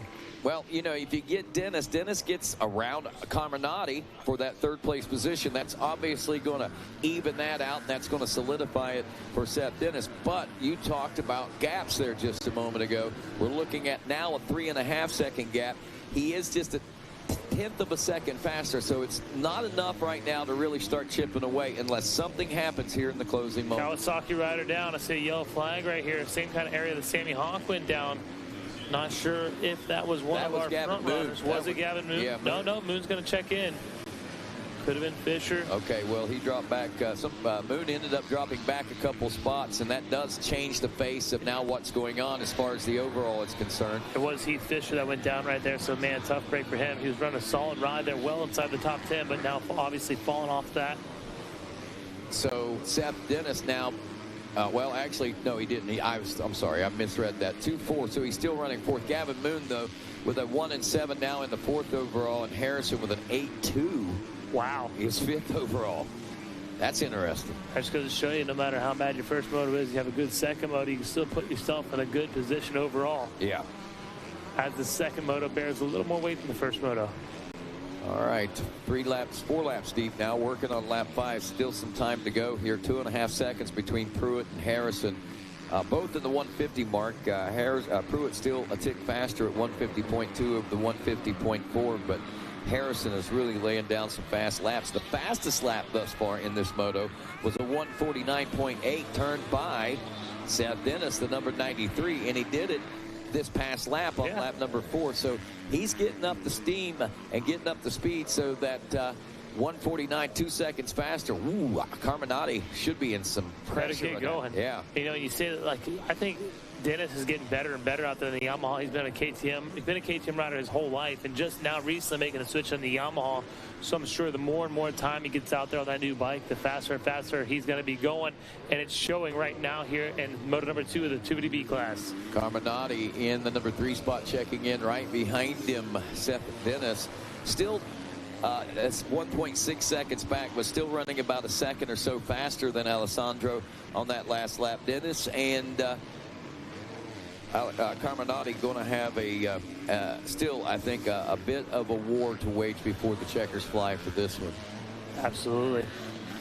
Far from over, as we still don't see a white flag. There goes Harrison on screen. And then behind him, Carminati, and he's carrying Seth Dennis with him. Dennis is on a push right now. He knows this is a battle for a position on the podium. And you just stand a little taller when you're in the number 2 position and number 3 position. What do you see in there on the screen, Roddy? See anything cool? Well, Carminati seems to really be rising to the occasion. I mean, I am seeing Dennis peel away a little bit of real estate, but I don't know. Still some time left to go. If he keeps chipping away at it and can keep that maintained and keep chipping away, we might see them go wheel to wheel here pretty soon. Got some lap traffic just ahead of this right here. Could cause some option lines choices for your 3rd place right there of Carminati, which could bode well for Seth Dennis at this point. It looks like Carminati's got something figured out for sure, as he's starting to put pressure now on Brendan Harrison and make a break away from Seth Dennis. Yeah, that wasn't a lapper. That was that's Harrison. I didn't realize that he'd already caught up to him. So even more impressive, I think, for Carminati at this point. And Harrison looked down at his bike. It looked like he looked down in kind of the rear brake area of his motorcycle. So maybe, just maybe, Brendan Harrison having some issue now as he feels the pressure from Carminati. All right, we'll watch this one as they go over the Pro Circuit finish line now and head out toward the first turn. Big sweeping left-hand turn, and it gets kind of critical right here. This is where we see a lot of gains made. Driving down the face of Gator Falls there, heading up to the Gator itself. And things, if they're going to tighten up, this is where we start to see the real estate start to chip away. And right now, watching Dennis, it's ever so slight, but he is catching, it looks like, or excuse me, Brendan Harrison and Alessandro Carminati. Carminati catching up to Harrison, but Harrison really finding a good flow out there and is able to establish a little more dominance here heading through lap 7. Yeah, you're exactly right, Rodney. As soon as Carminati was able to gain some ground and put some pressure on Harrison, Harrison felt the pressure and pushed forward. We always talk about that in like mental training, right? Turn your pressure into pleasure, and that's just what Brendan Harrison's doing right now. A little slip up there, though, by Harrison. Finds that middle line right there, and that's going to allow Carminati to the inside. Nothing going to happen just yet, but definitely some more pressure being applied by Carminati. Well, it's definitely got into the mind of both these riders. Harrison trying to keep in mind not to make another mistake. Carminati feeling that the pressure that he's applying is starting to work, and he is starting to apply more as we head down the spectator area now and back towards the option lanes. Right on the rear tire once again is Seth Dennis of Brendan Harrison. Here they come now, making their way over that gizmo table. It's going to get good all the way down to the wire. The white flag going to be flying here in this one for Tristan Pruitt. Got one more to go. They're going to take this championship with a 1-1 moto score.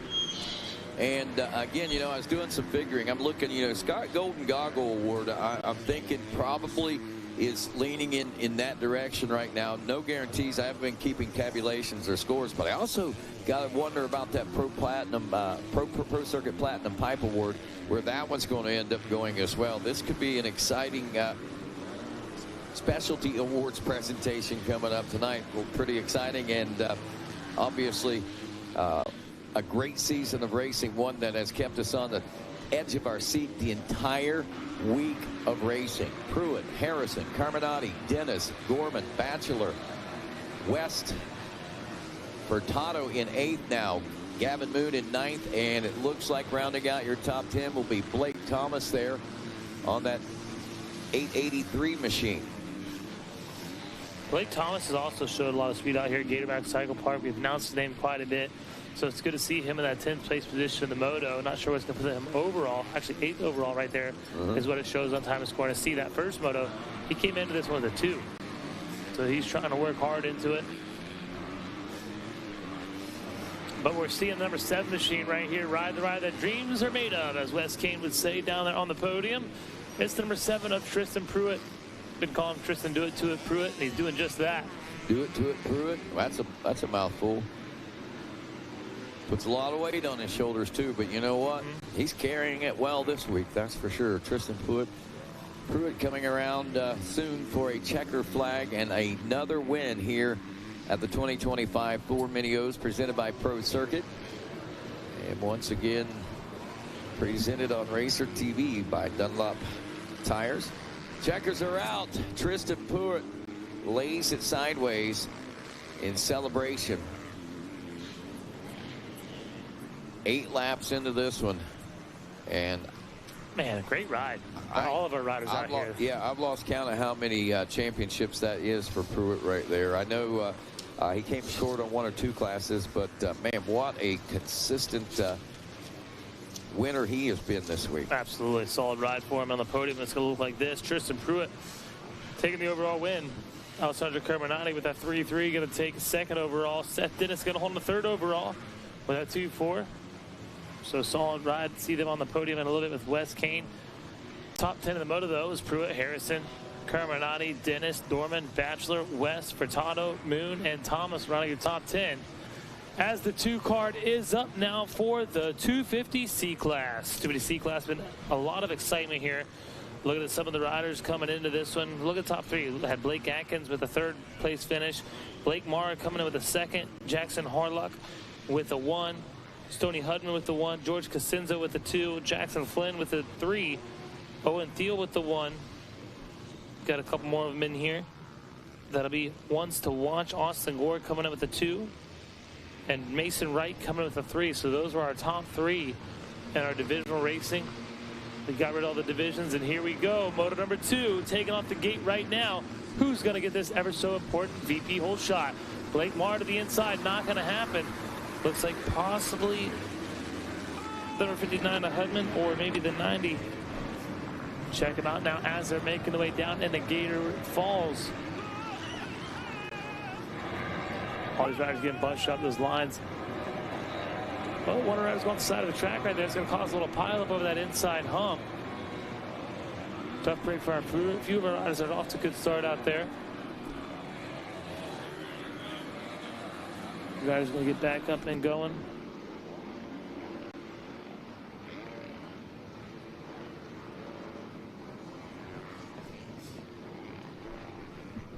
Trying to pick up our leader right now on the racetrack, Rodney.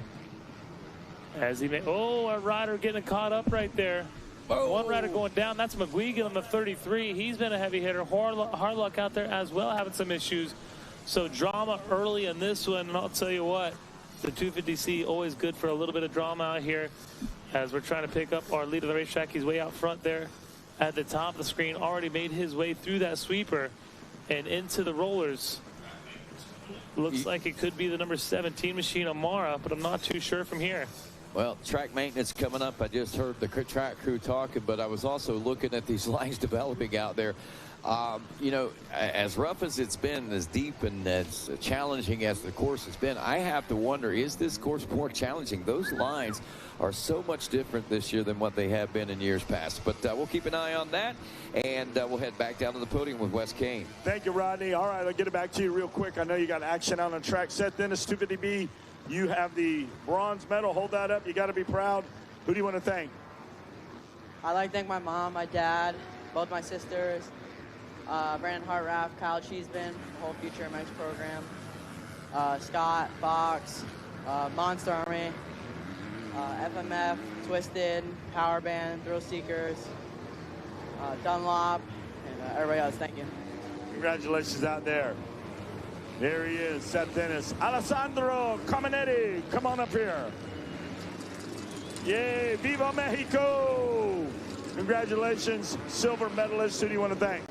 Yeah, I want to thank Carminati Motorsport, EVR Performance, Josh, RI, ODI, ASV, One Industry, Kidwave, Gaerne, Aldrich Yamaha, VP Fuels, Yamaha Mexico, Motorren, Java Bicycles, Hector, Yamaha Ferrer, Blue Crew, War Moto, Martin Castello, Dunlop, Fields, Get, MX Tire, Tamer, my Mexican family, my Italian family.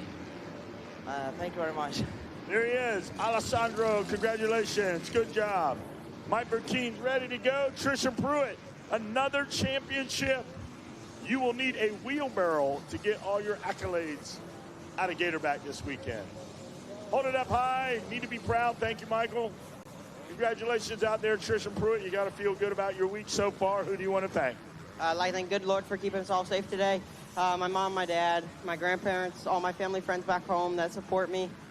Scott Rossell at Motorsport Hillsboro, Adventure Moto, Jeff Cernick over at MX Tire, Monster Army, Danny at Bell Helmets, Mika Metal Bars, Chris and Jen at 110racing.com. They have a Black Friday sale. Go check them out. X-Brand Goggles. TCD, my bike's been amazing all week. Can't thank them enough. Jamie and Dave over at Twisted, my bike's been ripping. FMF Joel, I mean, that's the best combo with Twisted. Just everyone that helps me get up here, the whole crew down at Baker's Factory, we put in a lot of work and glad I can make it all show. Timmy, Justin, Alden, thank you guys so much. Everyone else that helped me get up here, thank you so much. There he is right there. True words spoken by a true champion. Tristan Pruitt, you deserve everything you got coming to you. Take that, celebrate. Go give the old man a bath. Take it away, boys, up in the skybox. I do want to give you an update out of the racetrack. We've seen it time and time again. Megawan and I was talking about, there's one rider kind of off the screen we don't get, and that was Stoney Hudman. Made a break for this. Wow. And the lead he's been able to open up here, checking the lap number 2, is just astounding. As he leads out Blake Mara, Carter, Dressel off to good ride here in that 3rd place position. Jackson Flynn, Wesley Hospital, Jackson Horlock in the 6th place position. Cade Martin 7th. Keon Majors back in 9th. Aiden Conklin. And in 10th, it is Tommy Herrera. He'll round out your top 10 on the racetrack right now, Rodney. Well, impressive ride up front by Hudman, to say the least. Outclassing the rest of the field by nearly 12 seconds after only 2 laps of racing. Blake Mara in 2nd, Carter Treschel in 3rd, Jackson Flynn back in the number 4 spot. So without much calculations, Hudman with a 1-1 obviously is looking at the gold in this one. A 2-2 for Blake Mara would score the overall second. Jackson Flynn looking at a 3 and a 4 for overall third. Then you got Jackson Howerluck. Now he's the one that's going to keep this third place position interesting. If he can make some passes right now, he's tied with Flynn. Just one pass in the fifth would put Howerluck into the number 3 overall position. And knowing that he won his qualifier in Division 1 of the Moto 1, I would expect that he may have what it takes to push into that spot. Wesley Hopesdale's the rider that he's got to try to get around. He was 1.2 seconds away when we checked in at the last lap complete at the end of lap number 2. And when we look at lap times out there, Dean, what we're looking at there is basically the same lap time. Yeah, it's amazing. It's so impressive. He's actually going to turn his fastest lap time here at lap number 3. So instead of putting in cruise control, having the lead that he's already developed, he's going to keep it up. He's going to put the press and the hammer down. Yeah, Stoney Hudman drops it down to a 1:57.861. And 15 seconds back, Blake Mara, Carter Dreschel. There is Howerluck. He did make that pass into into fourth place, which does secure the overall third place position. Now, 5 seconds ahead is Blake Mara, and what stands between he and a silver medal. Yeah, absolutely. Like you said, though, Stoney Hudman looking to stamp it here with a 1-1, 2-2 for Blake Mara, and a 1-4 for Howerluck. So Howerluck is down, but he's not out. He's only 1.6 seconds behind Dreschel last time through, and he was 3 seconds or 2.5 seconds fast that Dreschel on that last lap. So let's see what that does if he goes in the third. 1-3, that's going to give him 4, but 2-2 for Mara would still hold him second overall on the podium, which is where you want to be. At the end of the day, the podium with West Kane is definitely where you want to be. Yep, gold would be best, but just being down there and getting an opportunity to show your face to the rest of the world down there and say thanks to the sponsors and the folks that are responsible to get you in that position is always a great accolade for sure. 250C class, lap 4 underway. Hudman now with a 15-second lead at the end of 3, and on the end of lap number 4, one would have to gather that we're probably going to be looking at a 20-plus second lead over the rest of the field in this 250C class. Yeah, that's just amazing there by the number 59 is Stoney Hudman. Hudman on the 59 on Merkel, Texas, on his canvas merge. Twin Air, MWC, Elite, Scott Ride. And looking at those lap times, obviously very competitive, especially in this 250C class, and far and away has proven himself to be one of the top front runners of this class nationwide and maybe even worldwide if we were to put it on a world stage. But the future ahead for Stoney Hudman, I'm sure, will be a B class moving up into the 2026 season. And, you know, he may be going in with a head full of steam. With this kind of confidence coming out of the 250C class, he could be a force right off the bat to be reckoned with once he makes that step up. Yeah, he's doing an amazing job out here, like you said.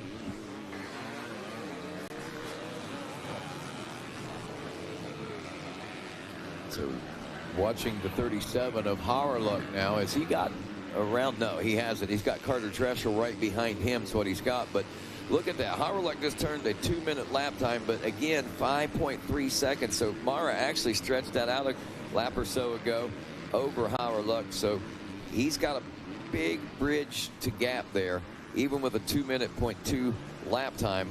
It's going to take a little more than that. Maybe he might be able to find it here in the next lap or so. He's got a couple of laps here left to play with, it looks like, but time is running out very quickly for Jackson Howerluck. He is at the moment secured a third place position in the bronze medal after a Moto 1 win, but he knows if he can get around Blake Mara, he might be able to do one better. Yeah, there you go. Making it happen out there. We're watching right now Hospedale. And it looks like Keon Majors possibly battling out, jogging for positions out there as they're following Carter Dreschel now. Dreschel on a charge. Trying to pick up on the leaders. The number 59 is Stoney Hudman. The number 17 of Blake Mara. They're running 1 and 2 right now.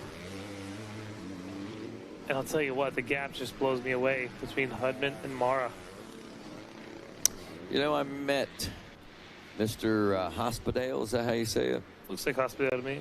Yeah, I've got it written down here. I've got the phonetics. Hospitalis, actually. I was wondering if that had a little ring to it. Yeah. Hospitalis, because there is an S on the end of it. So Wesley Hospitalis out of Mooresville, North Carolina. Thanks, Pops, for coming up and giving us the information. He says, don't feel bad, guys, because I get it wrong everywhere. But Wesley Hospitalis now 5th place. Streschel in 4th. Hauerluck still in 5th. He does click away a little bit of time, but the white flag and still basically 5 seconds to make up. It's a long road to hoe. So Mara is looking like he should have this 2nd place and silver medal secured. Stoney Hudman 21.5, actually 21.6 seconds ahead there at the end of that lap as expected. Well over 25, I'm sure by the time, maybe 27, 28 by the time we get to the finish line, unless Hudman does slow down a little bit. But he has been on a terror since the drop of the gate in this one. Mara trying to best him as best he could. Only able to hang in there about 21 seconds back here at the end. Hauerluck, though, still not completely giving up, and he shouldn't, because we haven't reached the checkers yet. We got to race all the way home. There goes Stoney Hudman down into the Gator pit now.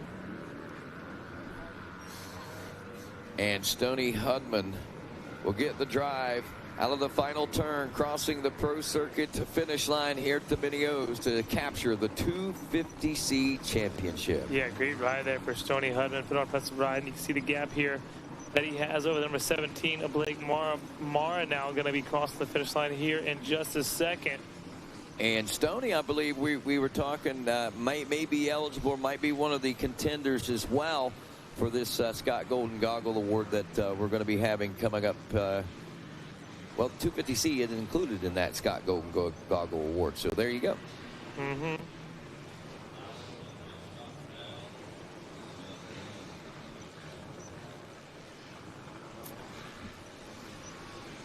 So Stoney Hudman, Blake Mara, Jackson Hauerluck.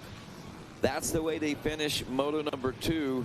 That's the way they go to the podium to see Wes Kane. Hudman, Mara, Hauerluck, Carter Treschel, and Fort Jackson Flynn will be the 5th place overall position, but Wesley Hospitalis will finish 5th in this second moto, which will put him in an 8th place position with a 9.5 overall. Kean Majors, the 494, finishing 6 and 6, will take 6th overall. And then we got Jackson Flynn, the number 70. He goes 3.7 for 5th overall. Corbin Taylor finishing 8th on the 411 in this second moto. He gets a 4 and an 8 for 7th overall. Cade Martin, the 58 machine, finishing up with an 8 and a 9, actually finishing back in 12th place overall. Charlie Morrison, the 69 machine, finishes 10th in this moto and will go 4.10 for 9th overall. And once again, gold, silver, and bronze, Stoney Hudman, Blake Mara, and Jackson Hauerluck. That was a great race right there. It was good. Yeah. I'll tell you what, the seat riders, they get elevated, more elevated every year. Yeah. Looks like we're doing a little bit of track maintenance out there right now. Put a little water down, a little track grooming. Yes, absolutely we are, and we'll probably be taking a couple-minute break here, but won't be a whole long, because I don't think this is scheduled to be a super-duper long break, but just trying to knock down some of the... And I know we got a podium presentation that we got getting ready to get underway here in just a few moments as Stoney and Blake and Jackson Hauerluck get themselves prepared down there. Wes Kane getting himself prepared. Got his gypsy juice down there, clearing his throat out. I never had any of that gypsy juice. Good stuff. I hope I never have to try it myself, personally. Still more of a pickle juice guy. Looks like Wes Kane down there on the podium, ready to go. We should hear Tweety Bird here in a second to let us know that he is ready down there on the podium.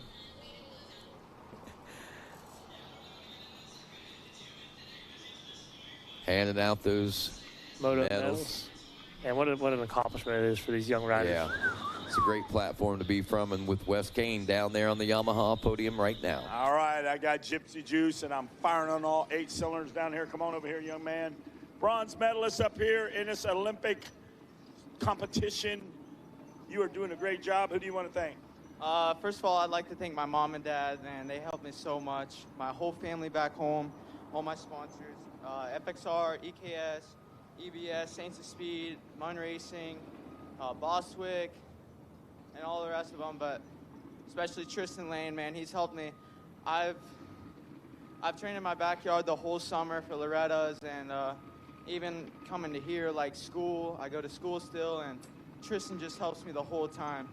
And another one to Ryan Gardner. He supports me a lot too. Right. That's all.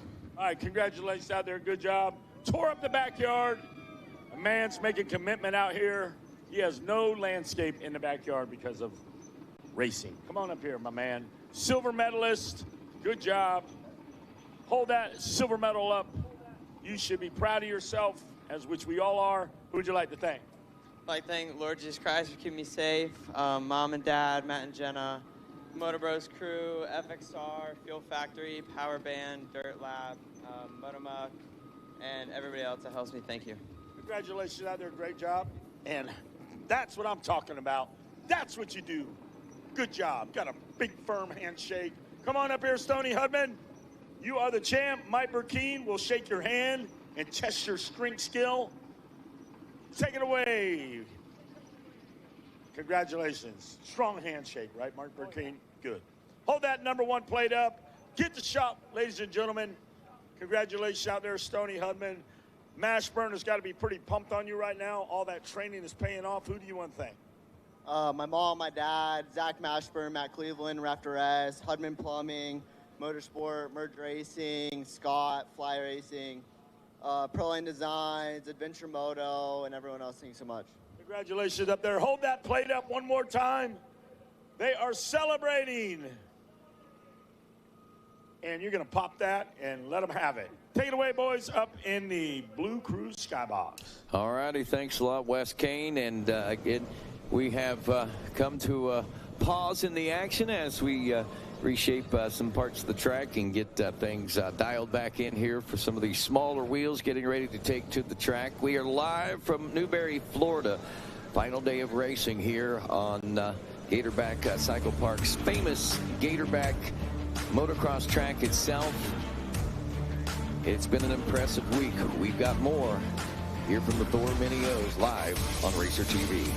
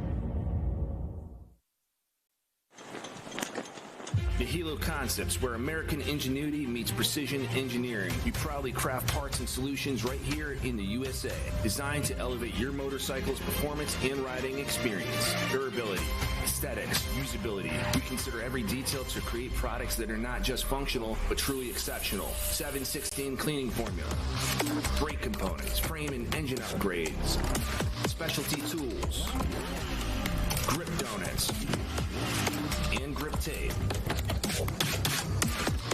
In the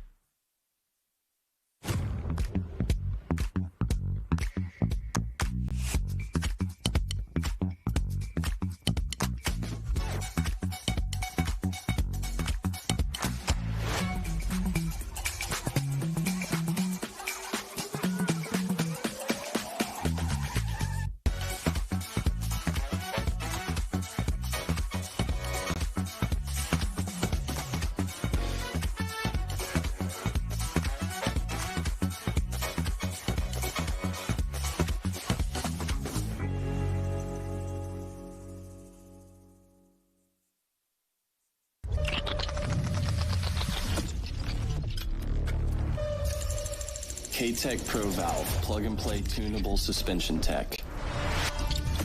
Provides a wider adjustment range for precision tuning, giving you precision, grip, and confidence. Built for the world's toughest tracks and proven in super enduro, K-Tech Pro Valve gives you ultimate control and confidence. Developed with top riders from all around the globe.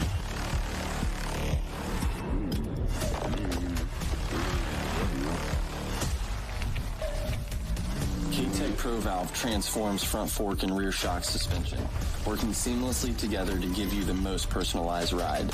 A true plug-and-play upgrade.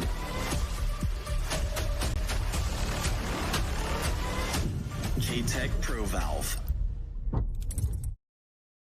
The last time I won a Daytona, I think I was 7 years old on a 50. So I've been here every year since, and I just always fell a little bit short, but it feels great to be up here in the college class and to be on top.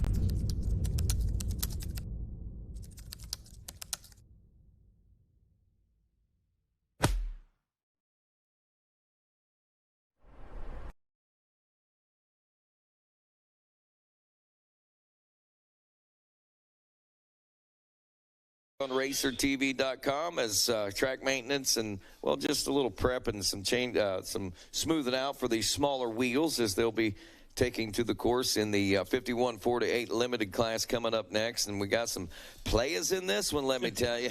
Brock Norris took a Moto 1 win out of Burgesstown, PA on the 04. Cade Swartfager, another PA boy, Knox, PA, took second. Riley Gall out of Loveland, Ohio, took a third-place position in her qualifying moto. Bryson Smith took the 112 out of Amarillo, Texas, took a moto win. Boone Lloyd, the 412 from Bedford, Virginia, also took a win. Robert Fender out of Douglas, Georgia, another rider.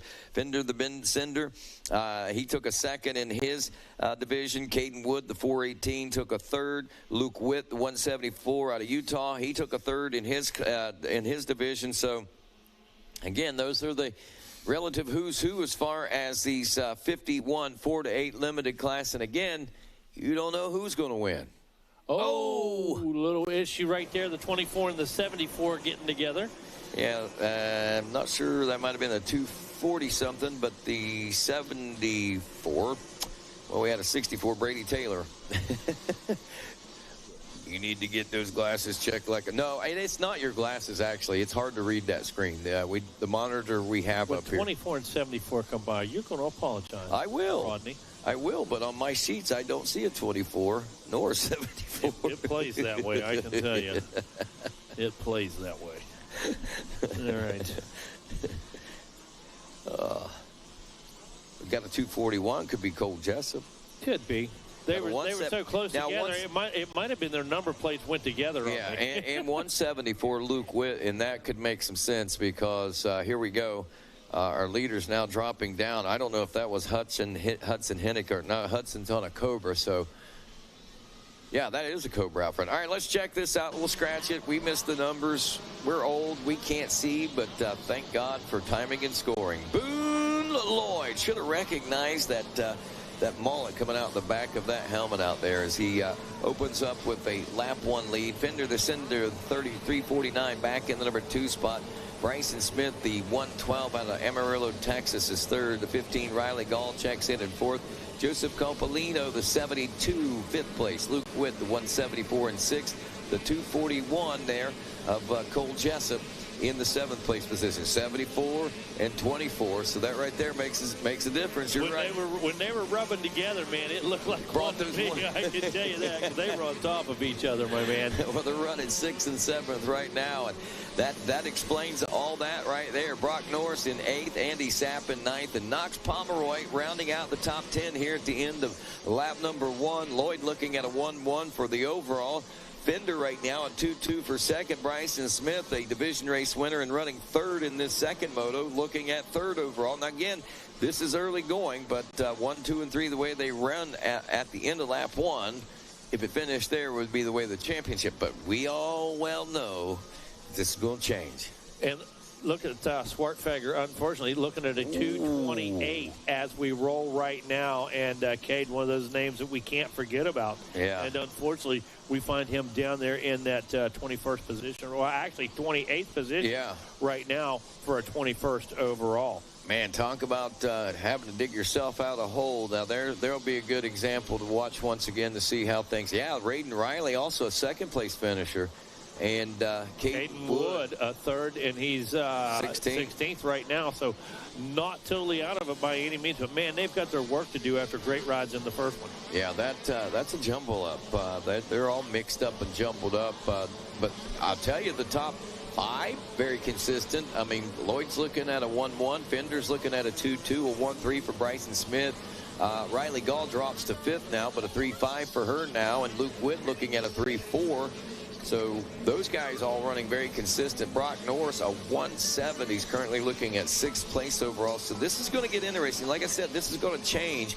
Now, our front runners with Lloyd and Fender, they've got, a 6.5-second lead for Fender, a almost 3-second lead now for Fender over Bryson Smith. I think a lot of the action is going to be happening as riders work their way up, like some of the, for instance, 2nd and 3rd and 4th place riders like Raiden Riley, Caden Wood, Mason Howard, and also Brock Norris, who took a division race win. These guys, each position that they gain out here is going to change that top 10 up quite a bit, and the farther they move up, the more it could affect that third and overall position there with the bronze medal.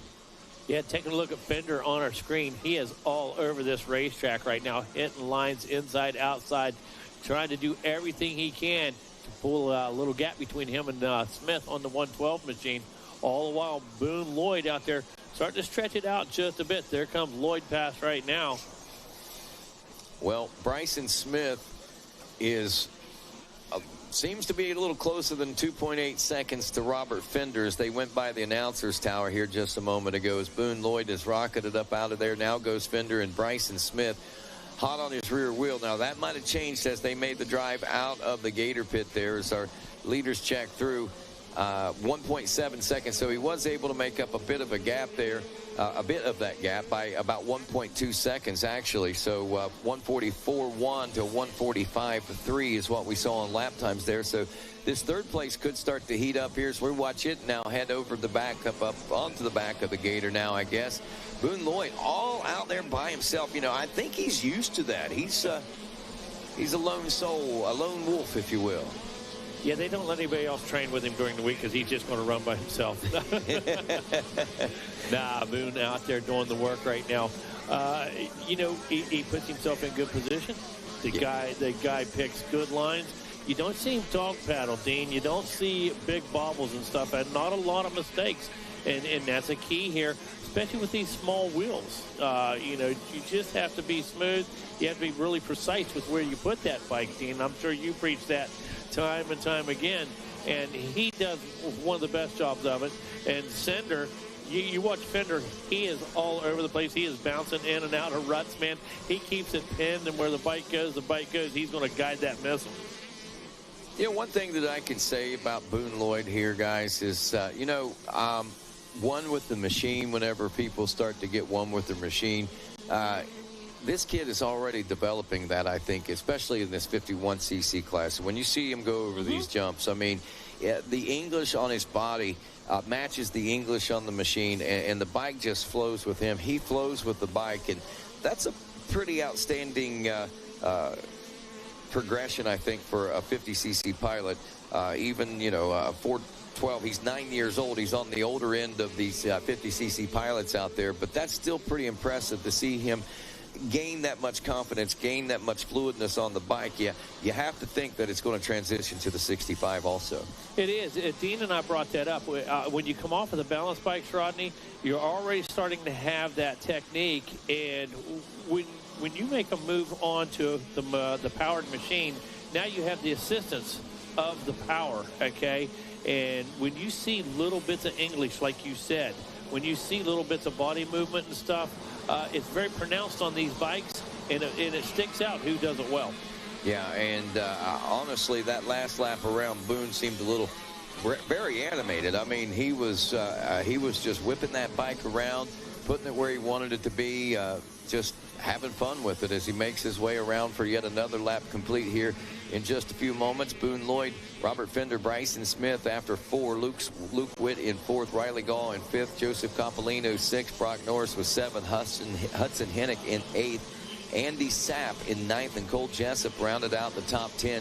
Bryson Smith putting that pressure still on Robert Fender, has not been able to make that pass, but he is within a second now of the 3:49 machine. So this may get interesting through this the rest of this final lap here. Oh, it's going to get interesting. There's Boone Lloyd taking the checkers. Let's see what's happening there. If Bryson Smith was able to rise at that occasion. 8 seconds. Oh, drag race up that hill right there, man. You got to give it to Bryson. 0.247. That's awesome. Is what he finished behind Robert Fender. Big pat on the back by both those riders. Fender for fending him off, and of course Bryson Smith for the challenge that he put forth and not giving up to the very, very end like that. Luke Witt will finish in the number 4 spot. I believe that brings Riley Gall in. Now, as we look at the overall, the way they finish there, Boone Lloyd will take the overall win. Robert Fender will take second with a 2-2, and a 1-3 for Bryson Smith will yield him a bronze medal and 3rd place. So Luke Witt will go 3-4 for 4th overall. Gall 3-5 for 5th overall. Brock Norris a 1-7 would score. Actually a 1-6. He made a pass on that last lap, so that moves him into 5th. Drops Riley Gall to 6th. Hudson Hennick in 7th overall. Joseph Coppolino will take 8th overall. Andy Sapp 9th, and then Mason Howard in the 10th place overall position with a 4-11. So a lot of changes there on that last lap as we saw Gall drop from 5th to 6th, and Mason Howard move into that 10th place position. So exciting stuff there. Again, Boone Lloyd, Robert Fender, Bryson Smith, gold, silver, and bronze headed to see West Cave. Rodney, that's going to do it for our 51 cc's, man. That's the way you send it out. Yeah. Holy cow, that is the last. And we got a ton of those classes, and I love them. Yeah, and again, you know, going back, and I'm going to say it as an announcer, for the last 3 decades plus, when the 50s would come on, rarely did I get excited. I mean, rare, and nobody ever won. I mean, I remember that you tried at Loretta's and at these events, you always tried to schedule your breaks around the time that the 50s were going to be on the track. That's how Jackson Burrow got a job.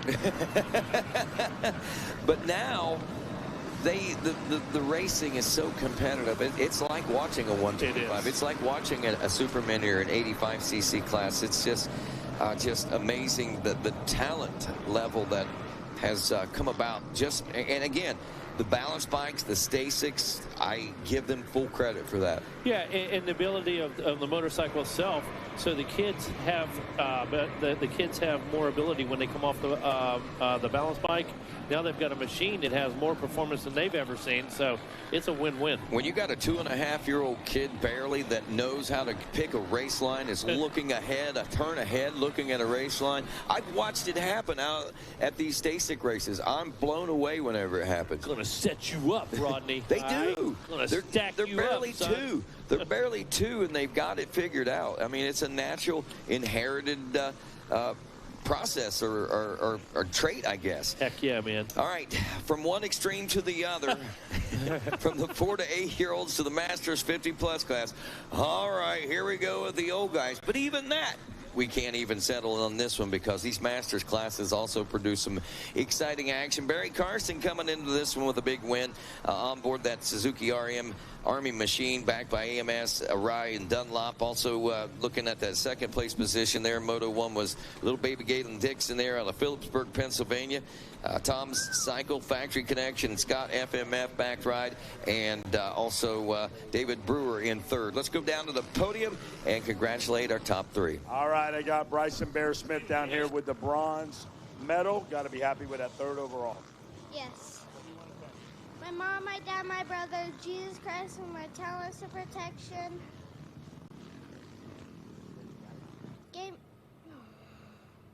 KTM Orange Brigade, Darian, Jen, the whole Orange Brigade crew.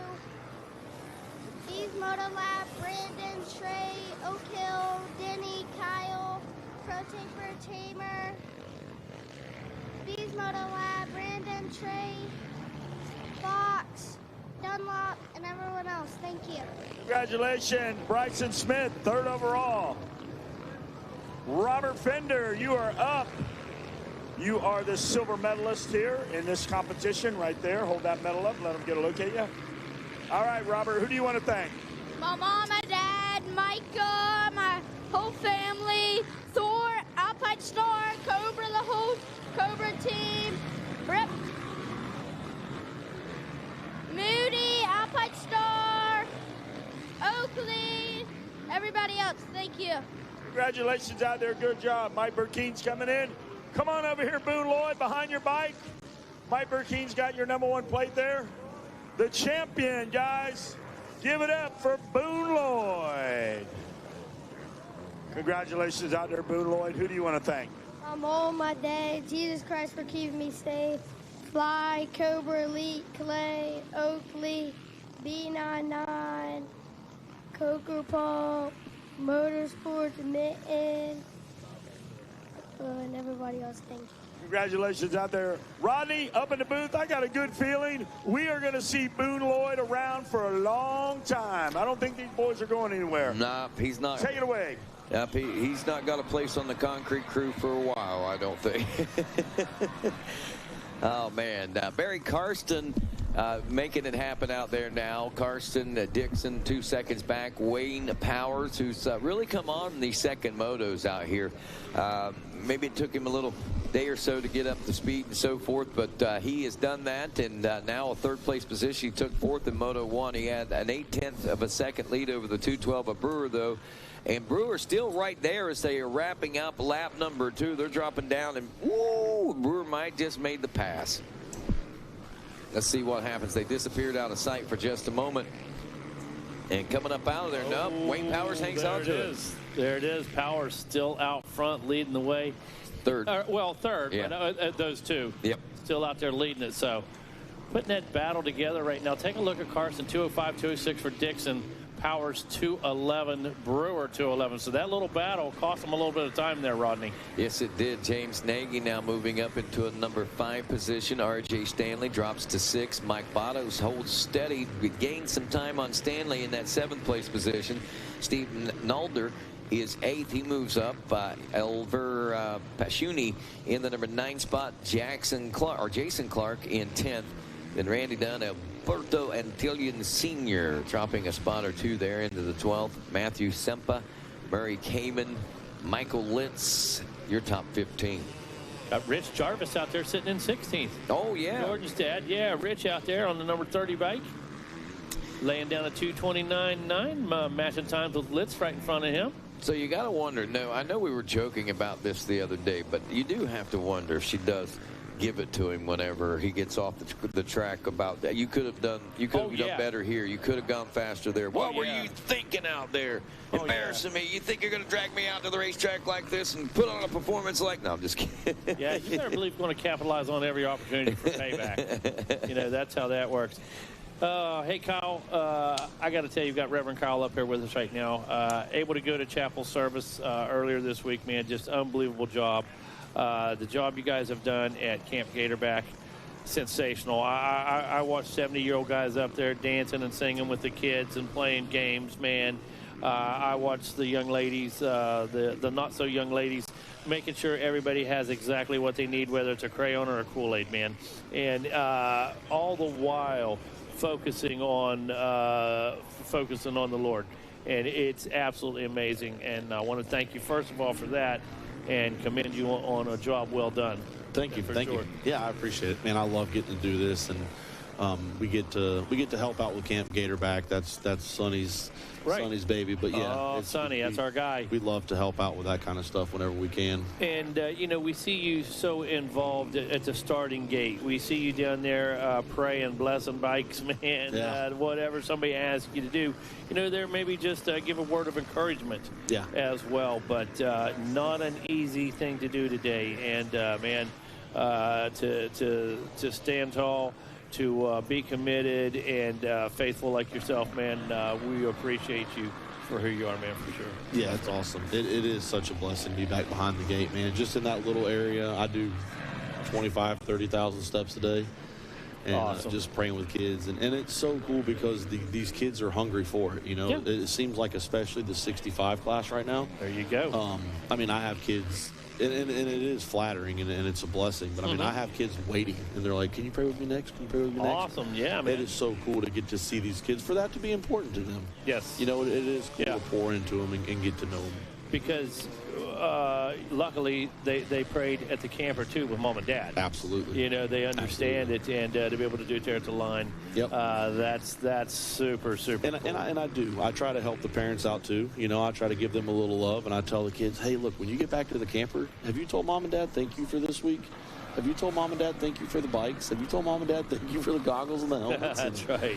So that's right. This stuff just doesn't happen. Yeah, no. Doesn't appear. Yeah, shout out to the parents, although too. it seems like it does to the kids. Yeah, right. For right. sure. So, but man, yeah, just wanted to take a minute here. You know, we're running down through these motos, and you know, you always send me an encouraging thought and text. Probably every couple weeks. Yep. Vegas, my man. You send me something encouraging, man, and I do appreciate that for sure, dude. Thank you. Keep me on the straight and narrow, and I know I'm in your thoughts, dude. Yes, so I appreciate absolutely. that for sure. Appreciate it, man. Yeah, definitely. absolutely, Can't wait dude. to see you soon, and I'll holler at you in a little bit before Sounds I take good. off. Sounds good. Awesome. Thank you so much, Kyle. It's fine. Had to look at them switches. Yep. Karsten still out front in this one. Dixon still in second. And Brewer did make the pass on Wayne Powers. Oh, left you hanging. Oh, yeah, there, he did. Rodney. No. Left you hanging. All right. Now, how often do you get left hanging by the preacher, man? I Man, mean, that might be a message in itself. Well, no, my wife's too blessed. I'm not going. That's exactly right. I'm not going to let the devil come in there and make me think that. That's right, for buddy. sure, man. That's exactly right. Not today, Satan. Not today. Hey, Barry Karsten, Galen Dixon, David Brewer, Wayne Powers, Mike Bodos now wrapping up 4 laps for your top 5. James Nagy now dropping back a spot into 6th as Bodos is able to make the pass there. R.J. Stanley making some more gains out there as he's now within 1.6 seconds of that 6th place position from 7th. Nolder also moving up.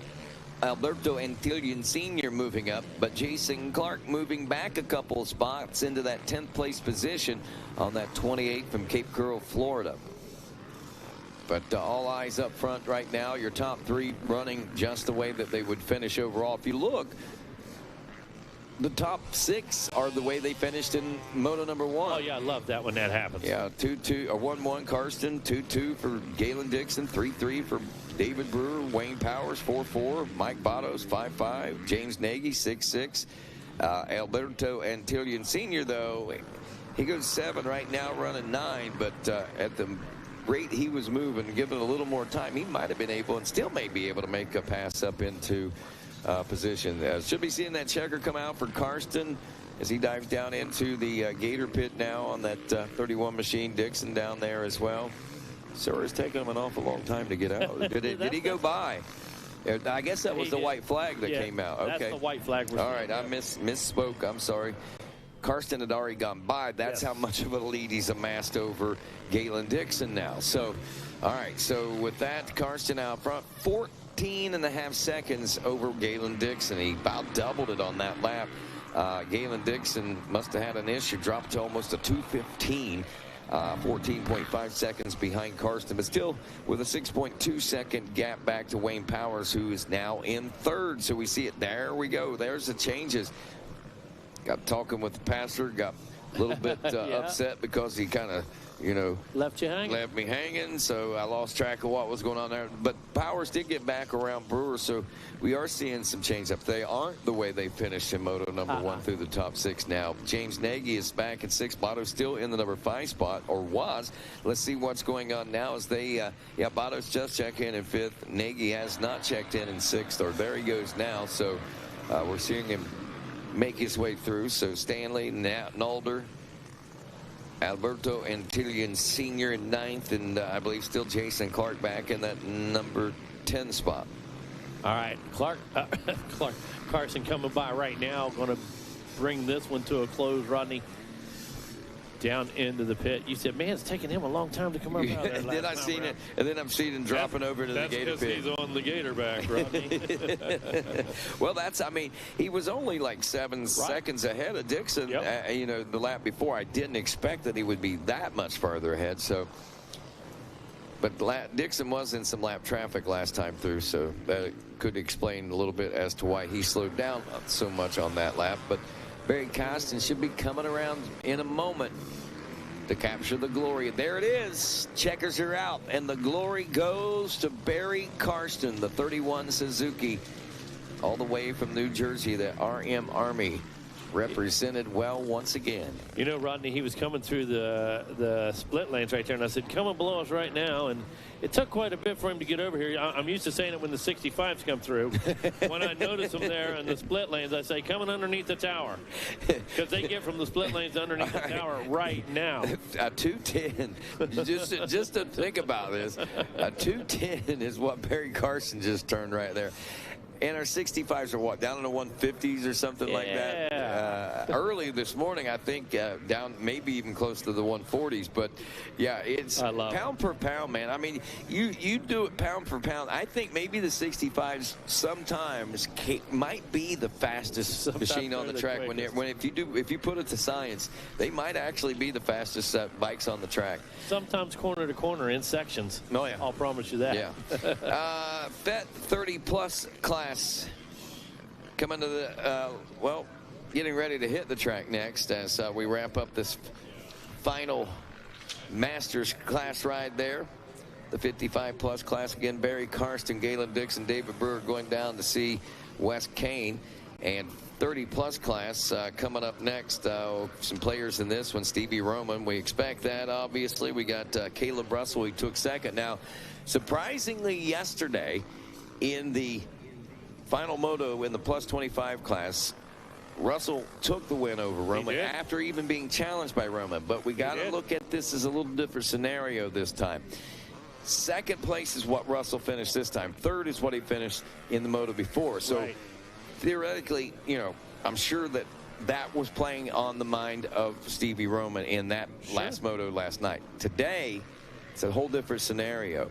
Caleb Russell's going into this one second. If he can get the win over Roman today, he takes the win and takes the gold. So will Stevie Roman be prepared for the assault of Caleb Russell here at Gatorback today? I don't think there's any need to question. Will Stevie Roman ever be prepared on the game? Oh, he's prepared. I'm just trying to set the stage here, man. I love it, dude. Yeah, I'm just trying to make a little drama. He's faced them all down at one time or another. And, you know, both of these guys close to us, both of these guys we've known for years. Mostly this whole class, guys. We've not only announced with, we've hung out with, we've dealt with, we've done all kinds of stuff with these guys, and going to be real interesting to see this when the general in there as well. Oh yeah, so love that guy. Yep. See, no, is Sipes in this one? He may not be in this one. I'm not sure, but Kenny Henry's going to be the one that watches that. Now Kenny could literally play a huge spoiler in this one. That guy right there, somewhat but not so surprising. Backed by O'Neill Motor X, Vert Graphics, Dunlop, and 100%. He comes out of Canton, Ohio. He's been a pretty big force at a lot of events, and he's been really solid this week. He has been. His lap times have been there. He's been competitive.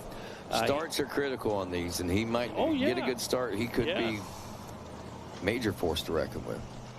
Dude, he's got this unique style, kind of almost point and shoot style. Yeah. You know, he's got this kind of crazy style. You know where he's at out there for sure.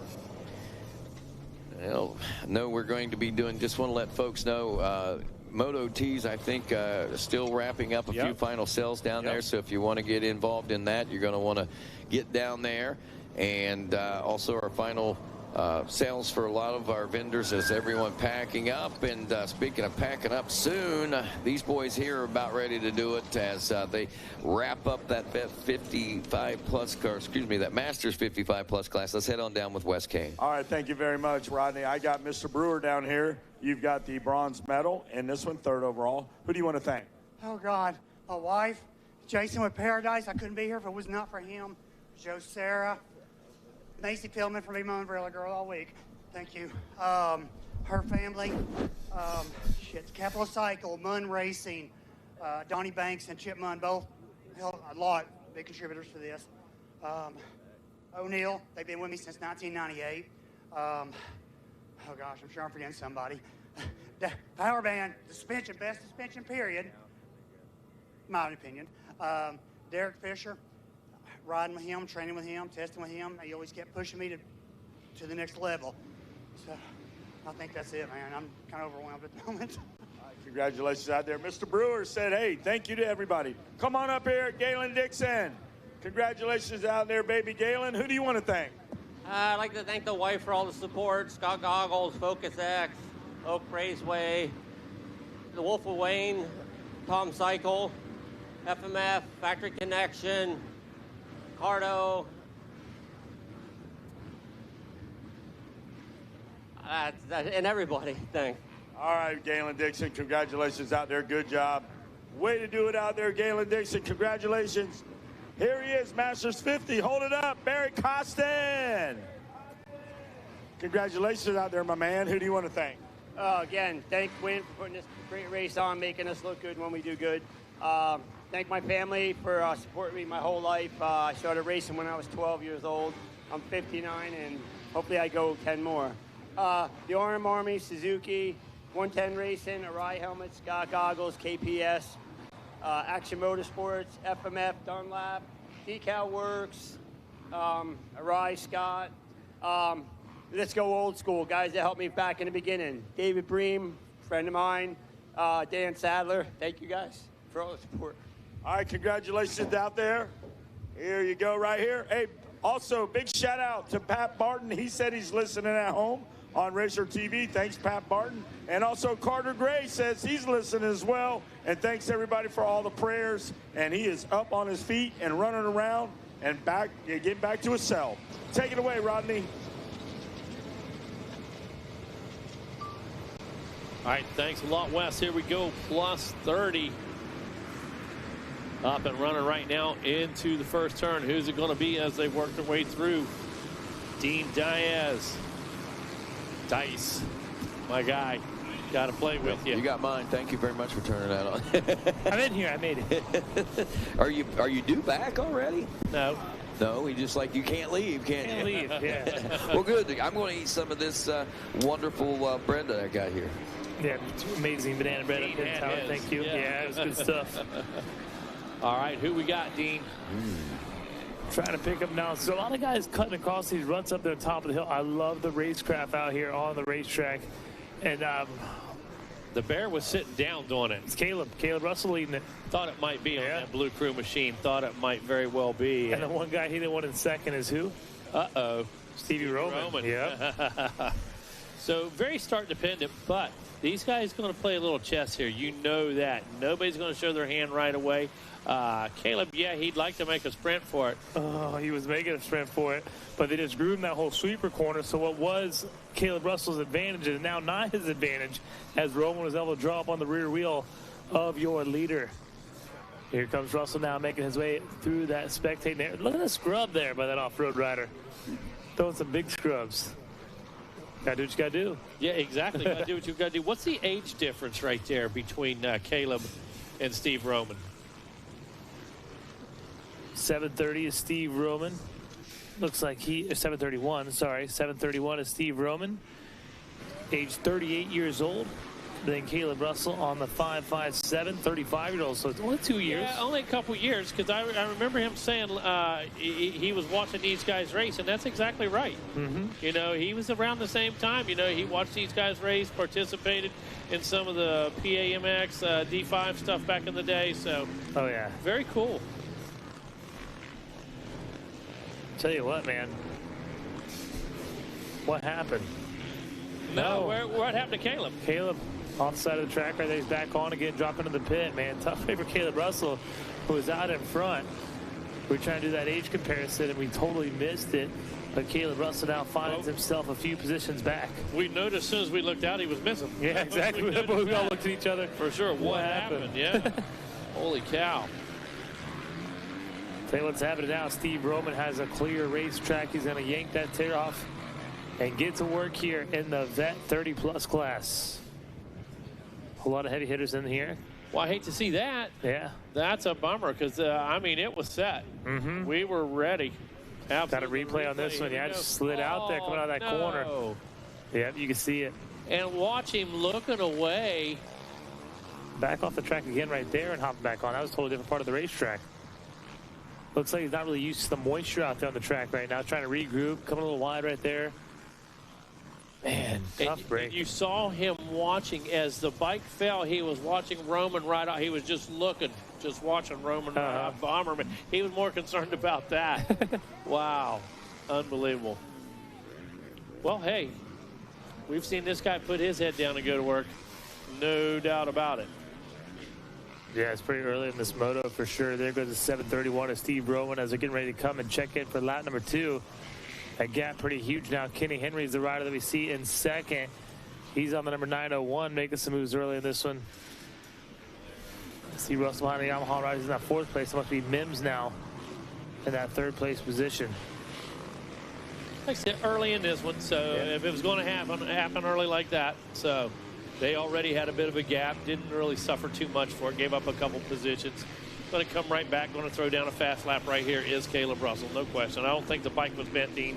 Yep. Kenny Henry. Soft place to land. Kenny Henry actually turned in that fastest lap last time through, and he was your 2nd place rider, and he's going to be 2 seconds faster than Steve Roman. So Kenny Henry could be right there, and he's a player in this one as well, coming with a 3rd in the first moto. One of the guys Rodney mentioned before this thing started was Kenny Henry, and we were talking about his style. He just kind of point and shoot. You know, he'll grab a handful, make a move, settle in. Grab a handful, make a move, settle in, and just kind of, you know, pick your spots. Yeah, you got to pick your spots out there on the racetrack. Because, like I said, some of the surface groomed, some of it not. I see right there some nice lines for the 557 machine of Caleb Russell. You see him just kind of set that bike in there, Dean. Just got up on the gas tank. Just kind of that soft rut gave under him. You know, he knew what was going to happen, dude. It was just nice. They predicted it for sure. Here's Kenny Henry hopping through the rollers, using those long legs to his advantage. He's able to hop that thing into the inside, too, the very deep inside. So impressive riding, not scared at all. And I think that might be what makes it so pronounced, too, is the leverage he has on the bike. As big as he is, Rodney. Yeah. And I was talking about the distinct style. That probably has a lot to do with it. Yeah, I'd say you're probably right. Just to give you an idea, I believe Russell has made the pass into the 3rd spot, obviously, getting around Hunter Mims. The gap between Russell and Henry would then be somewhere in the neighborhood of right at about 6 seconds if you look at the clock. So if Russell makes those gains over the next couple laps, next few laps, that'll be impressive in and of itself. But, you know, again, Kenny Henry, when you're looking at that rider, he's turning the fastest lap right now. He, like I said, this guy, he's really gotten stronger as the week's gone on. Oh, Caleb Russell just popped it off there. 151, 148 there. So, okay, but still 5.1 seconds, and he was only 0.6 of a second faster than Kenny Henry. Yeah. So he's a little bit faster, but Henry's matching that time too. Well, and Henry was also 2nd faster than Roman. So these two are kind of working together, kind of strategizing to start putting some pressure on Roman, but still at 4.8 seconds, you got to pick it up. Now, think about this. Think about Kenny Henry tracking down Roman. They get together. That gives Caleb Russell a chance to close up on that. Hey, theoretically, if you think about it, that we might see a 3-way shootout right at the finish line on this one. Well, I think about this. Every time I've ever seen Caleb Russell aggravated or agitated, aggressive is the next word you're going to use, and that's what he's doing right now, getting aggressive. The guy doesn't like to lose, Rodney. Period. You know that as well as anybody. Right. You watch his whole career, and he takes it personal, Dean. I'm here to tell you, bro. He takes it personal. We'll just add another 30 minutes this moto, then. Then he's got a shot. Yeah. Well, then Steve Roman and Kenny Henry would be at a major disadvantage. So I'll promise you, you throw in a couple tree roots, and everybody on this track's at a disadvantage. There goes Steve Roman by last time through a 152.624. Then look at this. Kenny Henry is right there in that 5-second window, and Caleb Russell's right there in that 5-second window still of Kenny Henry. So I don't know how much gains or how much losses we're looking at, but as we wrap up lap number 4, Roman a 152.282, Kenny Henry a 152.152, Caleb Russell a 154.82. 3.5 seconds. He made up quite a bit of time that time, 1.5 seconds. Here's the problem for Kenny Henry. Caleb can see him. Okay, they're in the basic same section there. Although it's the opposite end of the section, Caleb's got view on him. When he jumped out of the pit, he could see him over the tunnel. Now he's at the front of the gator back. He can see him at the top. And also, guys, I want to add in this top three that we're talking about: Steve Roman, Kenny Henry, Caleb Russell. This is a battle for the podium. These three are the three players here as far as the overall goes. Brad Smith looking at a 4-4 for fourth place out there, but he's got Shane Kelleher to learn about. Kelleher, no slouch, as we know. We've seen him in some of the older age groups, the Vet 40+, and he's out here charging with the young guns. What do you see, Mega? I see Kelleher. Watch him shove the bike back to the ground. Literally watch him. He uses his upper body, and he shoves the bike back down to get it hooking up and going again. Get that thing planted, absolutely. You know, a lot of guys, you know, you'll use their legs. They'll kind of, you know, spring, preload, this and this. Man, Shane, he just moves it. He's get back on the ground. Exactly. Hunter Mims, advanced tough break for him on the 728 Yamaha. He's going to fall back to 11th. But a couple of notables we see back there in the back is Jason Lawrence and Dustin Jensen. Not sure maybe they got together off the start or what happened, but, man, they're not used to being that far back in the roster. And look at this. Lap traffic for Kenny Henry. Yeah. Caleb Russell right there peeking, man. So what's that smell? Blood. I see Roman up there, too. Yo, just a couple corners away right now. But what we don't like to see is the white flag coming out. No Come on, give us a little more, man. Yeah, we can put a couple extra on this one. Yeah. Right but now. But all good things must come to an end, you know. How's it read, Rodney? What's our times looking like? What's our gaps? Well, right now, as we wrap up lap number 5, Steve Roman, a 153.5 with a 3-second lead now over Kenny Henry, who turned at 151.7. Caleb Russell now 2.1 seconds back with a 150.3. So he gains another near second and a half. Again, that kind of time's not going to give us what we need, but that time right there was the fastest lap of the moto. That guy just gets faster as it goes along. The Energizer Bunny again. It was close to 2 seconds. He might, you know what? Russell might be able to put himself in position to challenge Kenny Henry. He'll leave it on someone. He's definitely got to put some pressure on Kenny Henry right here as we're watching him on screen now. They're both in that same picture. Getting ready to go through that sweeper, which is where Russell coughed it up a little bit here and won. Other than the fall, he did make a little mistake on the opening lap there through the sweeper as well. Yeah. Not realizing how deep it was in the very middle inside of the track, I think is what it was. It just looked nice and smooth, so he thought he could go anywhere he wanted. Kenny like a crock pot right now. He's under pressure, bro. Oh, yeah. No doubt about it. Look at this. Caleb, tire, almost touching Nobby. Comes out of the rut, pops it out. There we go. Oh! Henry playing a little defense here, as he should. Cuts up under his Russell. Look at him. Russell looks like he has the move. He's got to take the opposite split lane, probably going to the left side here, or can he shut Henry down? They're charging for the same lane. Henry, Russell, wow! That's what I'm talking about. Time's running out, though. Can't we get another white flag? I mean, it's happened before. And that was done under power, Dean. Yes. That was wide open throttle. Use the berm to his full advantage, my friend. Amazing stuff out here. Now keep your eye open right here. Oh, Henry's going to bring it in. There goes Roman. There goes Henry. There goes Russell. There goes Henry. Oh, man, one more lap, that would have been on. But look at that. Steve Roman does everything he needs to do to take the win in the overall here and take the gold. But what a show put on once again by Caleb Russell. Could be a threat. You know, they just better be thankful that he's got a contract with Ampro. The funny part is he told you and I yesterday, he goes, man, I'd like to do more of these. Yes, he did. He said this was fun. Yeah.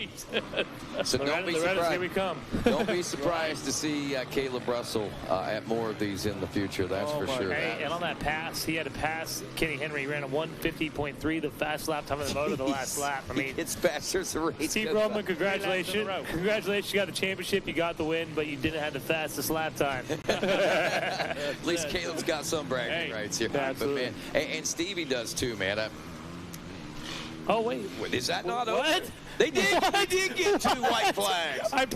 I promised I had nothing to do.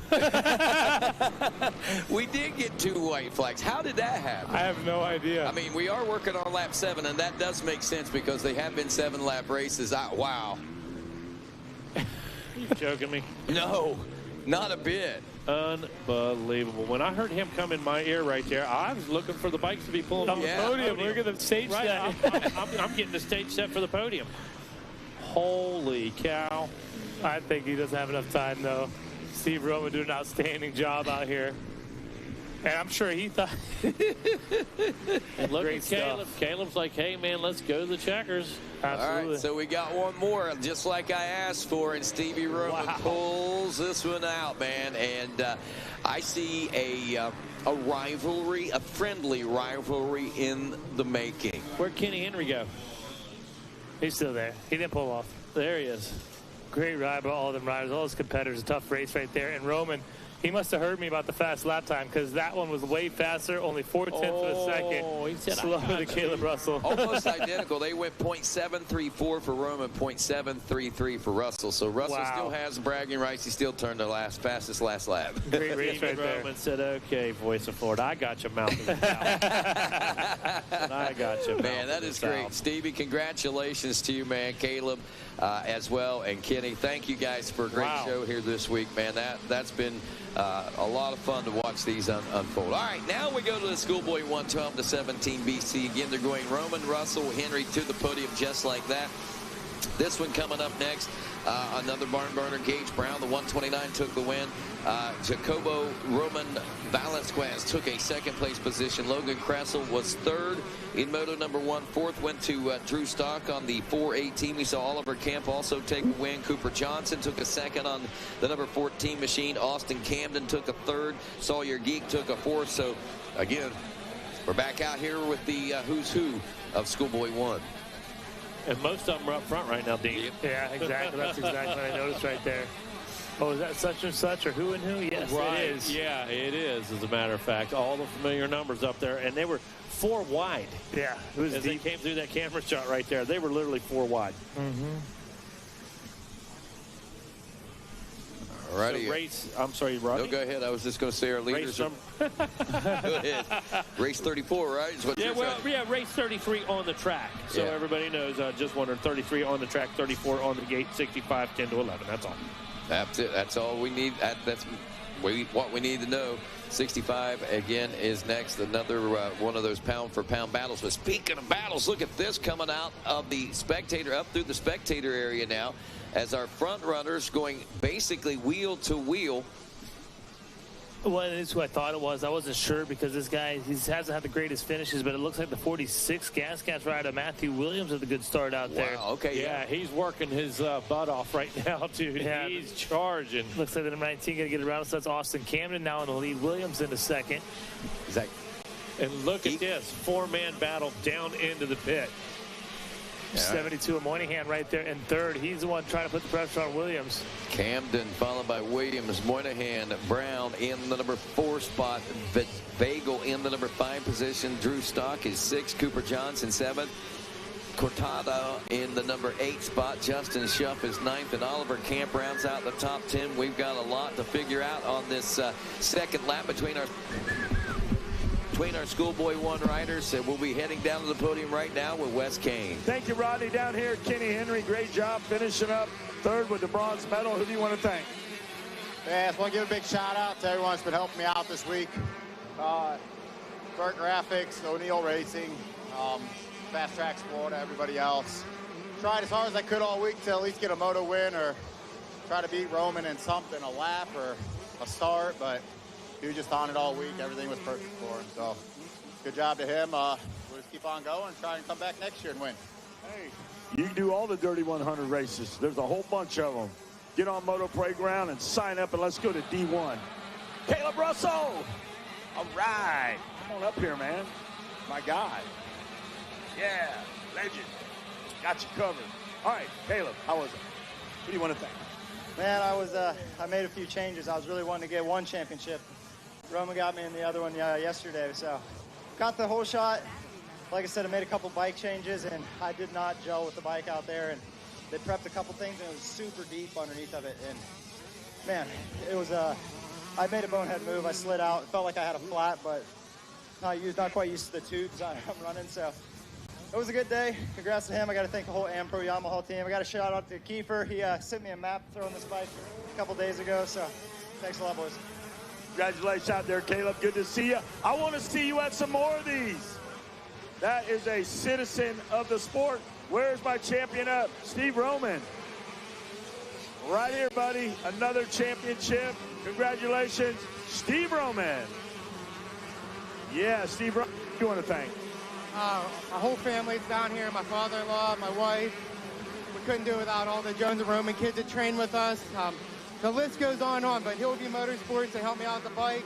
Kawasaki Team Green, Rob and Jeff at Dunlop Tires, Shane, PR2 Suspension, FMF, Scott, FXR, Brad, and Andy, those are the best guys in business. Cycra, Works Connection, Boysen, CNC Metals Pastors, Fast Track Graphics, Gutsy Covers, and Johnny Knowles and Scott. Thank you guys for everything. There he is, Steve Roman. Celebrate. Back to you, Rodney. Got a heater on the track. Oh, boy, do we ever, guys. We have watched a lot of position jockeying and several passes taking place as we've seen a little bit of a shakeup in that second through a little bit of shakeup, Rodney. A lot of a shakeup in that second through fifth, sixth place positions now. Yeah, absolutely. We've seen Moynihan actually go down through the rollers as they were panning out on the far side of the racetrack. So a big shuffle here. But what we're watching now is the lead. It's definitely a battle. I can tell you, Austin Camden being pressured by downtown Gage Brown. Brown on that number 129 Yamaha. And Mega actually pointed this out. Yamaha with a good showing here in the Schoolboy 1 Total 17 class. Yeah, the Blue Crew in full force. 4 bikes right now, was 5. Hudson Vagel giving one up right there. Oliver Camp breaks up the blue freight train right now on the number 910 as he brings himself into the possible 5th place overall. Out front on the track, though, 4 Blue Crew riders, Camden, Brown, Vagel, and Stock take control of the track. Well, overall, you look at it, they're 80% Yamahas in the top 10. And we saw this happen yesterday, or I believe it was yesterday or the day before. I pointed that out in one of the other classes. And we were just talking about, just how much of a change we've seen a few years ago. It was KTM. You've seen a lot of the 125 set. Dean, I was going to say that, Rodney. A couple years ago, you better be on that KTM. Yeah, you better be on it. Nothing else makes that kind of power. It's the only one of the. And I got to tell you, Yamaha and the Blue Crew, they went back to work. They brought out a few differences in the cylinders, the bottom end, that type of thing. And this bike is more than competitive. Well, what makes it super competitive is the support from the Blue Crew. Oh, man, the support is top-notch. From dealer level on. Yeah, even MXON, they had that Blue Crew invitational thing going on. Yes, Impressive absolutely. And if you're a Yamaha dealer, which my guys at RGs are, it's impressive to watch everything they offer to their customer who becomes a team member, who becomes part of the Blue Crew. And, hey, there's a reason we call it the Yamaha podium and the Yamaha Tower. Yamaha just got it going on. You better believe it, And my guys in Athens Sports Cycles in Ohio are the same way. And Lancaster Sports, absolutely. Yeah, I was just throwing that out. I got you. Trying to throw some love out there. I do. I love it that you did that because you know what? Those guys work hard. Yeah. They do. They put in the hours. They put in the time. And while everybody else is out riding, guess what we're doing? We're doing the paperwork. For sure. So appreciate all those guys, man. Definitely. I want to tell you what I'm watching the racetrack right now, guys. Oh, no, as soon as I was about to say it, Camden's in the lead, but there goes Gage Brown. He pulls the trigger, and he has to because here comes Vagel. Vagel is catching this pack and joining the party out in front. Behind them in fourth now is Cooper Johnson. Johnson able to get around Stock. And then we see Camp charging hard, rounding your top 5, and a couple other heavy hitters out there just behind them. You look at the screen, Mega, what do you think? Did you see Gage Brown just unload on that corner down at the bottom? 12 Gage Brown. Yeah, never lifted. I mean, just put a little clutch to it, never lifted. Holy cow. That's awesome. I see Vagel, a little hop skip to jump there. You that New York skills. Love it. Out here in that Florida. Love it. Gatorback Cycle Park track. Again, those guys, they're tough guys up there. You know that. Oh, yeah. Tough conditions down here. Everybody out there charging right now. Gotta be tough. There's Vagel. Vagel now putting the pressure on Camden. He knows he has to get it around Camden as soon as possible because Gage Brown is making a run at it and starting to stretch it on the rest of the pack. And Rodney, a very advanced technique there. I know Dean caught it. Vagel strung 2 different ruts together in that corner. He used 2 ruts to make that corner, and that was really impressive. Hey, I just want to point out, well, no, wait a minute, never mind. I was going to say 135. That's a little bit extreme there. But something happened to Quade Edwards, I think, out on the track. So he's out of this one, unfortunately, after 2. He had to cut off the track, I think, someplace. Yeah, bummer. Yeah. I was going to say, man, look at that. And then it dawned on me, wait a minute, nobody's turning a 135 right There we go. Definitely a quick ride of those, Quade Edwards. Yeah. Unfortunate for him not to be up in this battle in the front of the pack right now. Man, it's crazy. Give you a rundown. It's Brown, Camden, Bagel, Johnson, Stock, Camp, Cortada, Schuff, Roman, and Williams on your top 10. So Williams, who had the whole shot in this one, things not going his way, getting shuffled back a little bit, finds himself in 10th right now. Dean Bagel giving up a lot. Oh, no! We've seen it happen there a few times. Yeah. Oh, no. Is that Stock? Yeah, that's them. Or no, that is Johnson. Oh, that's Johnson. Yeah, Cooper Johnson. Tough bummer. Johnson. Well, tip of the hat to the Flags. They got up there and got on them pretty quick, but those guys are coming through with a head full of steam, and everyone A-OK and up and rolling now. So good job, Flaggers. And back to the action. Brown still out front with 2.1 second lead, but here comes Camden still with a head down and charging. Brown turning a 152.2 that last time around. Drew Stock now up to third aboard the number 418 Camp in fourth. Cooper Johnson rounds out your top 5. If we look at the overall right now, how are things starting to shape up? I can tell you Gage Brown obviously going to take a championship here with a 1-1-3-2 for Austin Camden. We'll put him in second. But that's what we've seen. It was Cooper Johnson that was there in that third overall. But that little tuck right there, Oliver Camp is now in your third overall position right now. And we are on the white flag. So this is it as far as positions go. Yeah, if there's a tie right here between these guys, the win goes to Camp because of the moto win. No, second moto. Oh, I'm sorry. Yep, gotcha. Second moto breaks the tie. My bad. But if it was I think for the Olympiad scoring, it would go back to that. It would go to that. Yes, sir, Olympiad. My bad. It's okay. But you see there, it's got tiebreaker right there, second, third, tiebreaker right there for fourth and fifth.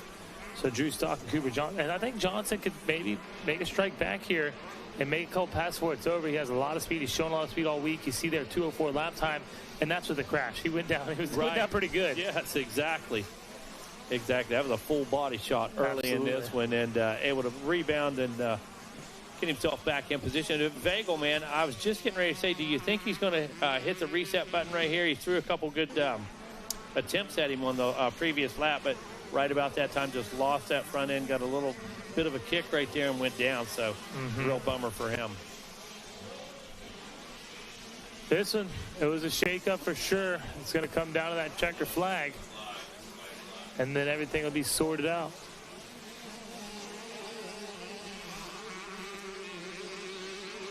So less than a lap to go now, Dean.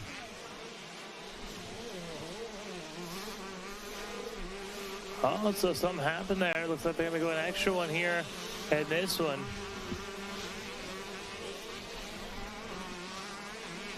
Look at this battle. We got to look at it side by side up the ski hill. That's the number 19 and the 129. So something happened to Gage Brown. So Brown had a decent gap in this one. Now having a little battle out here. Yeah, Brown right now having some issues. Oh, what was that? I'm not sure what's going on there. Pulling its hair off. It almost looked like the bike slowed up. Yeah. Doesn't have a flat tire. Now he's standing up really relaxed. He's throttled back. I'm not sure mechanically what's going on out there for no Brown. question. Yeah, no question about that. Like you said, pulled a tear off. Now look how relaxed. Just kind of letting the bike do what it wants to do. Not really charging right now. That's going to allow Camden to get out there in the lead. And Camden still won't get the overall right here, but he will get credited for the moto win. And maybe just going to nurse this one in. Yeah, that's what I think. But interesting, yeah, just made that decision pretty much at one time, didn't he? Pulled that tear off and kind of throttled back and said, hey, I've got the win. Let's just take care of business. Let's keep it covered. Wow. And so Austin Camden looking to go 3-1. They'll put Gage Brown at a 1-2. Has a checker flag about to fly here in the Schoolboy 1 12-17 BC class.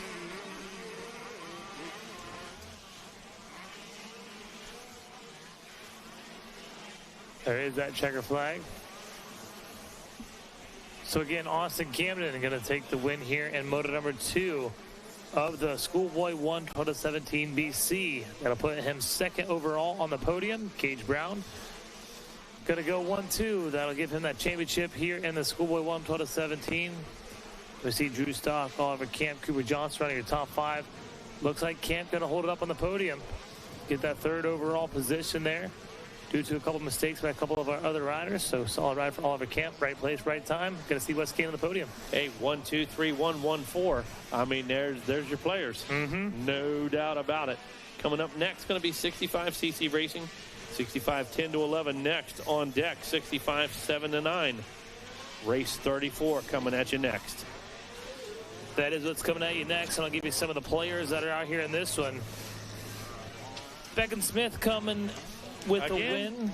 Again? Yeah, he's coming in with the win this one, 6-5 to 11. Yeah, Beckham Smith, racing college. She had a win in her class. Absher Hall coming in with the second.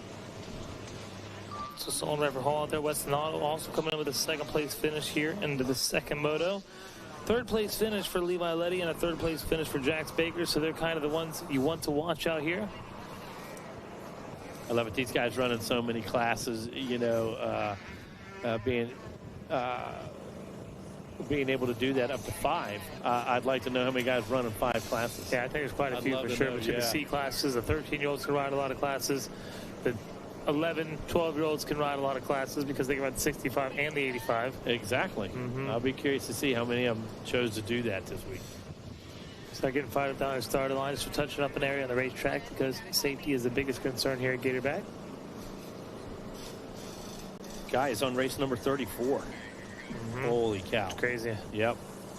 Just about high noon here. 11:47.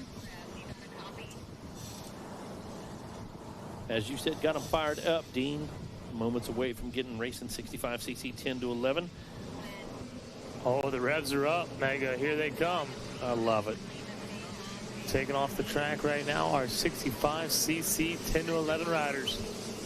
Beckham Smith got the inside. Looks like Carter Holmes in there with him as well. Look like Beckham and Holmes. Yep, absolutely. Gonna make their way through this to the racetrack. Beckham Smith pulling that whole shot, get away from it right now. Second is Carter Holmes. Carter Holmes, number 77. Looks like Weston Auto in the 72, possibly there in the third place position, rounding your top 3.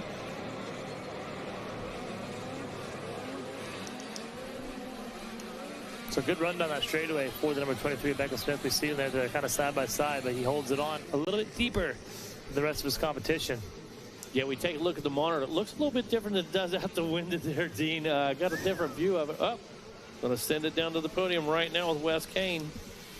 All right, thank you, Meg. I got Oliver Camp up here. He's got that bronze medal. Third overall, who do you want to thank? My mom, my dad, my friends all back home. Jonah, my buddy. Everybody over at MTF, Colin, Brian, Luca, Jacob, Tony. Not the position I wanted, but I'll take it.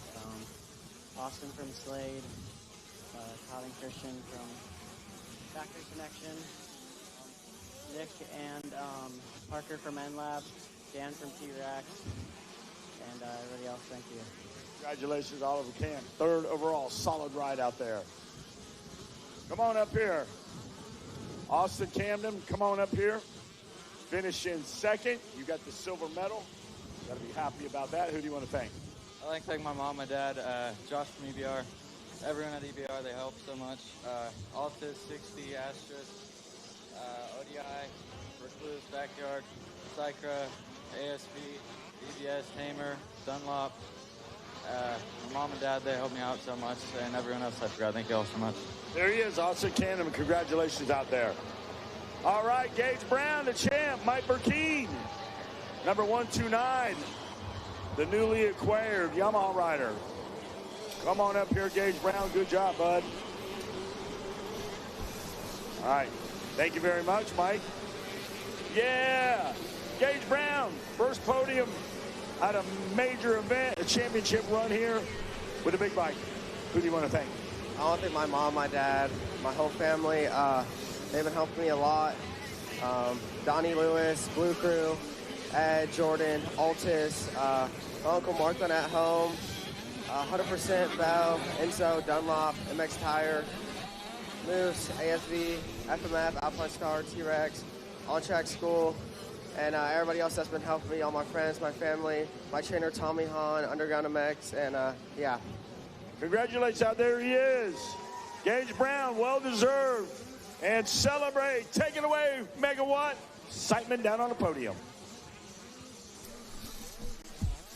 All right, we're watching up here right now. We've seen Beckham Smith get out front quick and early and start to run away with it. But Carter Holmes has something to say about it. He's your second place rider on the racetrack right now. When they checked in for lap number 1, he was about 3 seconds back, so got a lot of work to do here in this one. And he's got riders like Weston Otto, Caden Sedgwick, Talon Henson. The talent pool goes on and on behind him. Yeah, when you look at it, got Henson, Ospina, McPherson, Paxton, but on the track right now trying to make some moves. That's Holmes back there on the 72. Carter trying to get some momentum going, trying to get back up there. Put his self in contention once he get up onto the rear fender right now. Yeah, absolutely. We see him right now as they hit the Gizmo jump. Boom, 77, 72. They're battling it out, jockeying for positions. Carter Holmes and Weston Otto. And Otto, man, that guy's been a gamer all week long. Yeah. Every moto, we're battling with Weston Otto. Otto trying to make a move. So that guy all week long has had that number 72 pin. You see Holmes look down there for a second, like almost at his foot peg or something. Interesting. Yeah, you're right about Otto, though. There's reason that boy's last name is Otto. He's on autopilot out here right now, trying to chase down number 77, Carter Holmes. So we know Holmes has a lot of heart and a lot of race left. Man, I got to tell you, Otto dug that thing down into that berm. Thought he was going to be hung up, get a little bit of a stall there for a second. Man, he just moved that thing out, wicked it up. Looks like Henson going to make some moves as well behind these guys. So Henson in 4th, McPherson in 5th, Sedgwick, Letty, Baker, Ferreira, and Burke. Beck and Burke round here top 10. Look at those ruts. Those are perfect 65 ruts right now. They are. Not getting the forks hung up, just able to work right through it. Foot peg still clear, and just taking the bike right through it. Yellow flag flying up ahead. You got to really pay attention. Nope, the yellow flag gets pulled away. So that rider gets back going again. And that's what we talk about. Like, the ruts here aren't super deep, but they're super long. So if you're not paying attention, it could be a rider down two corners ahead of you. But if they're in your line, well, guess what? You get a little caught up, lose a little bit of time. Yeah, that's where you have to look way forward. That's where you got to look ahead. You get sucked into that rope. Whoa, small mistake there. Holmes gets a little bit of a bobble, but gathers it up instantly. Look at Otto. Otto trying to go outside. Oh, gets caught up just a bit right there. Does the 72. Slides it out, Dean. Slides it out just a bit. Able to gather it back up. That gives Holmes a bit of a break, though. Gives him a little bit of breathing room. Both riders go to the outside. Again, Holmes just a little bit of breathing room. Otto spun that thing out, was able to gather it up, did not hit the ground. But yeah, does give up just a little bit of a... Do you mean he spun it out and he's still that close to Holmes right now? Yeah, he did. That's impressive stuff there by these little guys. There we see Talon Henson on his Yamaha Blue Crew machine. Doing a great job out there on that 149. Yeah, keeping it real out there for sure. A little battle going on behind these guys as well. Smith, Holmes, and Otto said, we heard you talking about that Blue Crew. Yeah. The brigade's coming right now, my friend. Definitely. KTM's running 1, 2, and 3 on the track, 1, 2, and 3 in the overall. I do want to give a big shout out at the moment. Racing Kyler, she had a hard hit yesterday. Decided to take the rest of the week off, but obviously major talent there on the 254 machine. We've seen her. She won Moto 1. Not here with the Moto 2. It's a tough break for her, but her future's very bright. Yeah, no question about that, man. Looking for big things out of Racing Kyler and looking for more firsts in her career, no question about it. Absolutely. All right, now we're watching Carter Holmes. I don't even see Beckham Smith up there. Maybe there he's up in the 20 miles of bad road. So he's got a pretty good lead now over your second place rider, the number 77 of Carter Holmes. Last time through actually is 11 seconds. Yeah, that's what I had to turn around and check, because was he back there? Yeah, it looks like a little bit here. That was crazy. Carter Holmes, unfortunately, going in with a 10 in this one. So right now he's sitting 5th overall. We're going to have some bragging rights. Yeah, absolutely.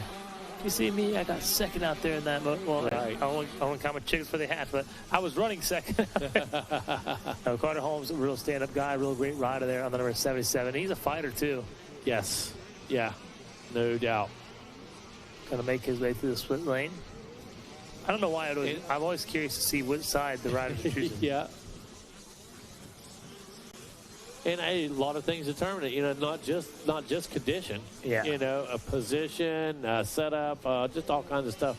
Will really determine what you're going to use. What I've noticed most of the little bikes, they choose that right side because they get to come from the outside of the track going up into that tabletop. Just gives a little better drive, a little better run. A little more distance to let that thing loose. You're exactly right. Yep, for sure.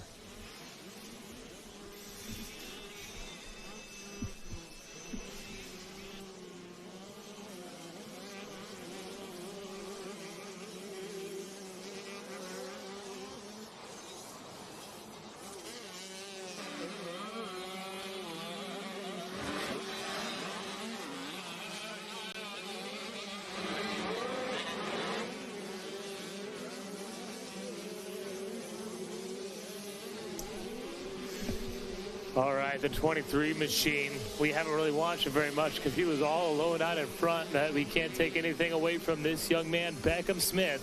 13-second lead now over the rest of the competition, running a 2:04 lap time. But his best time, Mega, was a 2:02.147, and no one else has been anywhere near it. No, that's absolutely insane. And relentless right now, still up over that barn charge. And look at this, Dean. Just about to displace this lap rider. Looks over right now to make sure he's clear. And the 23 is still working it like a rowboat through those rollers. See that? Uh-huh. See the arms and right legs, there? arms and legs. You better believe it, man. Just like a rowing machine. Awesome. Great form. 23 pushing her back down on the ground. I don't know what he's looking at. He's looking over like, it looked like he was looking back, but he was actually looking ahead. But that time, I think he just looked to the fans of the fence line. He gave that one to the crowd. Yeah, he gave it to the crowd. He gave that one to the crowd. He broke them off a little piece right there. Mm-hmm. For sure. He said, this is for you. Yeah. I love Absolutely. it, man. Having fun. That's what it's all about. Well, it's normally fun when you're out front. Exactly. Normally a good time. It's always fun winning races. All right, should be seeing a checkered flag anytime. Looks like white flag coming out, so one more to go in this one.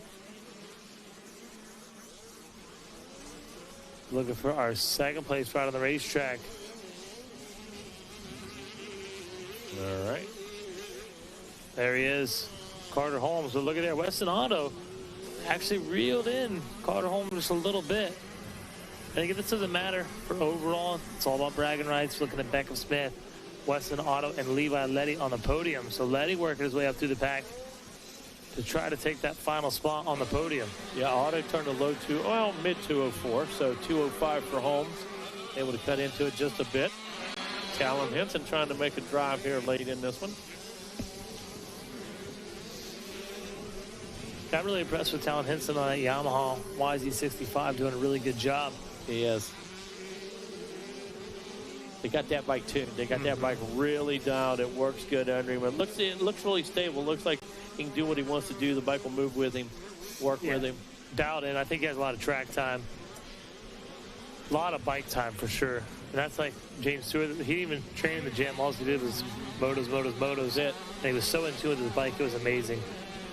But I do want to give you a little update. There's a podium update. Right now, Levi Letty with a 3.7 would be third overall. But Jax Baker on the track right now, he's in 8th behind Levi Letty, who's in 7th, 1.7 seconds behind, and a little less than a second faster than Jax Baker. So Jax Baker could play a factor into this. Yeah, believe it. Let's pick up our leader. Wow, back here already. Well, that's that old school cross up. I think it was. What? I really do think it was. He threw his best Roger DeCoster. That's crazy. Oh, a fist pump. That's a little premature fist pump. Oh, my gosh. This guy's been celebrating for a couple laps. Yeah, he has. Revving the bike up. He's stoked right now. I love it. Sure he's eligible for one of those special awards. He's going to give us a little something here. Oh, yeah. Another big fist pump. He didn't care which way the bike went. It was all sideways and crisscross. Threw the head back. Man, give us a big pump. I like it. Outstanding run, outstanding ride for Beckham Smith. Smith gets it done on number 23 KTM. Carter Holmes going to hold on to second. Weston Auto going to hold on to third. But we got to be patient as these riders still checking in to see who is going to land that final step on the podium. I believe Letty will hold on to it. Beckham Smith, Weston Auto first and second overall. And coming across the line right now, we should see Levi Letty checking in just a second. Yes, Letty does come in 7th. So he does take that. Oh, yeah, he gets it. Yep, gets it done. Nice. Awesome job there again for Smith, Otto, and Letty, who will see West Kane on the podium soon. Up next, we have race number 36. Race number 36. Race number 35. 35, sorry, you already changed sheets on me. Quick like that.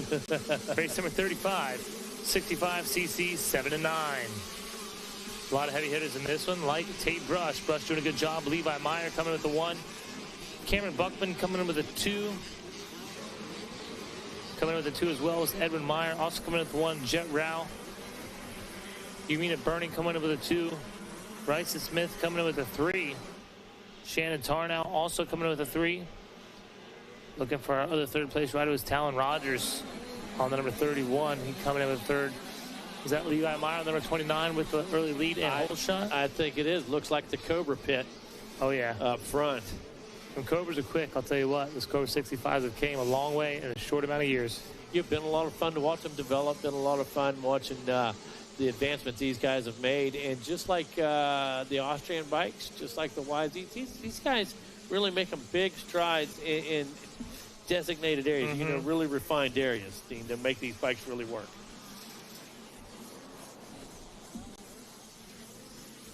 There was big talk one time about Cobra, you know, are they going to build a 125? Is it going to happen? Are they going to do it? You know, just a lot of history with Cobra, a lot of big stories there. Each and every year at Loretta's, can't wait to see them unveil the new one, you know, that type of stuff. A lot of history, dude, a lot of stories there with Bud Ramon. Definitely, tons of stories with them. And here it comes right down to us. You're going to wonder which way they're going to go, Dean. You always ask yourself. Like you said, going to get a little better drive. Top 5 riders working that outside. Want that extra run, bro. You see it's coming around the fence line here. Jumping in front of us much more quickly than our plus 50 riders. I can't believe how quick they got here. Yeah, they're hop, skipping, and jumping for sure. But the 29, Levi Meyer, man, he's leading this thing out as we send it down to West Kane on the podium. Come over here, Levi Letty. Congratulations out there, able to finish up on the podium. Who do you want to thank?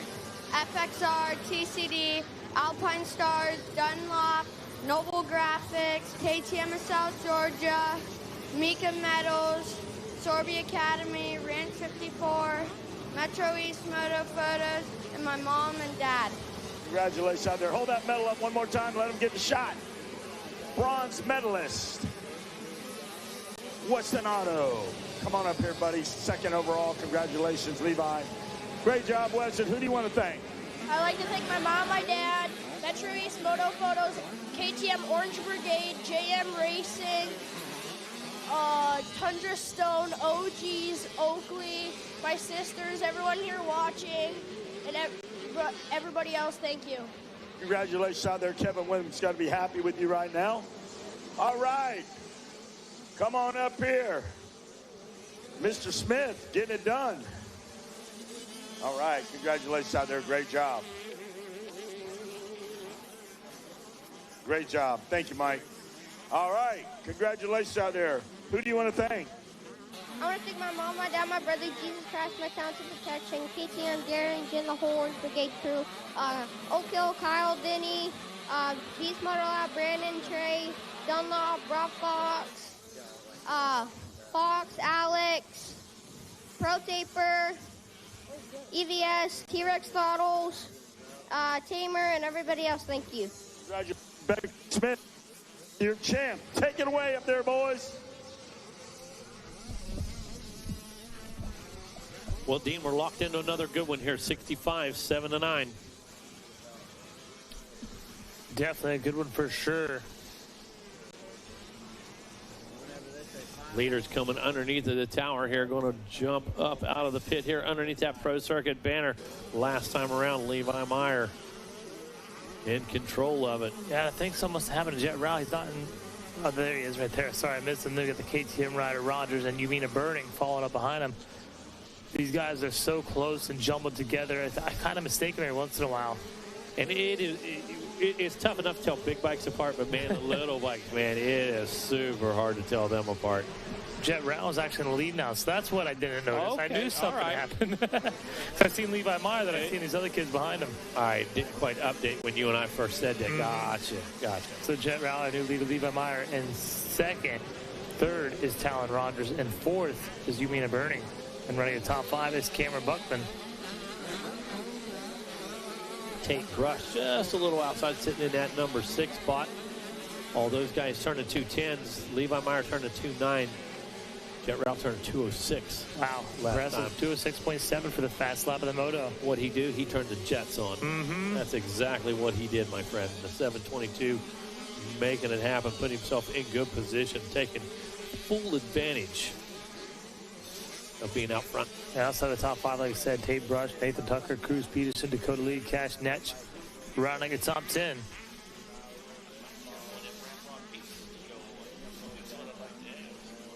Watch it right now on screen. Levi Meyer, your leader. Sorry, no, Jet Rao was your leader. This is the battle for second and third. Jet Rao really starting to squeak away with this one, the fast lap time of this moto so far. But this moto far from over. As we're watching Levi Meyer trying to navigate in front of the number 31 of Talon Henson. Henson's really turning up right here on his Orange Brigade machine. Trying to reel in the Cobra Elite Rider of Levi Meyer.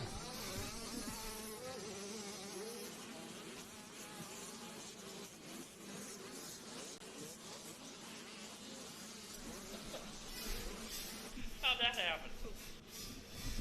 Just doing our thing up here in the announcer's tower as we watch Jet Rao lead out Levi Meyer. I thought. Did you see that launch? Yeah. That was ridiculous. Absolutely. A little bit of a look down, you know. Showboat. Very stylish. Very stylish. As soon as I thought Levi Meyer was kind of getting caught up with the number 31 of Talon Henson, Meyer turns on the afterburners to try to catch the jet. Yeah, he's picking it up a bit right now. Look at the gap he's opening. They worked their way down the falls, and all of a sudden it's Burning back in the picture. Yeah, Burning is right there on Rogers, and behind Burning we see Buckman, and Buckman feeling pressure by Tate Brush. And Brush, one of the heavy hitters, coming in with a 1, does not want to be back there in the 6th place position. I'll tell you that, Megawatt. Remember Buckman a little earlier today, though, really poured it on late in the race, was able to find some speed, pick up a couple positions. So and he's coming in with a 2, so he's obviously a player. Yeah, no doubt about it. And to get that 2, if I remember correctly, he came from behind to do that as well. Coming up next, going to be 450C, followed by 450B. You know how we feel about 450B. Our favorite. One of them, I can tell you. You know that, man. Still got a Pro Sport moto coming up, too. Pro Sport going to be number 40 race today. We're going to have 41 will be our 65s, and of course 42 will be our Super Mini final race of the day. But yeah, Pro Sport coming up, race number 40, so not far away from that. Race 35 is on the track. 36 on the gate right now. 450C, and then staging going to be 450B. Thank you for that update. Watch now on the SLR live drone coverage as they pan back into the regular cameras. It is Levi Meyer, and he is under attack. Here comes number 31 of Talon Rogers. He's felt the burn from Yumina Burning behind him, and he is charging up on Levi Meyer. I like what you did there, Dean. I'm feeling it, no question, and so is the number 41. Yumina Burning picked up the pace right now. Rogers starting to feel the heat, no question. Take a look at Levi Meyer as he dashes down to the bottom of the pit, going to defend, going to go inside, drift that thing wide, bounce off that berm and get a big Oh, dive. Burning slides out. Just like that. Burning maybe pushed a little too hard, lost it there in the pit.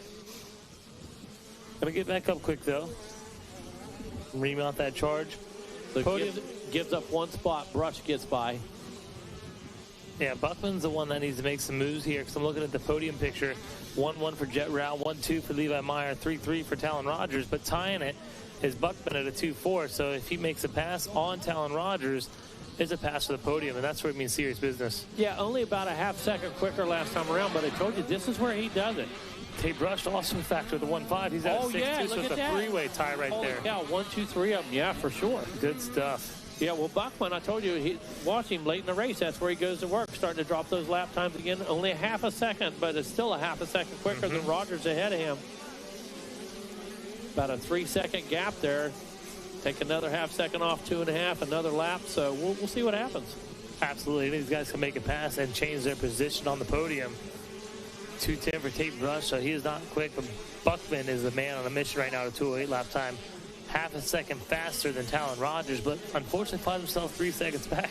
And that's insane. We've got a 3-way tie for 3rd place. Yeah. For the box. That's no joke. No.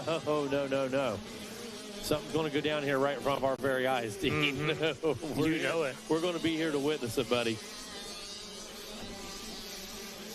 Right now we're watching Levi Meyer feeling the pressure by Talon Rogers. And Rogers knows you can't do anything and risk it because you would potentially throw yourself off of that podium.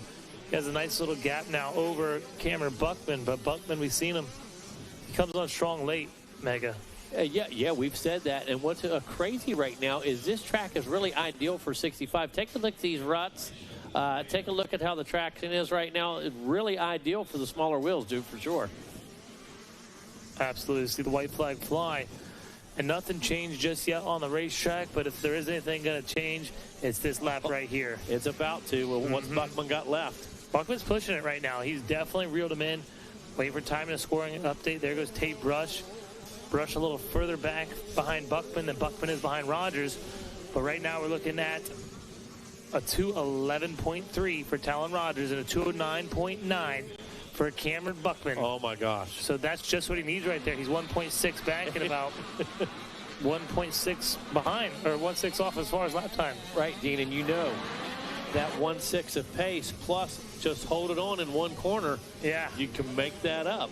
Absolutely. We're looking for the battle now behind Jet Rao. There's your leader, Jet Rao. He's been running an outstanding race. Okay, and second's going to be Levi Meyer, but we really need to keep our eye on the battle between Talon Rogers and Cameron Buckman. Look how good Rao's bike's working. Yeah, working that Cobra. They got it dialed. No quit. Look at that thing, man. That is rough through there. Tracking straight as an arrow. Just able to put the bike where he wants it. Really nice. And you don't see his helmet really moving much. No. All right, where are we at? There it is right there. That's what we want. We want that battle right there. Buckman going to try that from the inside. Oh, almost making it happen there. This one is far from over, about half the racetrack left. Dean, there's about 3 good opportunities left. And just in front of them is the number 29 of Levi Meyer. So these guys pushing it hard. As you see Buckman lose a little bit of time there, but gains it right back as he goes to this little off-camber. Going to hit this little jump section and go into the split lane. There's the 29 of Levi Meyer. Again, Meyer is in your second place position right now on the racetrack. Here's the battle coming at you. Buckman tries to go to the inside, Dean. Launch the tabletop, going to buzz the tower right now. Buckman has about 100 yards left. There goes Meyer, your second place rider, second on the podium. But here's the battle. Buckman knows what's on the line right here. Oh, going to try to dive to the inside. What's going to happen at the bottom of the pit? Anybody's game right now. Buckman tries to check up. Can't make it happen. Tries to square it up. Great defense by Rogers. Got a great drive out of the bottom. The number 31 brings it home in that number 3 What position. a great ending to that race right there. And Buckman did not disappoint, man. Brought that thing like we knew he would. Absolutely incredible. Amazing ride. Awesome. Yeah, for Again, sure. podium, we're going to see Rao, Meyer, and Rogers. Top 10 rundown of the moto, though. It looks like Jet Rao, Levi Meyer, Talon Rogers, Cameron Buckman, Tate Brush. Cruz Peterson comes through the pack. Nathan Tucker, Dakota Lee, Luke Witt running the top 10. GNF. Guess what we got next? 450C. Yeah, you're right. 450C. You know who we got in it? A lot of riders. I was going to say, I'm trying to think right offhand. But do you want to know the ones to watch? Let's hear it. It's Preston Miranda. It's Blake Mara. They're both coming in. That's who came to mind was Blake Mara. Yeah. Been a heavy hitter out here for sure all week. Looking for our second place riders. Had Austin Gore and Dirks Foster. Third place riders in Moto 1, Keon Majors. Going to be out there doing work with us. And our other third place rider, trying to get eyes on him on our pages up here in the booth. It's Jao Bekelar, who is off to a good finish in Moto number 1. Going to make it happen here in Moto number 2. Who's going to get the whole shot? Ooh. I see Mara up there. He's chasing the Yamaha rider. I believe that's Jao Bekelar. He's been great at the starts because I think he's one of the riders that does truly run a 450. And it definitely helps as far as start goes. He was leading this first moto out, I believe, and slipped up somewhere on the racetrack and coughed it up. Gotcha. As they go up over the ski hill, Becklar, Mara in the number 2 position. A couple riders having some issues, but everybody up and running right now. That's good news. On the track, this is race number 36, 450C. 450B is race number 37. It's loading into the gate right now. Behind that's going to be our girls 11 to 16, race number 38. Closing time. Almost, man. Almost, you know. Working our way down, starting to see the campground thin out just a bit. Starting to see some of the vending tents and trailers close up, and bittersweet. Yeah, definitely bittersweet, no doubt. Been a lot of work, been a lot of fun, and hate to see it end, but ready to go home. Here they come now, making their way through to the opening lap again. Becklar coming in with a 3rd, so keep going 3-1. The possible 1-2 for Blake Marr would give him the overall. Beck, he's putting the pressure on Marr right now, but Beck is coming in with a 4th place finish, so he's not really a factor. But he's riding right now. Oh yeah, no question about that. He's bringing it. Yeah, ooh, for sure. Little slip up there from Mara. What was that? Yeah. Just caught that inside rut right there. Here come our boys up the finish line for the green flag. João Becklar, Blake Mara, Jackson Beck, 1, 2, and 3. And who's the KTM rider in 4th? Almost saw contact there. Austin Gore in that number 4 position. Him and Vandervaag almost got together at the bottom of the pit. Right now we're going to throw it down to our buddy Wes Kane at the podium. All right, I got him down here. Thanks, guys. I hope you threw it down to me. I'm sorry if I stepped on you. Talon Rogers with the bronze medal, finishing up 3rd in this championship. Who do you want to thank? My mom, my dad, KTM, brother, sister, Orange Brigade, my mechanic, Steve from Shoals, Joel from FMF, Alpine Star, 7, Alpine Star, and everybody else, thank you. Congratulations out there, Talon Rogers. Good job. Levi Meyer, come on over here, buddy. Yeah, good job, man. Made it happen. You got the silver. Congratulations. Who do you want to thank? My mom, my dad, my brother, my sister, Cobra, 110, Moto, Oakley, Alpine Star, AVS Speed, Unlock, MX Tire, HES, 2 Live Paint, T-Rex, Swanee, T3 Motorsports, 113 Aegis, Tamer, VP. Follow me on Instagram at the Levi Meyer. All right, congratulations out there. Good job. Jet Wah, where you at, Jet? Come on up. Congratulations out there, Jet Wah. And we are going to give you this 65-79 championship. Number 1 plate. Hold it up. There's your champ. Congratulations. Who do you like to thank? My mom, my dad, Cobra, Money Inc., Dunlop, Beast Moto Lab, Game Moto, Dunlop, and I want to thank Money Inc. for the fastest Cobras, and Cobra for all they do for me, and Christian and Cy for my sick gear. Congratulations out there, Jet. And here's your celebration bottle, championship bottle. Congratulations out there. Take it away, boys, up in the booth. Yeah. Thank you for that, Wes Kane. We're watching the battle on screen right now, and it is our leaders. It is João Becklar and Blake Mara. Mara really fighting hard to try to win this thing, but he doesn't have to win it to get the overall, but he does have to keep the Kawasaki rider behind him. That's the idea. So if you got to make that pass, if you got to get out front, you got to push. That's exactly what you have to do. Making the move right now. Goes around the outside, takes the long way. And Mara able to put the number 117 machine into the lead. Does exactly what he needs to do.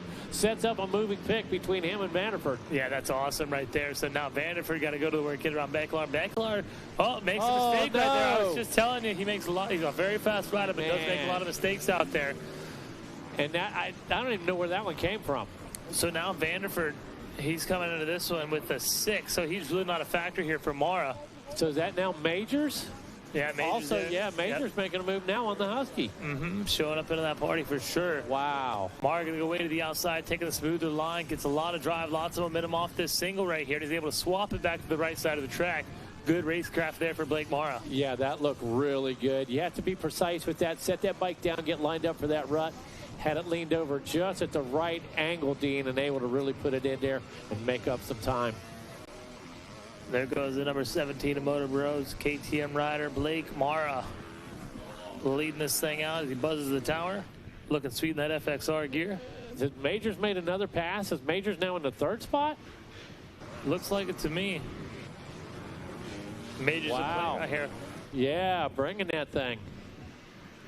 So Mara Vanderford Majors.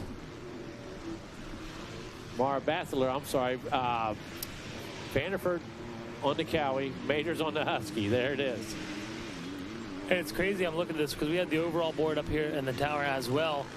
The riders that are a factor aren't really up toward the front because a third for Majors, a third for Becklar, a second for Gore. Gore can play a factor for Mara, but he's only back in that fourth place position.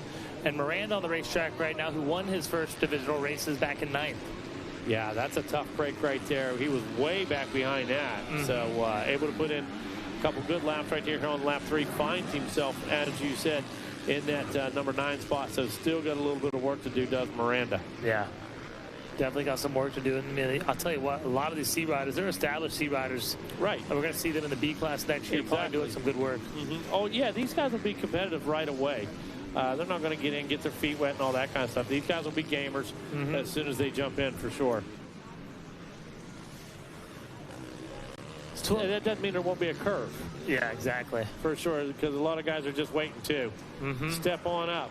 Welcome to the B class. Exactly. Making a big move for sure. Right. As you watch Gore now working on Zhao. Looks like he's made the move. Yes, Austin Gore has made the move around Becklar, so that'll put him in the fourth place position behind Keon Majors. And Majors actually on the gas right now. He's starting to reel in our leaders, Mara and Vanderford. Yeah, I love this class, dude. I do. I love this class. This is why 115% every time. Nowhere to go but up, right? Exactly. I dig it. Striving for success here in the 450C class. Gore trying to keep it real right now. Got Conklin behind him. On that 177, Gore put in, what did he do last time around? About a 2-minute flat. So he got to be consistent. Conklin a little bit quicker. Not a lot, but a little bit quicker. Blake Mara crosses the line there for the completion of lap number 4. Crosses the line. Again, it's Mara leading this thing out. Vanderford in second. Keon Majors rounds out your top 3.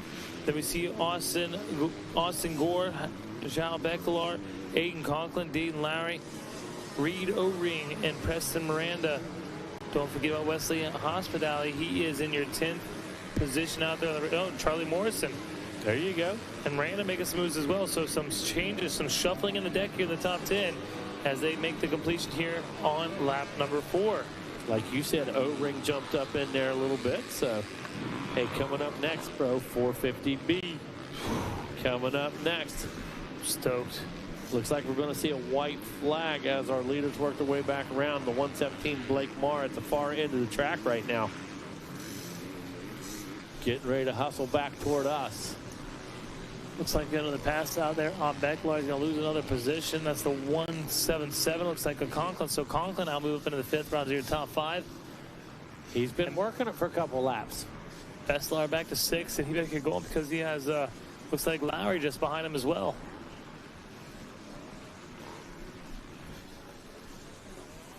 It's just been different battles here and there. Might be 4th place, might be 5th place, might be for the lead, but all the way back through about this top 6, if one lap or another, there's been a battle for that position.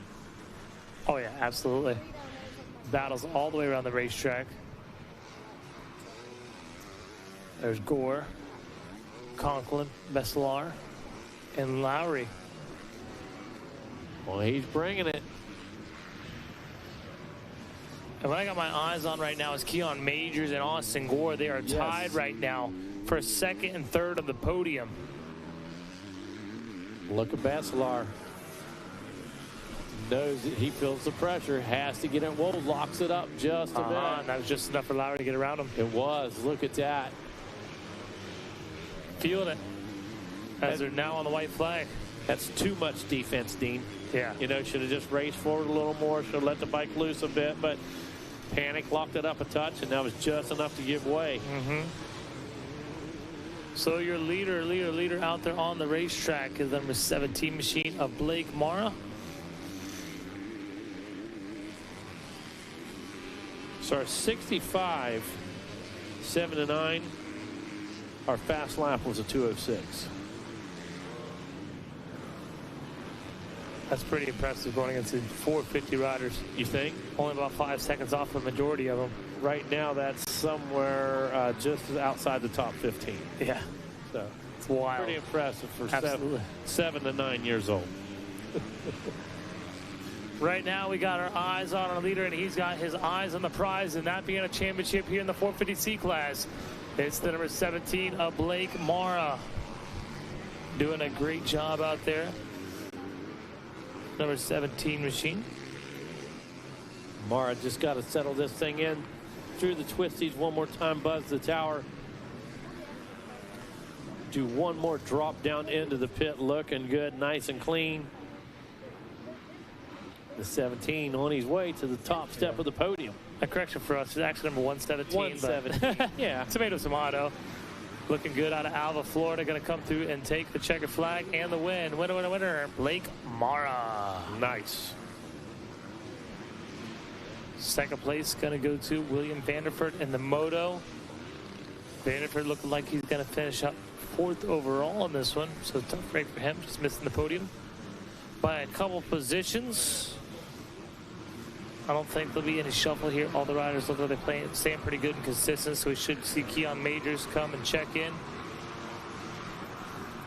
Majors will get 2nd overall on the podium. 3rd overall on the podium will be Austin Gore, and that's the way they're going to rack up down there for Wes Kane. Yeah, Vanderfoot had a good ride, just not quite enough in that first moto to put himself on the podium here. Absolutely. And in the moto, Blake Mara, William Vanderford, Keon Majors, Austin Gore, Aiden Conklin, Dayton Lowry, Jal Bexlar, Reed O-Ring, Preston Miranda, and Charlie Morrison rounding your top 10. 450B off and running. He's doing it to it. Tristan Pruitt out there out front in the number 7 ride out of Westland, Oregon. I believe this is one of our Race Tech motos as well. Of course, Race Tech is the world's largest aftermarket motorcycle suspension modification company with over 40 years of producing factory-level suspension for every rider. Whether you're starting on a 50 or shredding here in the 450B class, visit your local Race Tech tuner to experience the Gold Valve advantage. Love it. Yeah, I love when they first come out, everybody was like, I don't know. Man, as soon as you put them in, you felt like a different guy. Yeah, most of my guys prefer them more than the 8 kits. Oh, yeah, by far. And, you know, economical, easy to dial in, drop them in, they work right away. Yeah. So really cool. And first of its kind, really. Yeah, and Race Tech, they have all kinds of specs and all that stuff. They know your weight. They know how to dial it in. If you're a grinder, a little rougher, you know, you stiffen it up a little bit. If you're a nice woods rider, soften up a little bit. They'll get you dialed in down there, Race Tech. No question, man. Been using them for years. Awesome. Love to hear it. Here we go, Tristan Pruitt. Carrying somebody with them. It's a 404 Riley Bussey. Bussey's had a lot of good rides, but not really a breakout ride, so maybe this could be it. Yeah, I like what you say there. You know, he's had really good rides, but hasn't lit one on fire yet. No. And he can anytime. Yeah, absolutely. Guy's explosive. Yeah, guy's explosive. It's like Furtado possibly in that 3rd place position as they're making their way across the line. I'll give you an update here on timing and scoring. Yep, Furtado in 3rd, Carminati in 4th. Running a top 5 is Trinity Batchelor. Then Caden West just behind him. West had a couple good motos in the 23 gas. Chase Haynes in 7th. Jacob McPherson, a.k.a. Meatball. Seth Dennis and Gavin Moon rounding your top 10. Now, just a little bit of a gap from Batchelor back to West. Not a lot, but Batchelor has to race forward. He better stick with Carminati. He better get with it and stay with the top 5 right now. Yeah, and he's definitely going to do that as we open this one up and take it down to the podium with our guy, Wes Kane. All right, I'm going to get you back real quick, guys. I got Gore up here. He got third. You got the bronze. Who do you want to thank? The Lord up above for keeping me safe all week. My parents, my mechanic Paxton for the week. All my family back at home. Kyle Travis for Travis Racing Performance. Old Tile Construction. Championship Power Sports. Factory Connection, and everybody else. Thank you. Hey, good job, buddy. Don't leave me hanging. All right, good job. Kia Majors, come on up here. You mean, lean, fighting machine. Good job, buddy. Welcome to the podium. How you doing, man? Good job. Who do you want to thank? I want to thank my mom, my dad, my mechanic Tyler. I want to thank TLD, 100%, Garnet, Husqvarna, Stan Benson Racing, everyone else. Thank you. Congratulations. Good job. Kia Majors. All right, come on up here, my man. You are the winner, and Mike Burkeen is here. Mara, right back there so we get your bike in the shot. Everybody at Moto Bros is happy for you. Get the shot. Hold it up. The champ. There you go. You're going to hold that too. Who do you want to thank? I'd like to thank Lord Jesus Christ for keeping me safe all week. Had a great week. Super fun. Want to thank Mom, Dad, Matt and Jenna, whole Moto Bros crew. Can't thank them enough. Power Band, TLR, Motomug, Motorex, Fuel Factory, FXR, and everybody else has me. Thank you. Congratulations. Hold up one more time. Hey, we got a barn burner on the track. Take it away, Megawatt. You got that right. Tristan Pruitt out front. Bussy trying to keep pace right now. Just about a second and a half back. Carminetti in that number 3 ride. Furtado continues to circulate for Trinity Bachelor. Losing some touch with that top 5. Actually, I believe just gave one up in the backside of the track right here, Dean. Man, tough break for him. He's been riding such a good moto there. See that party on the podium. Blake Mara taking a sip of champagne, as he should, you know. There we go. But, oh, no, one down in the sweeper right there. I didn't get eyes on it. We panned away from it quickly. I'm not sure if that was one of our riders towards the front or possibly even a lapper. But, man, tough break for that rider. There he is right there. It's the Yamaha rider. I believe that is one of our top riders. That Carminati. I see the EB on the side. It could be Furtado. Oh, yeah. There's Carminati, so I'm guessing it is Furtado. That was another 67 Yamaha. My guess. Yep, that'd be my guess. Wow, hate to see that. Really on the charge, putting in some good laps. And, again, unfortunate, but it's what you see when you race at this level. Mm-hmm. Yep, Furtado. Yep, thank you guys so much for confirming that. And, again, when you race at this level, you race at this pace, you're going to see that, and you hate it every time you do, Dean. Well, when I say it, I mean, if you're not crashing, not trying, it's part of taking us to the next level here in the B class. If you want to run with these guys, you're going to have to take a little bit of risk, and I think that's what happened for Furtado. Yeah, 100%. No doubt about it. There they go. Tristan Pruitt dropping in, and just behind him, Riley Bussy and Alessandro Carminati. And if you're Bussy, you got to keep racing forward. You know you got Carminati there right behind you, putting the pressure on, but you can't pay any attention to him. All you got to do is pay attention to your leader, Tristan Pruitt. And Bussy, he's been around for a while. He knows that. Our guy Budman stopping up in the tower. So glad to see you, buddy. Cannot believe it is Saturday afternoon, and we are on race number 37 right now. Absolutely incredible. Been a great week, had great response. Our team just absolutely on the spot all week, and man, so pumped to have you, so pumped to see you. I was hoping you weren't going to get out of here. I wasn't going to get out of here without you coming up and saying something. So Wouldn't have done any other way. Yeah, we'd love to see you, brother. Doing a great job with the caution lights. Taking a big role in the Brett Townley Safety Foundation. Kid last time through Tristan Pruitt, Riley Bussy, Alessandro Carminati, Trinity Bachelor, Seth Dennis. They're all going to move up due to Jesse Furtado's mistake out there in the sweeper. Getting tough break for Furtado, but oh, look at this battle starting to unfold right here in front of us. Uh-oh, not a battle anymore as Carminati has made the move. So Carminati now in the second place. Wow, that really shuffles thing. I didn't even realize that, Mega. When we were looking at this, Riley Bussy coming up with a 2. He was in second. He could have the overall, but now Carminati's got him. So with a 1-2, Carminati's going to do it. I forgot Pruitt had issues here in moto number 1. Yeah, Pruitt coming with a 6. Yeah, when you speak about that, you don't think about Truitt having problems. No, exactly, In your mind. So when you go to look at the big picture, wait a minute, what happened here? Oh, I do remember that. Mm-hmm. Man, it's a struggle for sure, but I'll tell you what, Pruitt is doing everything that Pruitt can, and that is get out front and not look back. You can't worry about the race that's behind you. All you can do is worry about what's in front of you, and the cards will fall where the cards fall. And right now we see Caraminati doing a good job there, making the move on Bussy, and I didn't realize that was for a championship. I'm surprised Bussy didn't get a little more aggressive out there, or maybe he made a little mistake because I didn't catch it on screen. Making their way back down to the bottom of the hill now. We're watching this Yamaha battle. This again for second, third, but a battle for the championship between Alessandro Caraminati and the 404 of Riley Bussy. All right, Dean, it's official. Budman's in. We're going to try to get this thing going for a vintage race at Daytona. Of course, you know, not going to have quads there this year. You and I have talked about it. Going to have a whole vintage experience. So for all you guys out there that maybe want to pull that old Husky out of the garage, maybe get that old Maker or that old Bull running, but you're not sure it'll run, you don't really want to try and go out and be competitive on it. We're going to do open practice all morning, Dean, and then we'll have our races in the afternoon. So maybe if that old Bing carburetor pukes on you, that old Delorto doesn't really get it done, you're going to have an opportunity to just put that thing away and continue to have some fun with us the rest of the day. But me and DJ Judd got a special little project going on 79 RM 125 for the Budman. Oh, yes. Budman. You're going to bust it out, huh? So, one little mention, and all of a sudden Mega's just on the horn. We did have a little conversation of getting a Super Mini out there. That's not out of the question either. Yeah, that's not out of the question either. You're out there where the land of good parts still exists. Yeah. There's still some heads out there, some swing arms out there. So I might be calling on you to put some feelers out there.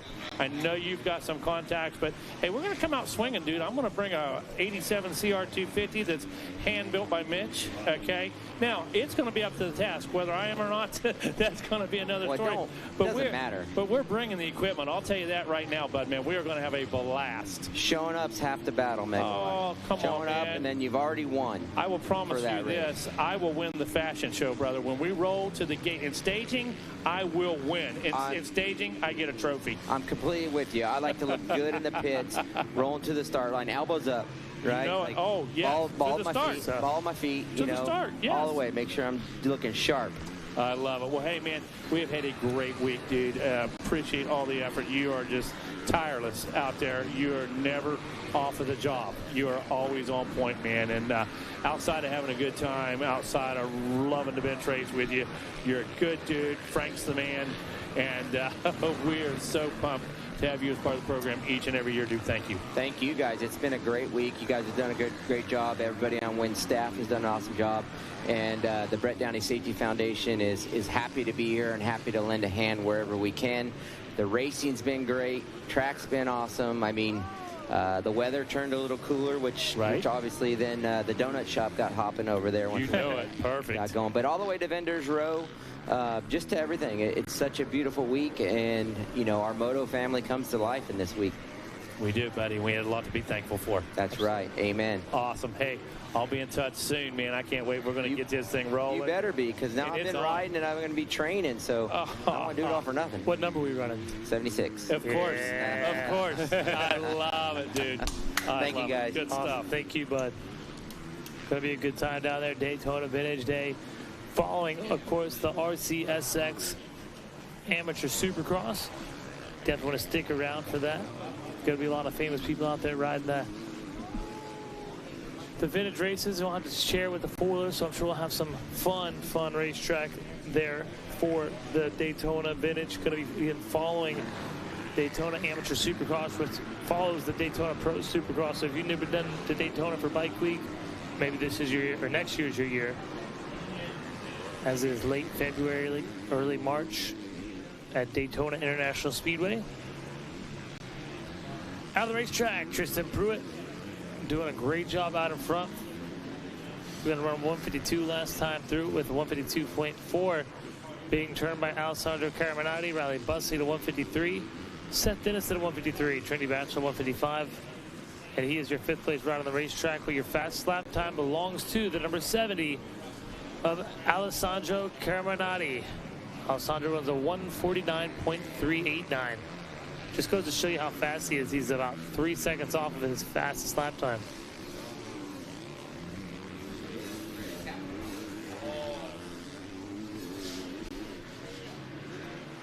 Man, I'll tell you what, we got a lot of good motos coming up. Of course, 38 on the starting line. Race number 38 in the line, girls 11-16. In staging, 125-17 BC. In pre-staging, 450 Pro Sport. Then just a couple more motos left.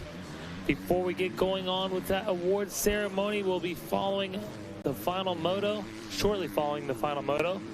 I'll give you guys an update once we get a little closer in time. But it won't be long after that last checker flag flies. We'll be giving out awards, special awards, motocross awards. I believe Olympiad awards is going to be going on down there at the Thor Pavilion.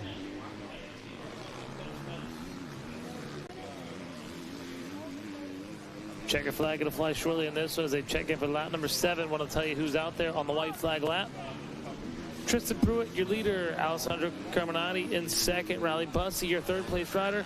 In fourth, we're looking at Seth Dennis. Chase Haynes in fifth. Sixth, Trinity Batchelor. Seventh, William Barrett. Eighth, Caden West. Ninth, Gavin Moon. And Jacob McPherson rounds out your top 10. Solid lineup of them out there on the racetrack right now.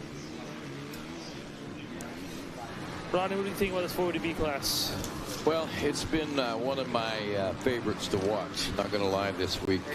Been exciting to see how things pan out, and even with Tristan Pruitt's, it was exciting to watch this one for him because you had to watch him basically work up from dead last, or near dead last anyway, into the 6th place position. So seeing him come out here and be able to put the exclamation point on it, may not get the championship in this one, but still a solid ride. And the glimpses of talent that we've been able to see, seen a great rise in Riley Bussey this year, and Seth Daniels also another rider that has gotten my attention as far as this 2025 campaign is concerned. And how about Alessandro Carminati? I know a lot of the folks out on the national scene are very familiar with him, but myself only getting to see him once or twice a year. Again, very impressed with what the number 70 has brought to the table this year. Yeah, I agree with you, Evan. Rodney, man, he's been doing a lot of work. I didn't see him until he was on his 125, which is a couple of years ago, and turned a lot of heads even then. You know, right. Always chasing Tristan Pruitt. Pruitt's kind of always been the guy, but you've seen one moto where Alessandro Carminati was straight up able to beat Tristan Pruitt. So yep. Definitely a good showing for him. Looks like then across the checker flag here, Tristan Pruitt going to take the win. Alessandro Carminati going to take second, and the championship. Riley Bussey finish up third and second overall on the podium. Seth Dennis going to finish up fourth that moto and third overall on the podium. Fifth on the racetrack, Chase Haynes, Trinity Batchelor, William Barrett, Caden West, Gavin Moon, and running your top 10 going to be Brendan Harrison, and he had to work for that 10th place position. I say nearly every position out there had to be worked for today, to be honest with you. No doubt. Getting up this morning was a lot of work. Yeah. Yes, knowing that, well, I know a lot of these riders are probably excited to get out here and get these second motos completed. Got the girls class getting ready to come out on the track right now. Girls 11 to 16. Doing good in moto number 1. Finish up third was Tinley McCoy. Finish up second out there in moto number 1, Hannah Jamison.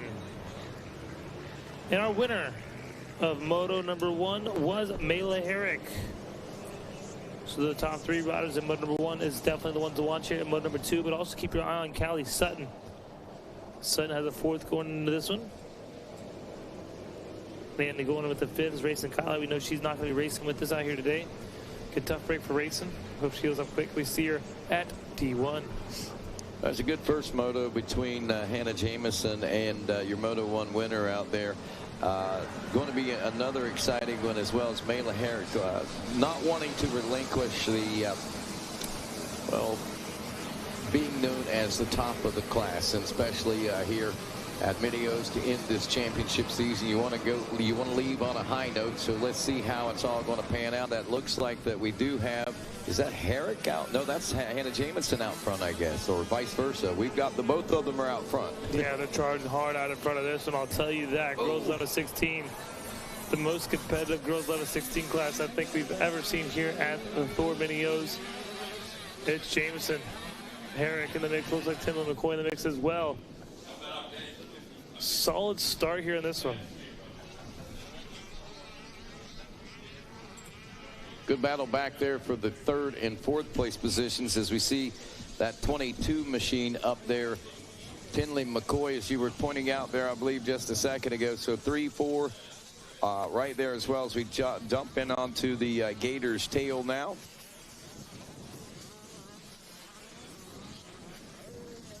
And how about McCoy? We'll keep an eye on this 3-wave shootout that's starting out up front in this girls 11 to 16. Now let's head down to the podium with Wes Kane. Thank you, Rodney. I got him set right here, all 6'2" of Seth Dennett. Congratulations out there finishing with the bronze medal.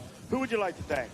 I want to thank my mom, my dad, both my sisters, Kyle Cheeseman, Brandon Hartraff, Alpha, Future MX, Scott, FMX, Fox, Thrill Seekers, Power Band, Twisted, Dave for helping me get the foot peg mounts, and Kodar. Everybody else, thank you.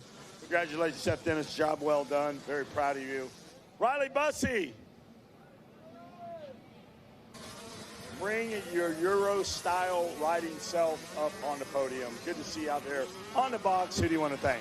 I'd like to thank my mom and CP Racing, Bell, FXR, EVS, Oakley, Goggles, FMF, Joel from FMF, Dunlop, Rob Fox, Tamer Holshot Devices, Kevin, the boys at Ethica, and yeah, just everybody behind me. It means the world. Thank you so much.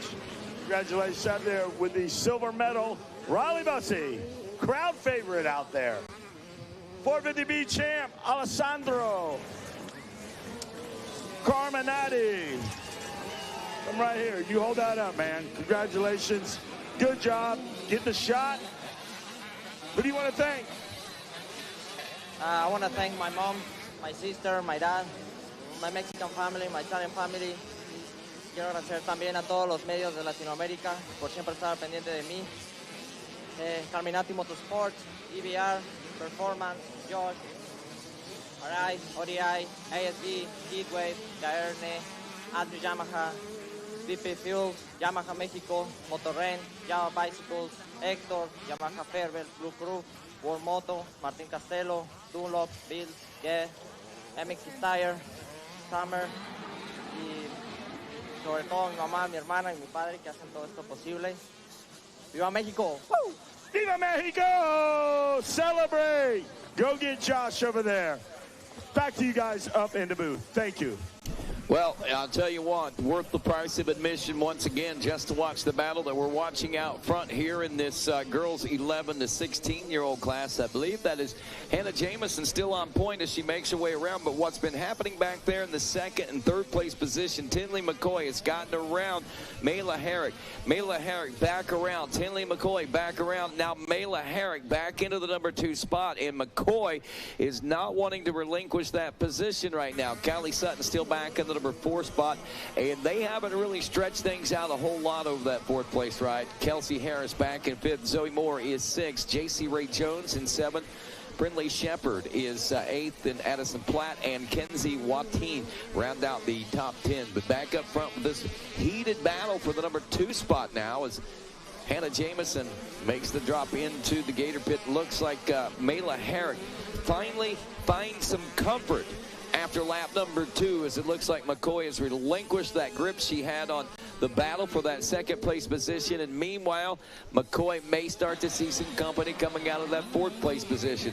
What this has done now is allowed Mayla Herrick to focus her attention forward, and we see some real estate has been peeled away as she's trying to chase down the 57 of Hannah Jamison.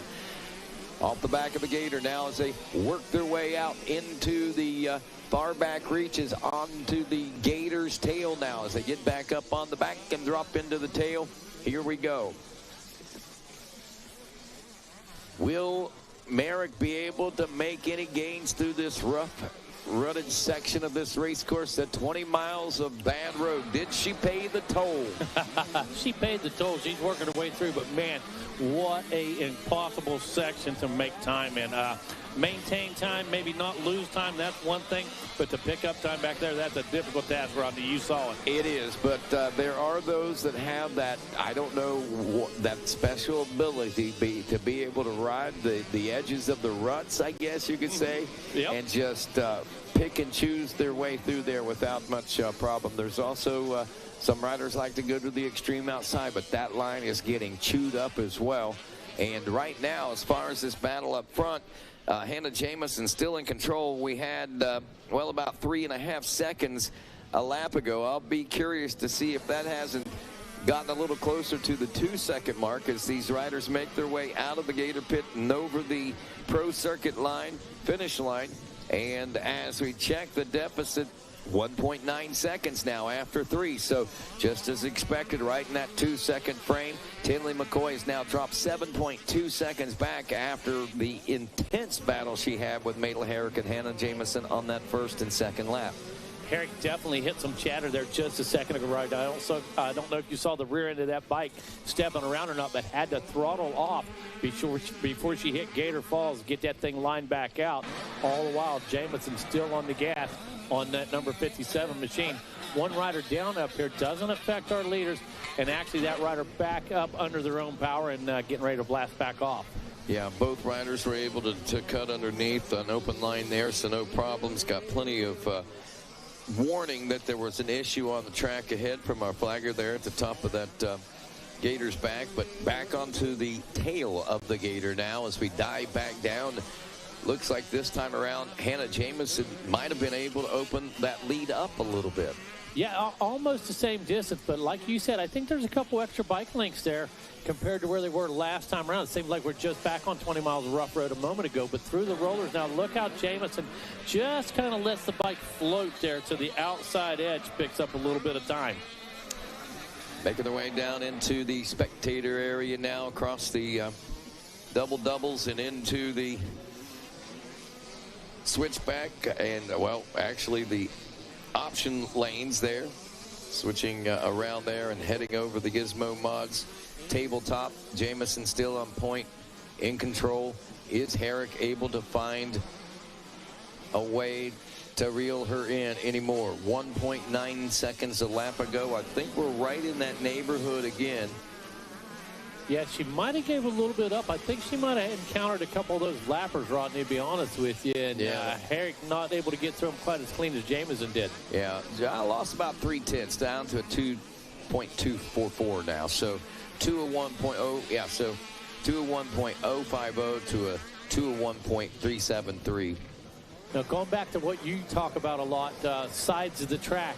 Herrick seems to go a little faster on this side of the track. Yep. Jamison seems to go a little faster behind the Gator's tail. Yep. So very interesting how it's almost a tug of war, a seesaw battle here. Yeah, I've seen that develop a lot of times over the course of this week alone, you know, and recognize it in the seasons past, but I think it's more obvious this year than in years past. Was that Herrick that did the dog paddle right there? Got a little out of shape, or was that one of our lappers? I'm not sure. I believe I know that our leader's trying to work their way through the traffic right now. So Jamison working through. There's Herrick back there. That actually tightened things up a little bit as they're coming back onto the Gator's tail again. So look at this. We're quite a bit closer this time around. Yeah, oh my goodness, look at this pack of traffic coming up too as well, Rodney. So Jamison, going to have to pick and choose. Herrick goes down back there. So I don't think that was Herrick. wasn't Herrick? No, I don't think so, Rodney. Okay, well then sorry about that. I think Jamison cut back over and actually tagged one of our lappers. That is Herrick. Herrick is still up. Yep, yes. That it wasn't Herrick. Sorry about that. So another lapper in between them. Rodney, laps continue to wind down. I think going to pick up a flag this time around, probably the white flag. This time around, yep, flagger leaning out looking for our leaders right now. They're not far away as they come through the split lanes here and buzz the tower. There we see Jamison. And there we see Eric. That lap traffic has brought that 2.2 second battle down to probably right at about a second or just a little more. We'll see as they get the drive out of the Gator pit. Ooh, closer than that. White flag is out. Rodney, that might be the most congested traffic I've seen all season. You know, that many bikes together all week long. And Hannah Jamison doing a good job of getting through, but definitely played to the favor of Harry. Oh, big favor. 202.983 for Jamison, a 201.311. 0.572 was what the clock said, and we see it visually on the racetrack as well. This is going to be a heater on this final lap. This is the opportunity that Mela Herrick was looking for, and Hannah Jamison, the one that she was hoping that she wouldn't have to contend with. Yeah, no question. She got a little bit of a huck-a-buck right there. She went up over the top of the Gator's tail and working her way back down. Harry grabs a handful, tries to close that gap up. Rodney knows she has one last shot, and this is it. White flag is out. Yeah, and more lap traffic as they approach the tail of the Gator again. Will it slow Jamison down? No, she slingshots out and around. Down the 20 miles of bad road we go now. Herrick follows her, goes in the same line. Watching those bikes dance around through those ruts as that is one rough section of racetrack. Couple lappers, like you said, Rodney, going to come into play here in just a second. Thank you much, Dean. Couple different line choices there. Oh, here's those lappers, Rodney, right in front of Jamison. Jamison able to split the difference so far, carrying some speed. Ought to be able to work. Oh, my goodness. Harry goes to the outside, not able to carry quite enough speed. Launches past that lapper, Rodney. That was awesome. Yeah, that was definitely, I'm holding my breath, to say the least, waiting to see what happens. But it looks like Hannah Jamison, as she drops down into the Gator pit, is on her way to victory and an overall championship here in the girls 11 to 16 at the Mini O's 2025. Very nice. Hannah Jamison goes 2-1 to take the overall. Mela Herrick will look at a 1-2 for second overall.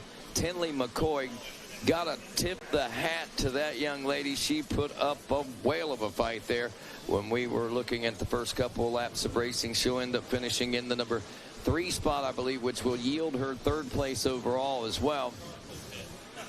And there it is, 25 seconds back.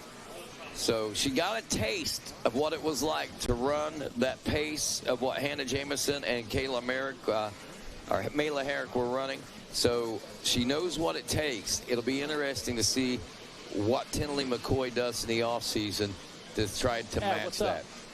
Yeah, and if you're not excited right now by what you saw, I can tell you, man, it's you might not have a pulse. It is a great time to be a young lady in the motocross world. Support higher than ever, participation higher than ever, and the level of competition higher than ever. Man, you are not kidding. As we wrap that one up, Jamison, Mela Herrick, Tinley McCoy, that's the way they'll go to the podium. Gold, silver, and bronze. And joined in the tower by the one, the only, Pro Yamaha Racing, Caleb Russell. Caleb, thank you. Thank you for a lot of fun, man. That was exciting, man. That was a great time. It was a blast. First time here at Mini O's. I enjoyed it. Crew enjoyed it. Our whole family did. I kind of wish I would have rode Supercross a little bit, but looking at the track online, it gets hard pack and dry and a little sketchy for my taste. I got to keep it mellow when I'm doing this. You know, I don't get paid to be out here with these boys, so we got to focus on what we. And we talked about that. Yep. You know, you got to focus on that without question. That contract. On side note, I got to ask you. Now, that youngest one of yours, is that one ornery? Oh yeah, Kiki. Kiki going to be a rider? Well, he kind of gets grounded every time he tries. So, you know, we try it out once every couple of months, put him on a PW, and he's wide open. So. Well, if I was 4 years old, me and Kiki be buddies. I will guarantee you that, because this one is wide open, Caleb, over there digging holes, got the bikes on, and dancing to a different drummer, no doubt about it, is Kiki. So absolutely, no, he's a hoot for sure. What's been the most fun? Watching crew maybe cross over a little bit, showing a lot of progress this week, just hanging out doing the camping thing, racing with Roman, or the whole experience. Yeah, the whole thing. everything as a whole, really.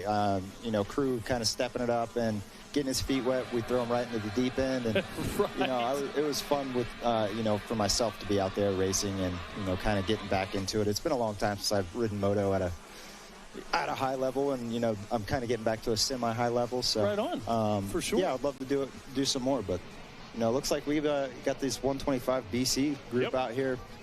Man, these kids are so fast nowadays. It blows my mind every time I come to a motocross track. Like, from the 50s all the way through, it's from the, you know, I grew up in the 90s and the early 2000s, and it's like, man, how these kids start doing this? You know, and that's been one of the topics of conversation all week. And Caleb, I've been telling these guys, I've watched the progression of the riders, but I think this year, right now, we are in the height of it all. I don't think I've ever seen it more competitive than what it is right now. No, it's honestly, it's insane. And, you know, some of the little girls out there that are ripping in the 65 classes against the boys, it's awesome to see. It's really cool. Yeah. Everybody as a whole is, you know, with the training and all these facilities, it really has stepped it up. You got to love a 125. We'll get back to that. We're going to send it down to Wes real quick at the podium, but the 125 is still such an important tool, an important part of racing and growing. All right, guys, Tinley McGoy, great job out there on the podium. Big event for you. Who do you want to thank? My mom and dad, the 22 crew, Colin Brandy with OGs, LS2, Jesse with Cinch, Colin with FMF, Rob Fox with Dunlop, Extreme Colors, Motorsport, Pro Taper, A-Team Roofing, 512 Racing, Rick with 512 Racing, Ride Clothing, SLM, V-Dub, Dope Moto, Ethica, Joel with FMF, T-Rex Throttles. Congratulations out there, Tinley McCoy. Good job. Your aunt's going to help you study those sponsors and learn them, so you don't need that cheat sheet next time. Come on up here, Mela Herrick. Congratulations. You got the silver medal. Who would you like to thank, second overall? I'd like to thank my dad, all my family coming out watching me, Sun Enterprises. They helped me get this bike ready. Dunlop, Rob Fox from Dunlop. RTC, my trainer, Robbie Raynard. Dunlop, Monster, Mike and Nick over there. Fox, Alex and Matt. DBK Twitch, Renthal, Paul from Renthal. Brow Designs, Oakley, keeping my vision clear. Aaron Kane. Aiden up there watching me. TCD Suspension, giving me a smooth ride. HGS, Slade Racing. Slide Strips, Tamer Whole Shot Devices, getting me good starts. TCD Suspension, and everyone else, thank you so much. There you go, Mela Herrick. Congratulations out there. And your champion, motocross girls 11 to 16, Hannah Jameson. Great job out there, Hannah. Who do you want to thank? I'd like to thank my mom, my dad, everyone from FCA, Fox, Alex and Matt from Fox, Monster, Nick and Mike from over there, FMF Joel, God, Sunshine, SOB, Austin and Matt from SOB, oh my gosh, T-Rex, Gas Mob, Bees Moto Lab, Brandon and Trey from over there, Dunlop, and everyone else. Thank you so much. Hannah Jameson, congratulations. And now, celebrate. Good job out there. Hey, we got a heater on the track. Take it away, boys, up in the Blue Crew booth. Hey, thanks, Wes. Back on the track with this 125, 12 to 17 BC. Christian Humphrey still out front. Matthew Williams in that number 2 ride. 154.575 last time around for Humphrey. I got to tell you, Caleb, that's a pretty quick time right there. But to put things in perspective, we wrote down the 65.7-9 time. Fast lap was 2:05.99. That put him about 13th in 250C. Yeah, like I was saying, man, these kids they grow up fast, and it's crazy. You put some horsepower underneath of them, and they'll go even faster. So, you know, these 125s, it's probably the hardest bike to go fast on because they're not much faster than the power to weight ratio. It's not really that much faster than a Super Mini. You know, it's a bigger bike with 10 more cc's theoretically. So, technically, it's a little harder to go faster. You got to carry that momentum, and you know, these kids are ripping it up. Yeah, and that's what we talk about coming off of that Super Mini. Okay, you're going to go to the bigger chassis. Some of the kids at that time are a little smaller. You don't have the big power increase, so you're already used to that power, but now you're riding a full-size bike, full-size chassis. So, yes, keeping the speeds up one thing, but getting a whole different feel for a full-size bike. Yeah, absolutely. It's much better than going straight to the 250F for a lot of kids. It's a better choice. Yeah, I think it is. There's positives and negatives to everything and pros and cons. So I think, you know, back in the day, you had no choice. You had to ride a 125. Right. You know, now you've got, you know, 250Fs that are making crazy amounts of power. And, you know, it's a completely different machine than a 125. So these kids are really learning how to carry momentum. And obviously they know how to do this from being on the Super Mini bikes too. But I think you know, 1 year on a 125 is probably ideal for a lot of kids. Yeah, because not everybody, like you say, you might have a 14-year-old that's got some size and some strength ready for that power and that weight of that 250F. But for the majority of them, like you said, a year on the 125 is going to make a big difference. Yeah, it's going to, you know, teach you how to ride that big bike and, you know, just get your feet wet. On a bigger machine with, you know, less power, you can still ride it like the Super Mini and get away with a little bit more. Last time around, Austin Camden set our fast lap again at 154.721. But take a look at this. Just ahead of him, your leader, Humphrey, he was a 154.7, so just about matching time. The problem is, Caleb, 5 seconds is the gap. Yep. You know, hard to work with a number. Yeah, Humphrey's got the whole shot, it looked like, and kind of, you know, checked out that first 3 laps and probably on cruise control a little bit now. What was the overall feel of the dirt out there? It's definitely kind of, it's consistent across the board. It's definitely a little bit icy in sections. It looks like there's good grip, and then it's like, man, it went away. So, where to go? Yep. Yeah, it's in half the track. This half over here by the you know, the gator pit and the finish line area. It's deceivingly slippery because it's over here by the road. It's so deep and rutted and rough. You know, you can't really slide in it. It's really sticky and grabby. So it's definitely some inconsistencies, and you got to be on your toes. Yeah, saw a lot of grip over there yesterday. It looked like this morning, much of the same. And people don't understand, right under this loose surface, it gets hard packed no matter what side of the track you're on. Yeah, this clay base, man, the sun and wind really just bakes it and dries it out on top. So I think the track crew has done an awesome job, which, you know, they've been doing this for years. They know what to expect. So it's an art in itself to keep a track good all week. You know all about that. I talk about your dad at High Point. Everybody talks about the famous dirt we had there, the Country Club of Motocross. That didn't happen by mistake. That's 30 years of mixing dirt. Yeah. That's 30 years of preparation. That's 30 years of making it happen. That's what they did down here. You know, takes a little bit of clay here, takes a little bit of sand there, some topsoil here and there. But overall, this is about as good as it gets right here at Gatorback. This is awesome. Yeah, everything steps up over, you know, over time. It's, you know, you go back and watch old races from the 90s, 2000s, and it's dusty, dry, hard pack, and they didn't know what they were doing. They didn't have the equipment to, you know, manage it at the time. That's exactly right. And, you know, everything just kind of elevates, so. Speaking of elevating right now, 154.9. Humphrey last time around on lap number 4. Real consistent with that fast lap time. Camden set it down on the lap 3. He drops back a little bit, though. 156.4, and you know as well as I do, Caleb, that's one small mistake out here. Yep. That's one bit of wheel spin. That's one missed line. Yeah, what do you call the road by the section? 20 miles of bad road? Yeah, bro. Yeah, you get a bad drive on a 125 anywhere through there, and it's easily a second on one of these bikes. Oh, yeah, you're going to kill the revs. You're going to have to get back, get rolling again.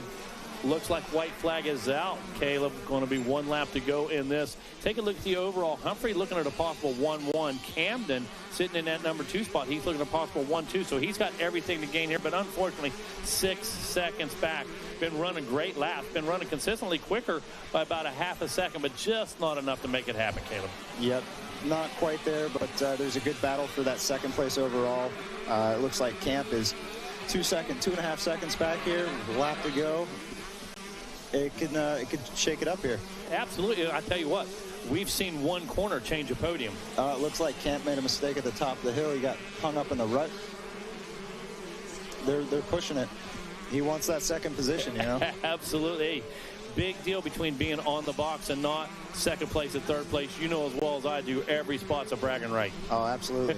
He doesn't want to go 3-3. He wants to go 3-2 and take second away here. That's exactly right. That's how it works. Hey, coming up next, buddy, 450 Pro Sports, so stick around for that one, definitely. Yeah, if you've got a minute. This will be a blast. For sure. I can't believe we're at the end of it already. I know. Pro Sport coming up next, and then we've got 65, 7-Eleven, and Super Mini. And that is it, my man. Start handing out some hardware, and another Mini is in the books. And we're going to put you down for next year already. We're signing you up, man. Yeah, absolutely. For sure. Hey, how about Roman out there? Dude, he's that tough. guy. He's tough. How about it? Yeah, he is. he dogged me there. He gave me some hope. He slowed down and cruised, and I almost got back to him, but he picked it back up. You shut the gap. You closed the gap right now. Oh, look at this battle. The battle for second is heated up in the last turn. Banging bars. They heard you, bro. Yep. They heard you. They said it's not over. Camden and Camp came to play. That was a good battle to finish. It was, absolutely. Absolutely. Awesome. Well, coming up, Pro Sport, we're going to make our way down to the podium here in just a few seconds. Rodney, everybody waiting on this one. Race number 40 in the program. I'm going to step back for just a second. Dino, you want to call the Pro Sport? I knew you would, man. Let you sit in here with Caleb for a moment as well. And, again, Caleb, just been a blast having you down here this week. You guys doing everything everybody else did. I saw you unloading your bikes. I saw you over running the chains, adjusting the chains, just making it happen, Moto Dad style. Absolutely. I've enjoyed it. I've got a place about an hour away, so we've been driving. So we've had some early mornings, leaving at 5 a.m. to make it here for first race and first practice or sight laps. So it's been a rough go. But it's been cool, that's for sure. Off and running right That's now. the way your dad and them did it back in the day, too, though, a lot. So there you go. A lot of folks do. Thanks again, Caleb, for being a part of this. As the revs up, gates down, and we're racing here as 450 Pro Sport are off and rolling. Carson Wood gets the whole shot in this one, and Carson Wood is going to be the one to beat. And already is that Deacon Deno, the 19 machine out of Malakoff, Texas, on that factory Triumph, putting the pressure on as they're side-by-side heading over the back of the Gator right now. And this one already, I mean, right from the drop of the gate, these guys came out slugging. Yeah, see him drop down in that pro section right now. You know who would? Carson Wood would. He was out in front and still leading this one out as they step back up to the top of the Gator. Carson Wood making a small mistake, and Deacon Deno is the unbenefactor of that. He got held up and got passed by 3 guys right there. Oh, man. That's a bummer. That's definitely a bummer, especially in the early laps of this one. He had nowhere to go. He got stuck in the rut, couldn't get out of it, lost 3 spots. Got a battle there for the second place. It's Mikkel Harp is moving into second. I feel like that has been the rider that has been putting pressure on Wood all week. We got to watch out what the 107 Triumph rider could do as they make their way into that roller section. I got to ask you, Caleb, on the track, what's your technique to those rollers? Like jumping through there, skimming through there? It really just depends on the drive you get out of that corner and how beat down that first roller is. It's tough to double because the backside of the pockets are so steep. Yes. So it's better to skim than kind of jump over that inside and make that inside rut for the next right-handers. I guess, yeah, I totally understand that. Getting cupped out from everybody downside is pulling that dirt out. Makes it hard to get a rhythm, get a flow, and it's better to pound through there. I'll tell you who's pounding right now. That is our leader, Carson Wood. He's Mikkel Harp, and Max Shane now into that third-place position. Starting to put the pressure on. We see Deacon Deno on the number 19 behind him. I believe that's for that fourth-place position. Boy, Harrop has really been right there, and this is probably the best position and the farthest up we've seen him in the beginning of a race. He and Wood have battled more than one time this week. We'll see who comes out on top of this one in a few. First, let's check in with Wes Kane and a few more champions. Thank you, guys. I'll get back up to you in just a second. Great job out there, Oliver Camp. Who do you want to thank? I just can't thank my mom, my dad, my whole family, Colin, Jack, Eleanor, Henry, my buddy, everybody over at MTF, Colleen, Brian, Luca, especially being the best mentor I could ever ask for. And we're going to get more wins done eventually. But yeah, Colleen, Brian, Jacob, Tony, Luca, everybody over at Slade, Austin, everybody over at Factory Connection, Todd, Christian, Dan at T-Rex, Parker and Nick over at NLab. My motor builder, couldn't do without him. Todd from TLR. And everybody else, thank you. Good job out there, Oliver Camp. 3rd overall. 2nd overall, Austin Camden. Come on up here, bud. Good drop. Josh has got to be happy with his boys right now. Who would you like to thank, Austin? My mom, my dad, my trainer, Shannon Ide, and Jake Balmer. Asterisk, 60, EBR, Altus, everyone else who supports me. I thank you all so much. Congratulations out there. Christian Humphreys, 125, 12-17 BC champion. Hold that up. Hold up your medal. Let them get the shot. Yeah. Congratulations out there. Who would you like to thank? My mom, my dad, Lord Jesus Christ, keep me safe. EBR Performance, Yamaha, One Industries, Dunlop, Tamer, EBS, ASV, Sycra, Heatwave, MX Tire, ODI, Backyard Designs, Recluse Clutch, Rhino Power, Melon, Real Deal Rob, Brandon, Ben, Sandbox, Game Moto, and everyone else. Thank you so much. There he is, Christian Humphreys. Congratulations. Back to you, Rodney. I know you got a heater up there. Oh, boy, do we ever. Mikkel Harp has taken over the lead from Carson Wood. 1.5 seconds is the distance between the two. But the real racing seems to be back in that 3 and 4 spot. Also, Kate Johnson back there in the number 5 position trying to sneak up in this one is Max Shane and Deacon Deno battling for the final podium position. But I don't think either one of them are satisfied with that. They're both wanting to move up. And right now, I think they're getting ready to just battle for 3rd. So this is going to be good. Max Shane in position. Deno, though, trying to make the stride. Yeah, right with that, Rodney. Great race out here on the racetrack right now. We see Mikkel Harp making some early moves on Carson Wood. I don't think Mikkel's got one yet, so I'm sure this would be a good way to end his week. He's out there with the number 107 Triumph. Leads out Carson Wood, Max Shane, and that's where we see the little toss-up right there. Deacon Deno in the mix, and here comes Kate Johnson on his Kawasaki. Man, I know you have to. I know that the Harrop has to be just amazed at the level of talent that the amateur program brings here in this 450 Pro Sport program and the 250 Pro Sports, which we've seen him compete in all week long. And I'm sure a surprise for him, but it's a great opportunity for him to also overcome a lot of those obstacles that he's been faced with here so far this week. And like you say, to finally be able to pull one out and put an exclamation point on this one. Look at this battle we're watching right now, Rodney, on screen. Watching it live here. Max Shane feeling the pressure from Deacon Deno, and not too far behind him, the 177 of Kate Johnson. It looks like Max Shane is riding just a tad tight here. He's not making too many mistakes. You see him foot hitting the ground there.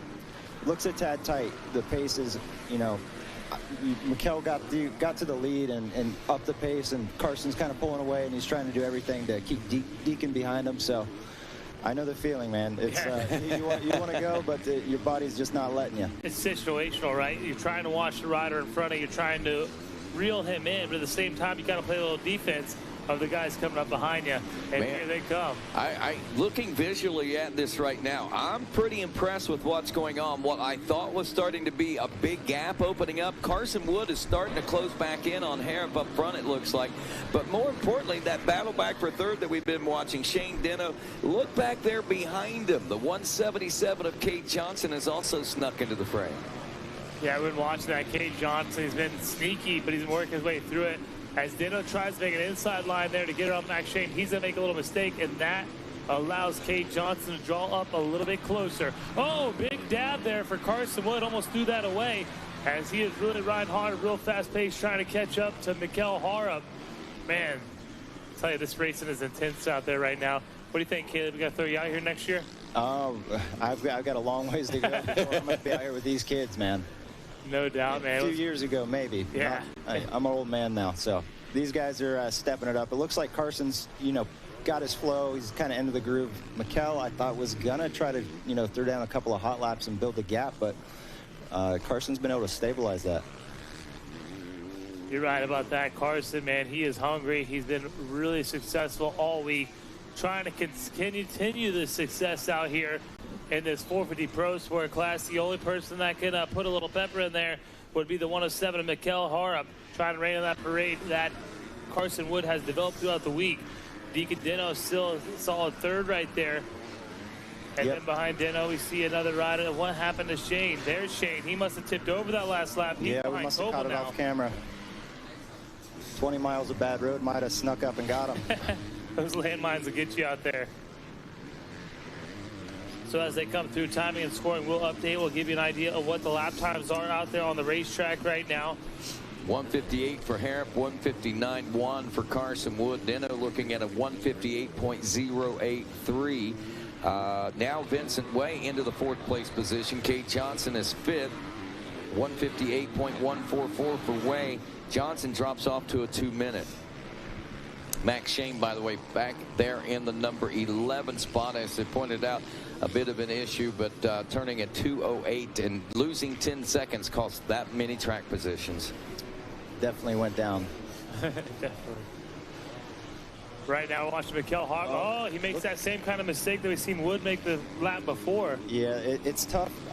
You know, especially these guys' speed. We have so many different different levels of riders out here. These ruts are, you know, not what these guys are used to practicing on.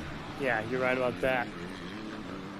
And that has to be a big adjustment, especially under race pace, Caleb. I mean, because you don't get a practice. You just you've got to have faith. Yeah, absolutely. No sight lap, no anything. You don't know what it's going to feel like exactly. You know, these guys have a lot of time on this track by this time in the week, but it still can catch you off guard. And, you know, these guys, like I said, they're used to carrying so much momentum into the corners and being able to go inside to outside and have nice arched ruts. And, you know, we have 65s and 85s and super minis. So some of these things are hooked out and way tighter than you intend on them being. So. And to me, it looks like Carson Wood is definitely getting faster and faster, lap after lap. As you said, maybe not quite used to the track as he's got out there for the first couple laps. So here we are at the completion of lap number 4. He has it figured out as he is chasing down our leader. Wow. What's those lap times look like? We're into the 157.8 now for Harrop, a 157.2. So we're within a second. Wood was about a half second faster. And if he can keep this momentum up, man, we might actually see this one get a little bit more exciting before the checkers fly. I think we were going to. Yeah, I think so too. And look at the gap that the top 2 riders have been able to establish on the rest of the pack there as they're checking in about nearly 6 seconds now they have over Deacon Dino. Dino running that 3rd place position.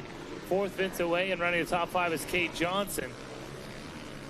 You know, the one thing that I noticed out of Carson Wood, and I didn't know what to expect out of him because he got passed so early on. I didn't know if he would get out of his element, get out of his head, but I'm really impressed with the way he's just gone back, recollected, and repositioned himself and has really dialed in with what's going on here.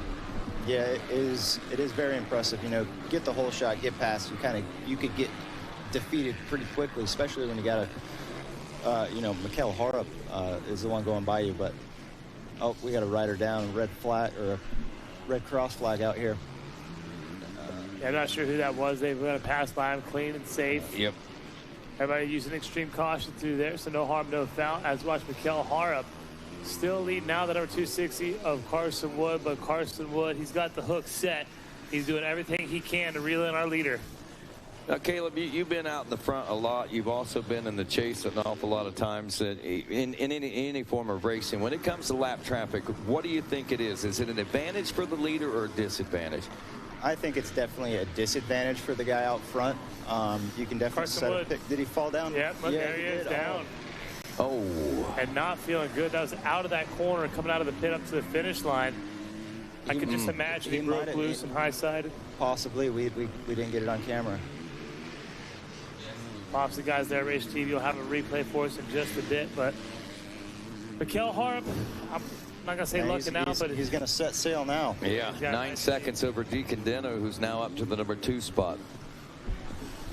It's all right for Deacon Dino, right place, right time. Going to put himself into 2nd, so it's Triumph now, 1 and 2.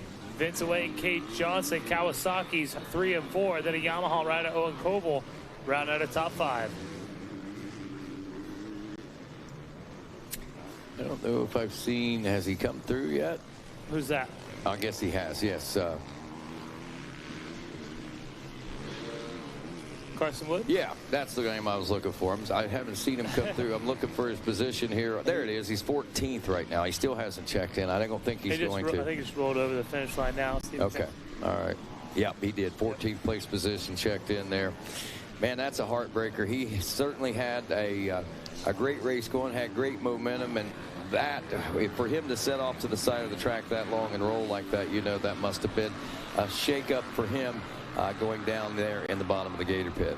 Yeah, it's good to see him up and back on the bike, and he's catching his breath or shaking it off here, but we were in for a heck of a race to watch there. Yeah. Yep, and it's not over yet back in second, because Vincent Way has slowly but surely been chiseling his way through the pack. We caught wind of him back about the 5th place position. He's gotten around Kate Johnson now, and he has now inherited the 3rd place position at the misfortunes of Carson Wood, and he is only 1.1 seconds behind Deacon Deno, and that's where the race is going to be for the final 2nd place position, and I don't know how that will affect possibly the overall too if Way can get one more position. Yeah, it will. We have 3 guys sitting on 7 points the way they run here, tied 2nd, 3rd, and 4th. So if Vincent Way can make up a spot, he'll become the new 2nd place overall rider on the week. Yeah, look at that gap now, Rodney. And he's putting the pressure on Deacon. Yeah, less than a second separates Deacon Deno and Vincent Way. Vincent Way on a charge. Got to see what Deacon Deno can do to retaliate. Been really impressed with Vincent's riding this week as well, not getting overly excited. These guys, the maturity level at which these guys are racing at, they go down, they get back up, they collect themselves. I mean, even if there is a sense of urgency, they're able to funnel all that urgency into to the right direction to get moving. Yeah, you're right about that. They hold their composure, as you can see. Yeah. And that's pretty impressive. I mean, because up until just recently, probably within the last 10 years, most people were riding with as much emotion as they were with physical ability sometimes. Watching here on screen, I've seen Way almost make the same mistake we've seen Harp and Wood do earlier in the race, that inside rub. But, man, he's riding with so much aggression. Nearly off the track right there for Vincent Way. Back on again. And he's going to fuel that fire now and really press it extra hard to reel in the rider in front of him, Deacon Deno. Yeah, Way taking a bad line there in the end of the long sweeper. That outside line leads you kind of off the track, up over that roller. It's deceiving. You come down there, it looks like it's a good line. It's the smoothest one, and it goes nowhere. Pushes right off the track. Yeah. Did you hit that one, Caleb? I did. That's Steve Roman almost passed me when I took that line the first lap. That's what I was thinking. Yeah. I was impressed with some of the passes you made up here, though. You threaded some needles there, man. Yeah, it's not to talk down on any of the guys out there, but it's the skill level from Steve and I to some of them is drastic. Right. Yeah. So it's obviously you got to be smart and understand your riders around you too. So absolutely. I had a couple motos with some bad starts, and it was definitely a bit hairy. Gotta get to the front. Expecting them to do one thing and they do another. So I tell you what I was most impressed with, because we got nervous up here in the tower, was the way you were able to get around some of those lap riders. Like some of those lap riders that you had to pass, you were literally touching handlebars with them. Yeah, you get used to that over time. You battle the top guys, you're going to be touching handlebars. You getting around slow guys, you're going to be really close banging bars as well. So absolutely. Did an awesome job navigating through the pack out there to take a great ride here in the plus 25? Yeah, 25 and 30 plus, man. Yeah, plus 25, plus 30. I should have rode all three 35 too. So yeah, there you go. Sure. Absolutely. Let's see if Vincent Way here can regroup and catch back up here and get on Deacon's wheel. Yeah, it looks like Deno's kind of rose to the occasion out there. That one mistake kind of cost him. He lost that toe right behind him. Mm-hmm. Well, I do just want to note one thing. The fastest lap of the moto was turned by Carson Wood on lap 3 when he turned to 156.841. Mikhail Harrop, who's out front and leading this, when his fast lap was a 157.233, and that was the second fastest lap of the race. The third fastest lap actually belongs to Deacon Deno at a 158.03, followed then by Vincent Way with a 158.144. Those guys right there riding nearly identical paces, and they haven't, well, that one little mistake there is what is the separator, I think, between second and third at the moment. There we got our eyes on the 177 to Kate Johnson, who's doing a good job out there, kind of just getting that Kawasaki deal, and kind of a trial ride I've heard for Kate Johnson, but really doing well out there on the green machine.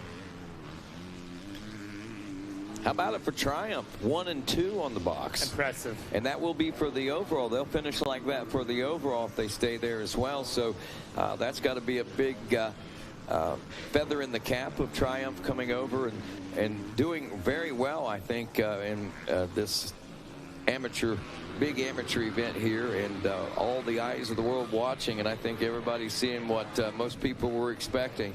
That Triumph, they came to play. They came for business. Absolutely. The whole group, the whole team over there done an amazing job. And, of course, doing the demo rides over at Diamondback, I'm hoping that everybody got an experience that Triumph ride over there. I was blown away with how many people were riding. I mean, that was busy that whole time over there. I mean, there was someone constantly, if not 3 or 4 on the track at all times. Yeah, awesome experience. A great racetrack that Diamondback track is. They're getting a ride over there as well. Caleb, you coming back for the Winter Am Series? We'll probably. I might bring crew to a few. Yeah, there you I'll go. probably have to skip those ones. Right, you got training. You getting ready for the GNCC season. It kicks off what, late February, I guess. And it's early February this year. Oh, is it? Oh, wow. Yeah. Oh, all right. Long season because it goes into November too next year, I think, also. So. Yeah, it's definitely strung out. All righty, Mikhail Harrop here in the closing moments. White flag has come out, 10 laps in the history books, and certainly has worked to be in this position this week. And both those Triumph factory riders have done just the same. They have brought it out and brought their best, and their best have certainly opened our eyes here in 2025. Deno is looking at second. Vincent Way now into that number 3 and solidly in third place as Kate Johnson about 4 seconds back in the 4th place position. Owen Koval in 5th. And I believe we can expect that it's going to finish like this. If it finishes like this, Mikhail Harrop will take the overall with a 2-1. Deacon Deno will go second overall with a 5-2, and Vincent Way with a 4-3 will take the overall 3rd place position. And look at that for Carson Wood, a 117 for 7th overall. That's pretty wild. But good thing he was able to get up, and finish his moto. He was making such a good run at Mikhail Harp. Like Caleb was saying, we're going to see a good battle here. But unfortunately, mistakes happen in the sport.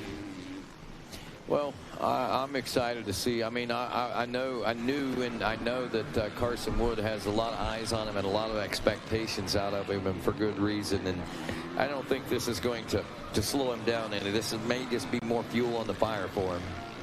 Yeah, absolutely. I agree with you on that. Looking for our leaders to make their way around here to pick up what is soon to be the checker flag. One more time here as they dance through the split lane. It's the 107 of Mikhail Harrop. Looking really good out there in that FXR gear on that Triumph motorcycle. Mikhail Harrop making the final turns as he dives down into the Gator pit one final time and gets set to claim the checkers and the overall win in this 450 Pro Sport class at the 2025 Mini O's. There he goes, get us a checker flag. Deacon Deno going to be coming and checking in. Hold on to second place position. Very solid ride for Deacon Deno. That'll put him second overall on the podium. As Rodney was saying, Vincent Way going to check in. I was really surprised. Vincent looked like he had something there for Deacon for the longest time, but I guess kind of settled there in that 3rd place position. Well, Vinny, I think, he had a hard fight to get to that position, so I'm sure it expended a lot of energy in the process. And then on top of that, you got to take into account Deacon Deno has been riding a great series so far this week. So it was a major obstacle that Vincent was faced with to try to get around the number 19 machine. Yeah, I got to agree with you, Rodney. Great race out there, though. 450 Pro Sport. Miguel Harp, Deacon Ditto, Vincent Way, Kate Johnson, Owen Coble, Russell Bacheri. Looks like Max Shane's going to hold a 7th. 8th place, Wyatt Kerr. 9th place, Cade Bradley and Corey Carson on your top 10. Already on the racetrack. Wasting no time as our 65cc class. It's got to be one of our 7-11 classes, probably. Yep. Western Auto coming into this one with a win. Beckham Smith with a win. Mason Wheeler, the 83. So we had 3 different divisions of these riders. Forrest McPherson, the 98, was a 2nd place position finisher, as was the 99 of Jax Baker. And another 2nd place position finish would have been awarded to Tucker Tix. So there you go. And that's just 6 riders that we can look into, but we'll be looking into many more of those. 3rd place is going to a couple different riders out there. Well, 3 different riders, as a matter of fact. Shannon Tarno being one of them. Racing Kyler, whom I understand is not back out with us here in the 3rd and final moto. So heartbreaker there for her, and Ryan Ciceretti. So there's 8 guys riders that we know were in the top 3 of their division races, and you would expect that they're going to be in the top 10, but as often as not, we've been surprised by that here this week at the Mini O's. Race number 41 on the track, race 42 in the gate, the Super Mini 2, 13-16. Our final and closing moments of the 2025 Thor Mini O's, presented by Pro Circuit, and once again driven by our good friends at Dunlop Tires here on RacerTV.com.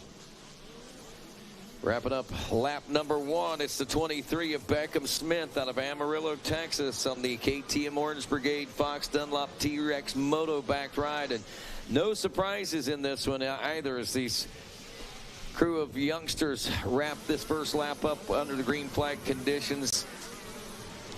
Behind the 23 KTM, checking in now in the 2nd place position is Tucker Tix out of Glenburn, North Dakota. Ryder Anderson, a Cobra rider out of Blossom, Louisiana. Jax Baker in 4th. Forrest McPherson is running in the number 5 spot aboard the 98. Then it's Jet Wah, the 722 in 6th. Levi Meyer in 7th. Asher Hall is 8th. Talon Henson in 9th. And Beckett Merck rounds out your top 10.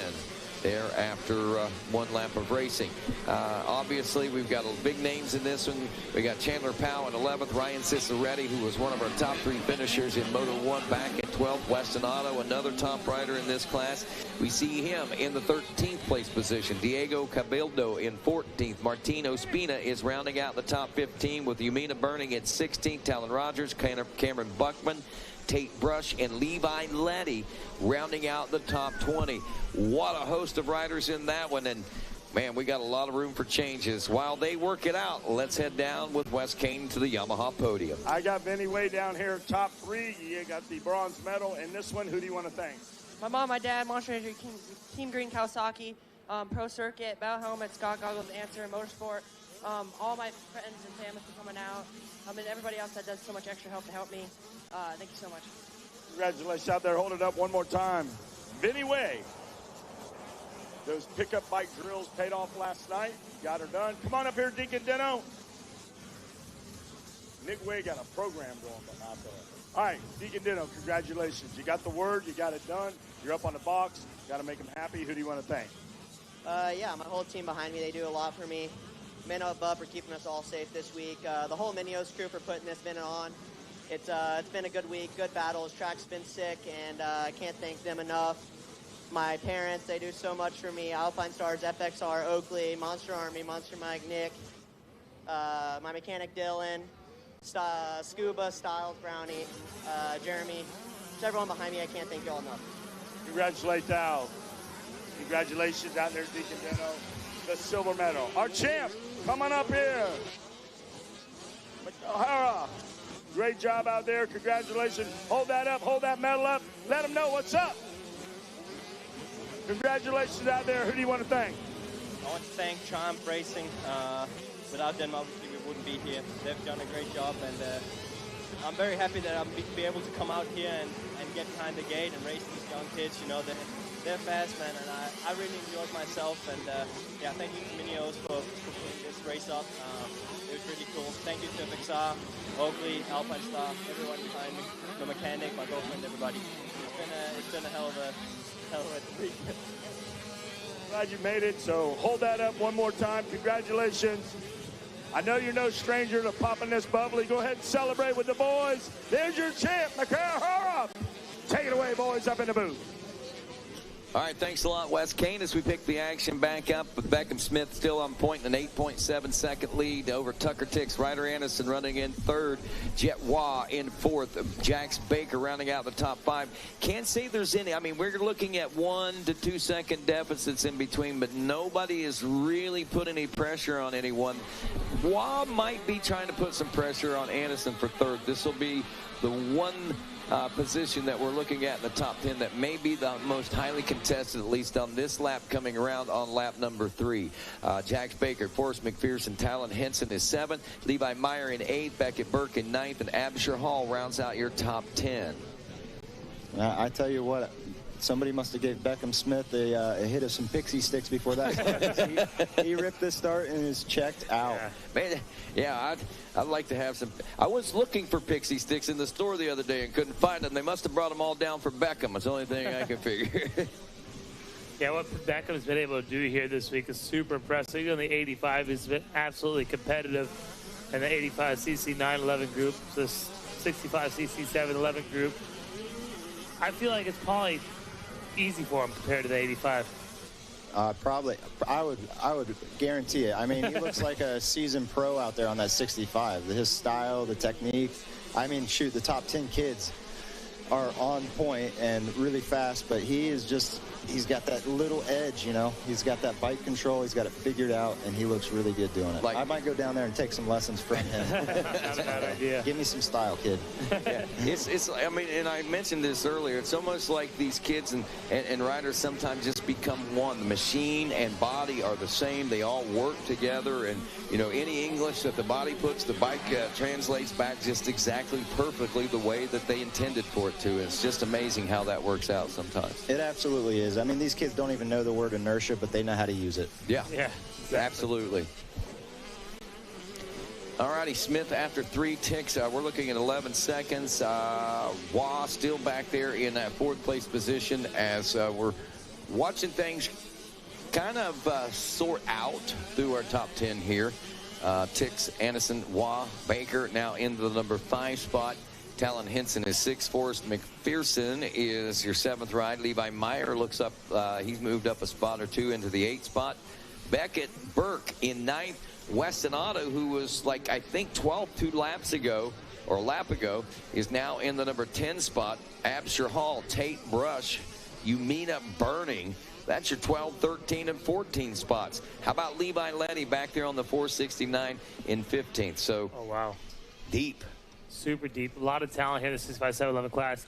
What I'm looking at right now, Rodney, is I'm looking at the overalls. You got Rao in 4th with 9 points, tied with McPherson behind with 9 points. You got 10, 11, 11. So it's kind of anybody's game right here. I think Otto has the most to take advantage of being in that 10th place position. He has more riders in front of him to pass, and I think he'll have a better overall by the time this one's over. Yeah, he's going to start dropping points if he can make some moves. I mean, this class is absolutely stacked. So if you don't execute the start, man, it's some tough competition to slice through. It's a rough road. We're not just talking about the sweeper. No. Well, I know one thing. Weston Otto in that 10th place position. Good news is he's made some major gains over the course of this race. The bad news is he's hit the wall of Beckett Burke and Levi Meyer and Forrest McPherson, which is going to make it a little more difficult to make those passes and gain those points that he's going to need to move up in the overall. But like Caleb said, once he starts clicking them off, we're going to start seeing those points drop and his position start to go up. Yeah, tough break. Looks like Ryder Anderson kind of dropping back a little bit. Must have had a little miscue on that last lap. Going to get it back up and going again, but here we go. Beckham Smith, Tucker Tix, Jet Rao, Jax Baker, Talon Henson, Levi Meyer, Weston Otto, Beckett Burke, Chandler Powell, and Tate Brush running your top 10. And look at that, like you said, all outside the top 10, Abshire Hall, Umina Burning, John Ferrara, Levi Letty, Martin Ospina. Are you kidding me right now? I know. Forrest McPherson. Yeah. All that. Wow. It's crazy. He had a miscue, obviously, in the last lap, too, as well. He's all the way back to 19th now. I think it's just a good testimony as to how talented, how deep the talent is in these classes. And, you know, to me, you know, I like, you know, you always enjoy the prodigies, you know, the ones that go out and win all the time. But, man, when you've got 60 kids that can go out and any one of them, any top 30 are more than capable of winning a moto or winning a race out there, that right there makes it so much more exciting to come out to the races. And again, as I said, it only means good things for the sport moving forward. You're exactly right. And look at that. Weston Otto going to move up to 7th. So now 1-7. He has a score of 8. And he's sitting 5th overall. And he's not done yet. As the white flag comes out for Beckham Smith, there's one more to go here. What can Weston Otto do to put himself further up in the overall finish? You know, I look at it like this, too, is, you know, 15, 20 years from now, we might have 20 Jet Lawrence kids on the starting gate in a, you know, a Supercross. It's these kids that have this style. There's so many of them that have that, you know, riding on the balls of their feet and just know how to work this bike. And he's here somewhere with all those bikes. All 20 of them are. There's probably 20 of them here, Megawatt. They're all here. I agree with you. I mean, and what will that do for the sport? I mean, you know, it's going to drain the pockets of the manufacturers. But what it's going to do for, I think it's going to make it so exciting because you don't have that given winner. I mean, you go into the races like right now, you expect that you're going to go watch Jet Lawrence win a race, and if you don't, you're going to be surprised. That's what's cool. I think that you'll be able to go. It's kind of like going to a NASCAR race. You have an idea who might win, but anybody's capable of winning that thing. Yeah, no, there's going to be a ton of fast guys here in the next, you know, decade or so. But, you know, it's the one thing that always separates everybody, and history always repeats itself, is the kid that can mentally keep it together time and time again. Yeah, that 17, 18, 19-year-old, you got a lot of options in your life. And we got Beckham Smith celebrating a half a lap early here. It happened earlier, too. Man was fist pumping, looking at the crowd, whipping it out. Super excited for Beckham Smith. And I got to give you an update on Otto. He has moved to 6th last time through, so he's 4th overall. And if he can make another pass, he can find himself, you know, on a podium. And he was outside the top 15 in the opening lap. That's crazy. Absolutely, especially for how deep this talent is out there. Yep. Look at that, though. 16 seconds for Beckham Smith over Tucker Tick. Some impressive riding for the number 23 KTM rider as the checker flag falls for Beckham Smith. All righty, so 16 seconds back will be Tucker Tix, and then Jetwa back there in 3rd. But the rider that we're going to be keeping an eye on is Weston Otto. He had about 5 seconds to make up the Jax Baker. But Talon Henson and Jax Baker were battling, so that might have been, could have played favor in the part of Otto, but chances are it didn't. I just seen Otto go by and looked pretty much by himself there, and Meyer still right behind him, so it looks like we're going to hold steady there. Talon Henson will take 4th in the moto, 5th in the moto. I believe we'll go, Jax Baker and Weston Otto in 6th, so it will finish up top 3 overall. Valiant effort by Weston Otto, though. Tip of the hat to all these kids, too. Beckham Smith, though, goes 1-1 for the overall win. Tucker Tix a 2-2. And Jax Baker scores a 2-5 for overall 3rd. Man, I look over there, Rodney. I don't see any riders in the staging area. Here we go. Last moto of the day here at Gatorback to the Thor Mini O's presented by Pro Circuit. Riders we're watching for in this one include the 55 of Cash Anderson. Also Chase Dashiell, he scored a 2nd. Hayden Dupuis took a 2nd in his race. And also Tace Morgan, who's been on point today as well, took a Moto 1 win on his Yamaha, back Yamaha, presented by Altus Motorsports. It's like Easton Graves, Chase Dashiell, Cash Anderson, or sorry, Tace Morgan, then Cash Anderson early in this one. Possibly Dupuis there in the 5th place position. So all of our heavy hitters that we wanted to see out front, in front on the racetrack right now.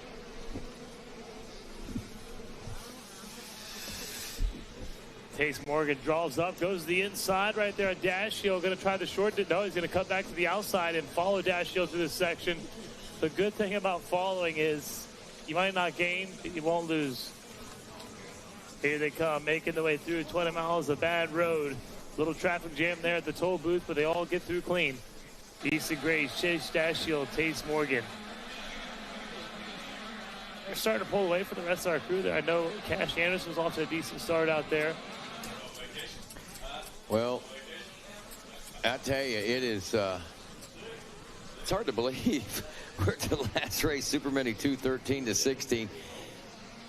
A 31 machine, Easton Graves, a third place position finish in Moto 1. I tell you, to be able to take a third in one of your divisions and turn it into a 1 in the second moto is always a great mission statement for your, well, for you, your team, and even your overall results. We'll see where that's going to stack him up in the overall results against the rest of the field as they jockey and shuffle position here on lap 1.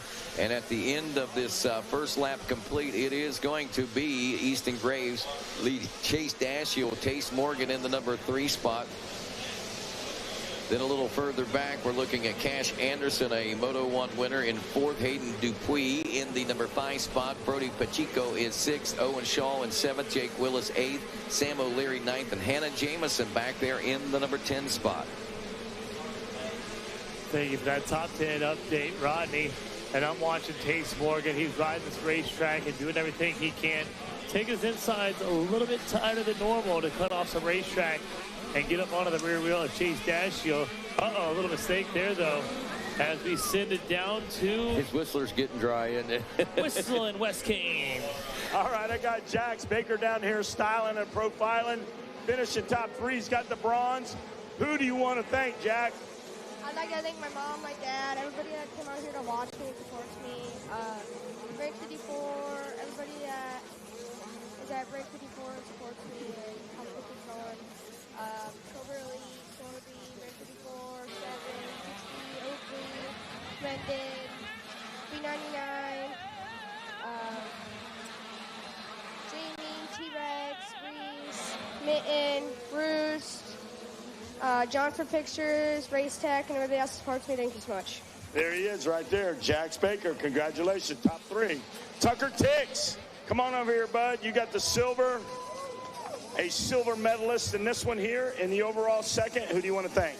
My mom, my dad, Beast Moto Lab, Orange Brigade, Oak Hill, Denning Kyle, Miss Katie, Zeke, Coy, Iron Horse, No Toil, 110 Racing, OGO, 100%, and everyone else. Congratulations, Tucker Tix. Good job. Hats off to the Oak Hill crew. All right, there's my champ right here, 65-7011. Give it up for Beckham Smith. All right, good job. Who do you want to thank? I want to thank my mom, my dad, my brother, Jesus Christ, my township section, KTM, Darren, Jen, the whole Orange Brigade crew, Oak Hill, Kyle, Denny, Mindy, Katie, the whole Oak Hill crew. They're the ones that got me here. Beast Moto Lab, Brandon, Trey, EVS, T-Rex Throttles, Beast Moto Lab, Dunlop, Rob Fox, Team Dunlop Elite, EVS, and everybody else. Thank you. All right, hold it up. Get in there, Bear. Congratulations up there, the champ, Beckett Smith. Take it away up there, guys, up in the booth. We appreciate that, Wes. Solid job for those little guys down there, but I want to give you an update while we were away. Chase Dashiell, he's going to fall back to that 3rd place position. That's going to allow Tace Morgan in a 2nd behind Easton Graves, and that'll give Morgan a championship here. Graves looking at 2nd overall to Chase Dashiell. We're looking at 3rd overall. Obviously, this thing far from over. They're out there to check in for lap number 3 here very shortly. So about halfway through this one, Super Mini 2, 13 to 16. Last one, change up. Man down, Tace Morgan. Tough break for Tace, man. I was just saying how he had he's kind of the driver's seat there to his championship, but going to have that mistake, a little mishap. So that'll be Dashiell now into that 2nd place position. Dashiell going 2-1. That'll give him 3. Easton Graves with the 3 will give him 4. So Dashiell now in the driver's seat. Yeah, that's an unfortunate break right there. He kept pushing. He looked like he had some pace and he had some flow, and We didn't see exactly how he crashed there, but man, that's a bummer. Yeah, definitely a bummer right there. Actually, I'm sorry, that'll put Dashiell at 2-2, so that'll give him 4. So Graves with a 3-1, the tiebreaker would actually get that championship. Gotta play a lot of math up here too. Yeah, definitely gets intense out there, and these guys are riding intense. I know Morgan is up now, but unfortunately, I think he's got too much ground to make up to even think about catching back up to Chase Dashiell. Yeah, this is going to be a tough go here. He's going to have to really send it. We're in lap 2. How many laps do these guys do here? 6? Maybe 6 laps. 6 laps. So yeah, he's going to run out of time. So he's going to have to work his way through 3 guys before he can even get back up there to Dashiell. So maybe more than that. Yeah, I'm looking at the time and scoring. He's actually in 10th place right now. Oh, so, man. I thought he was in more. It looked like to me he was around 7th. So yeah, it's even worse. That crash would have set it back. Going to be nearly impossible for sure. But again, tough break for Tace Morgan. On the podium, that shuffles everything up because now we're looking at Easton Graves, Chase Dashiell, and Cash Anderson will be on the podium with a 1-3. I mean, that's a 4-point score too. So he's going to tie. It's going to be a 3-way tie for this championship right here. Yep. I think it's the first time we've had one. So just the way they run out on the racetrack is the way they will finish overall. Hayden DePee looking at 4th overall. Owen Scholl looking at 5th overall. Tace Morgan right now with a 110. That would put him at 8th overall, but I don't think he's going to stay at 10th place. Look for him to move up before it's over. Yeah, absolutely. I think Tace has a lot of pace here, so he's going to be pushing hard. He's probably kicking himself for that one. But yeah, we have a heck of a battle here. It's Hayden DePee is 4th, about a second off of Cash Anderson, but Cash Anderson set the 2nd fastest lap. He's pushing to get Dashiell there and try to steal that 2nd place overall away. Yeah, that'd be pretty awesome for sure. And actually, that would give him the championship if you make one pass, because of the way they're tied up going into this one. I think we might have had another shakeup here. Uh-oh. We'll check them out. The current time of scoring. There's your leader, Easton Graves. 2nd, Chase Dashiell. Cash Anderson in 3rd. Hayden DePee in 4th. Okay, I missed him there. I was looking for him to be closer. So I know. He lost a little bit of time that lap there. That happened so much to me this week on Race TV. I'm looking at 3 different screens here and trying to watch the track at the same time. Now you guys get lost up in here. Oh, it's pretty easy to do for sure. But like I say, on Race TV, they pan the camera in. And I think it's the leader in this little battle, but it's actually 2nd. First is probably like 5 seconds ahead of the battle. We catch up quick up here. Big thanks to Jim down there timing and scoring, and of course, Adam Gordon, the crew at Racer TV.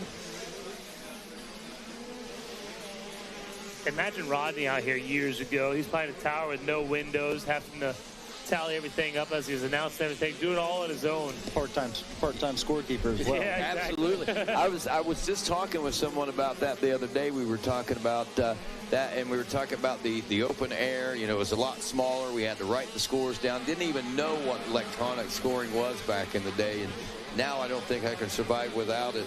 And the heat and the AC makes it so much nicer too. Yeah, absolutely. Looks like Morgan was able to pick up 1 position here. Let's check it out on time and scoring a 1:58 for Tace Morgan. He's only 1.2 seconds, actually a little less than that, behind Jake Willis. So look for him to make a pass on Willis this time through and better his overall score. There goes our leader, Buzz in the tower. The number 31 of Easton Graves. Graves did an amazing job out there on his Husqvarna. Here comes Chase Dashiell, though, on his future MX gas machine, riding really well in the number 2 spot. 55 of Cash Anderson, blowing around the track with all kinds of style. He's actually able to gap out on the number 213 of Hayden DePee a little bit.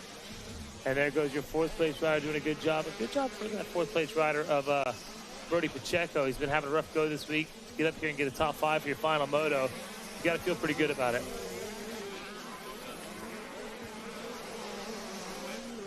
There goes Tace Morgan. Gonna pass another one here. We'll see what it does for him on timing and scoring. Again, Graves, Dashiell, Anderson, DePee, Pacheco, Scholl, Grant, Morgan now in 8th. 9th, Jake Willis. Looks like running your top 10. Looking for O'Leary out there to check in with us. Look at the overall score, 1-8 now. Gonna put Tace Morgan in the 7th overall. But look at the points there. They're all tied, so he could possibly make a pass and move in that 5th overall position before it's over. Yeah, I don't think I'm sure he's going to charge through and try to make up that position, but I'm sure 5th place isn't going to be what he was shooting for. No, definitely not. Not when you have the championship there in the bag and tip over, man. Tough heartbreak for him. Yeah, we just seen it with Carson Wood. Yeah, exactly.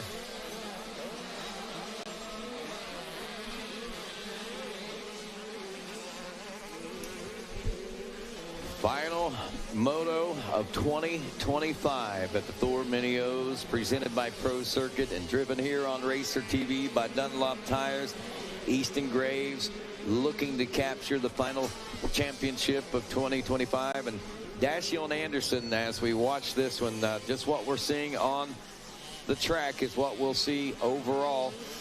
Again, different divisions, but the cream rises to the top when it's all said and done. And watching these Super Mini 2, 13 to 16 again only gives us more incentive as to what the future holds in the sport of motocross racing. If you look at this one, late in the day, impressively a 1:56.708 being the fastest lap turned by Easton Graves in this Super Mini class. And traditionally today, I think we've seen some of the faster laps of the week.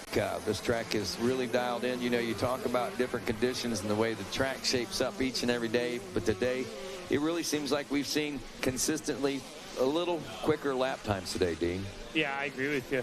Track's been very raceable all week. There's something about it today. Started out a little bit moist, but as it's dried up, it's been a really good racetrack. And Caleb, you know about it. How was the track today out there? Oh, the track was great. I think the times, everybody's got more time on it. It's the end of the week. Everybody's had, multiple motos. They got it kind of dialed in and figured out now. And, to me, like, the lap times were fairly fast even for our class today, but it didn't seem like any smoother besides a couple of portions. So I was quite surprised with that as well. Yeah, I agree with you.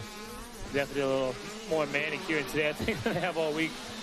But looking out there on the racetrack, I've seen you watch it. Tace Morgan got 2 riders ahead of him. Can he do what it takes to get around him before the checker flag flies? And it will be very shortly that checker flag flies because these riders are on the white flag lap right now. And I'm looking on the screen. They're going through the spectator area, making their way to the split lane and right up to the Gizmo Tower table. It's the number 31 at Easton Graves. An outstanding ride for this young man. A great last motor performance for Easton Graves. Yeah, absolutely. He's out there on his cool down lap now. He's soaking it all up.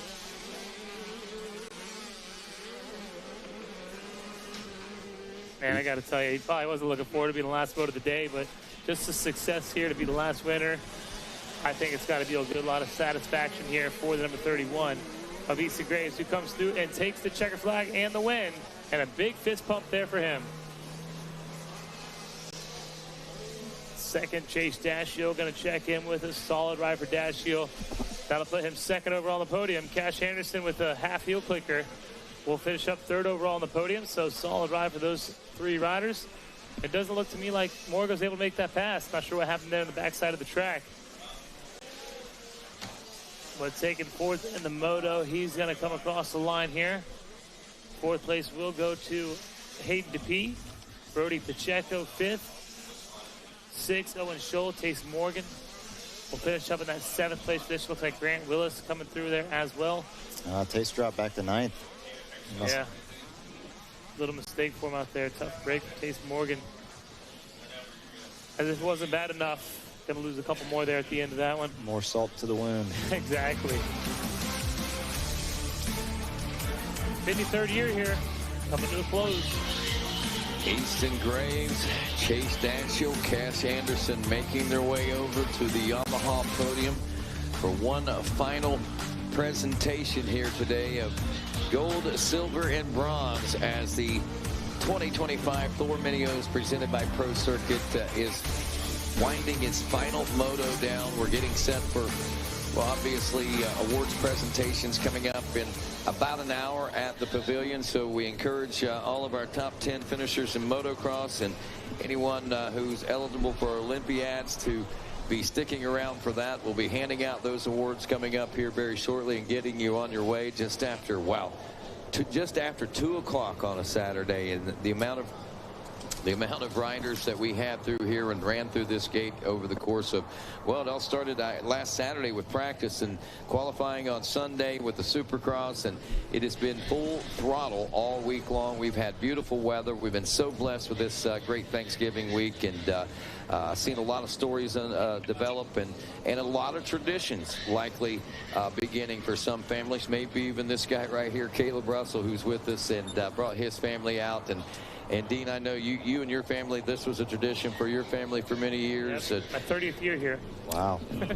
It's been a tradition for me as well, being here all these years. And I tell you, having my son down here working with us on the TV crew, it's just been another great experience. And I just appreciate what Wynn and the staff and management have done here. All these sponsors, again, special thanks to our friends at Thor and Parts Unlimited, doing incredible things in our sport all the way around, from the amateur ranks all the way through the professional ranks, but more importantly, giving us the apparel and attire to ride and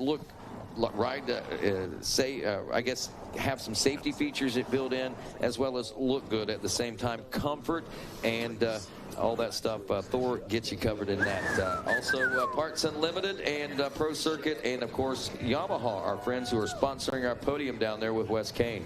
Hey, Rodney, thanks, man. This is the one that I haven't been looking for, but I'm going to take it. Hey, Cash Anderson, great job out there. You got the bronze.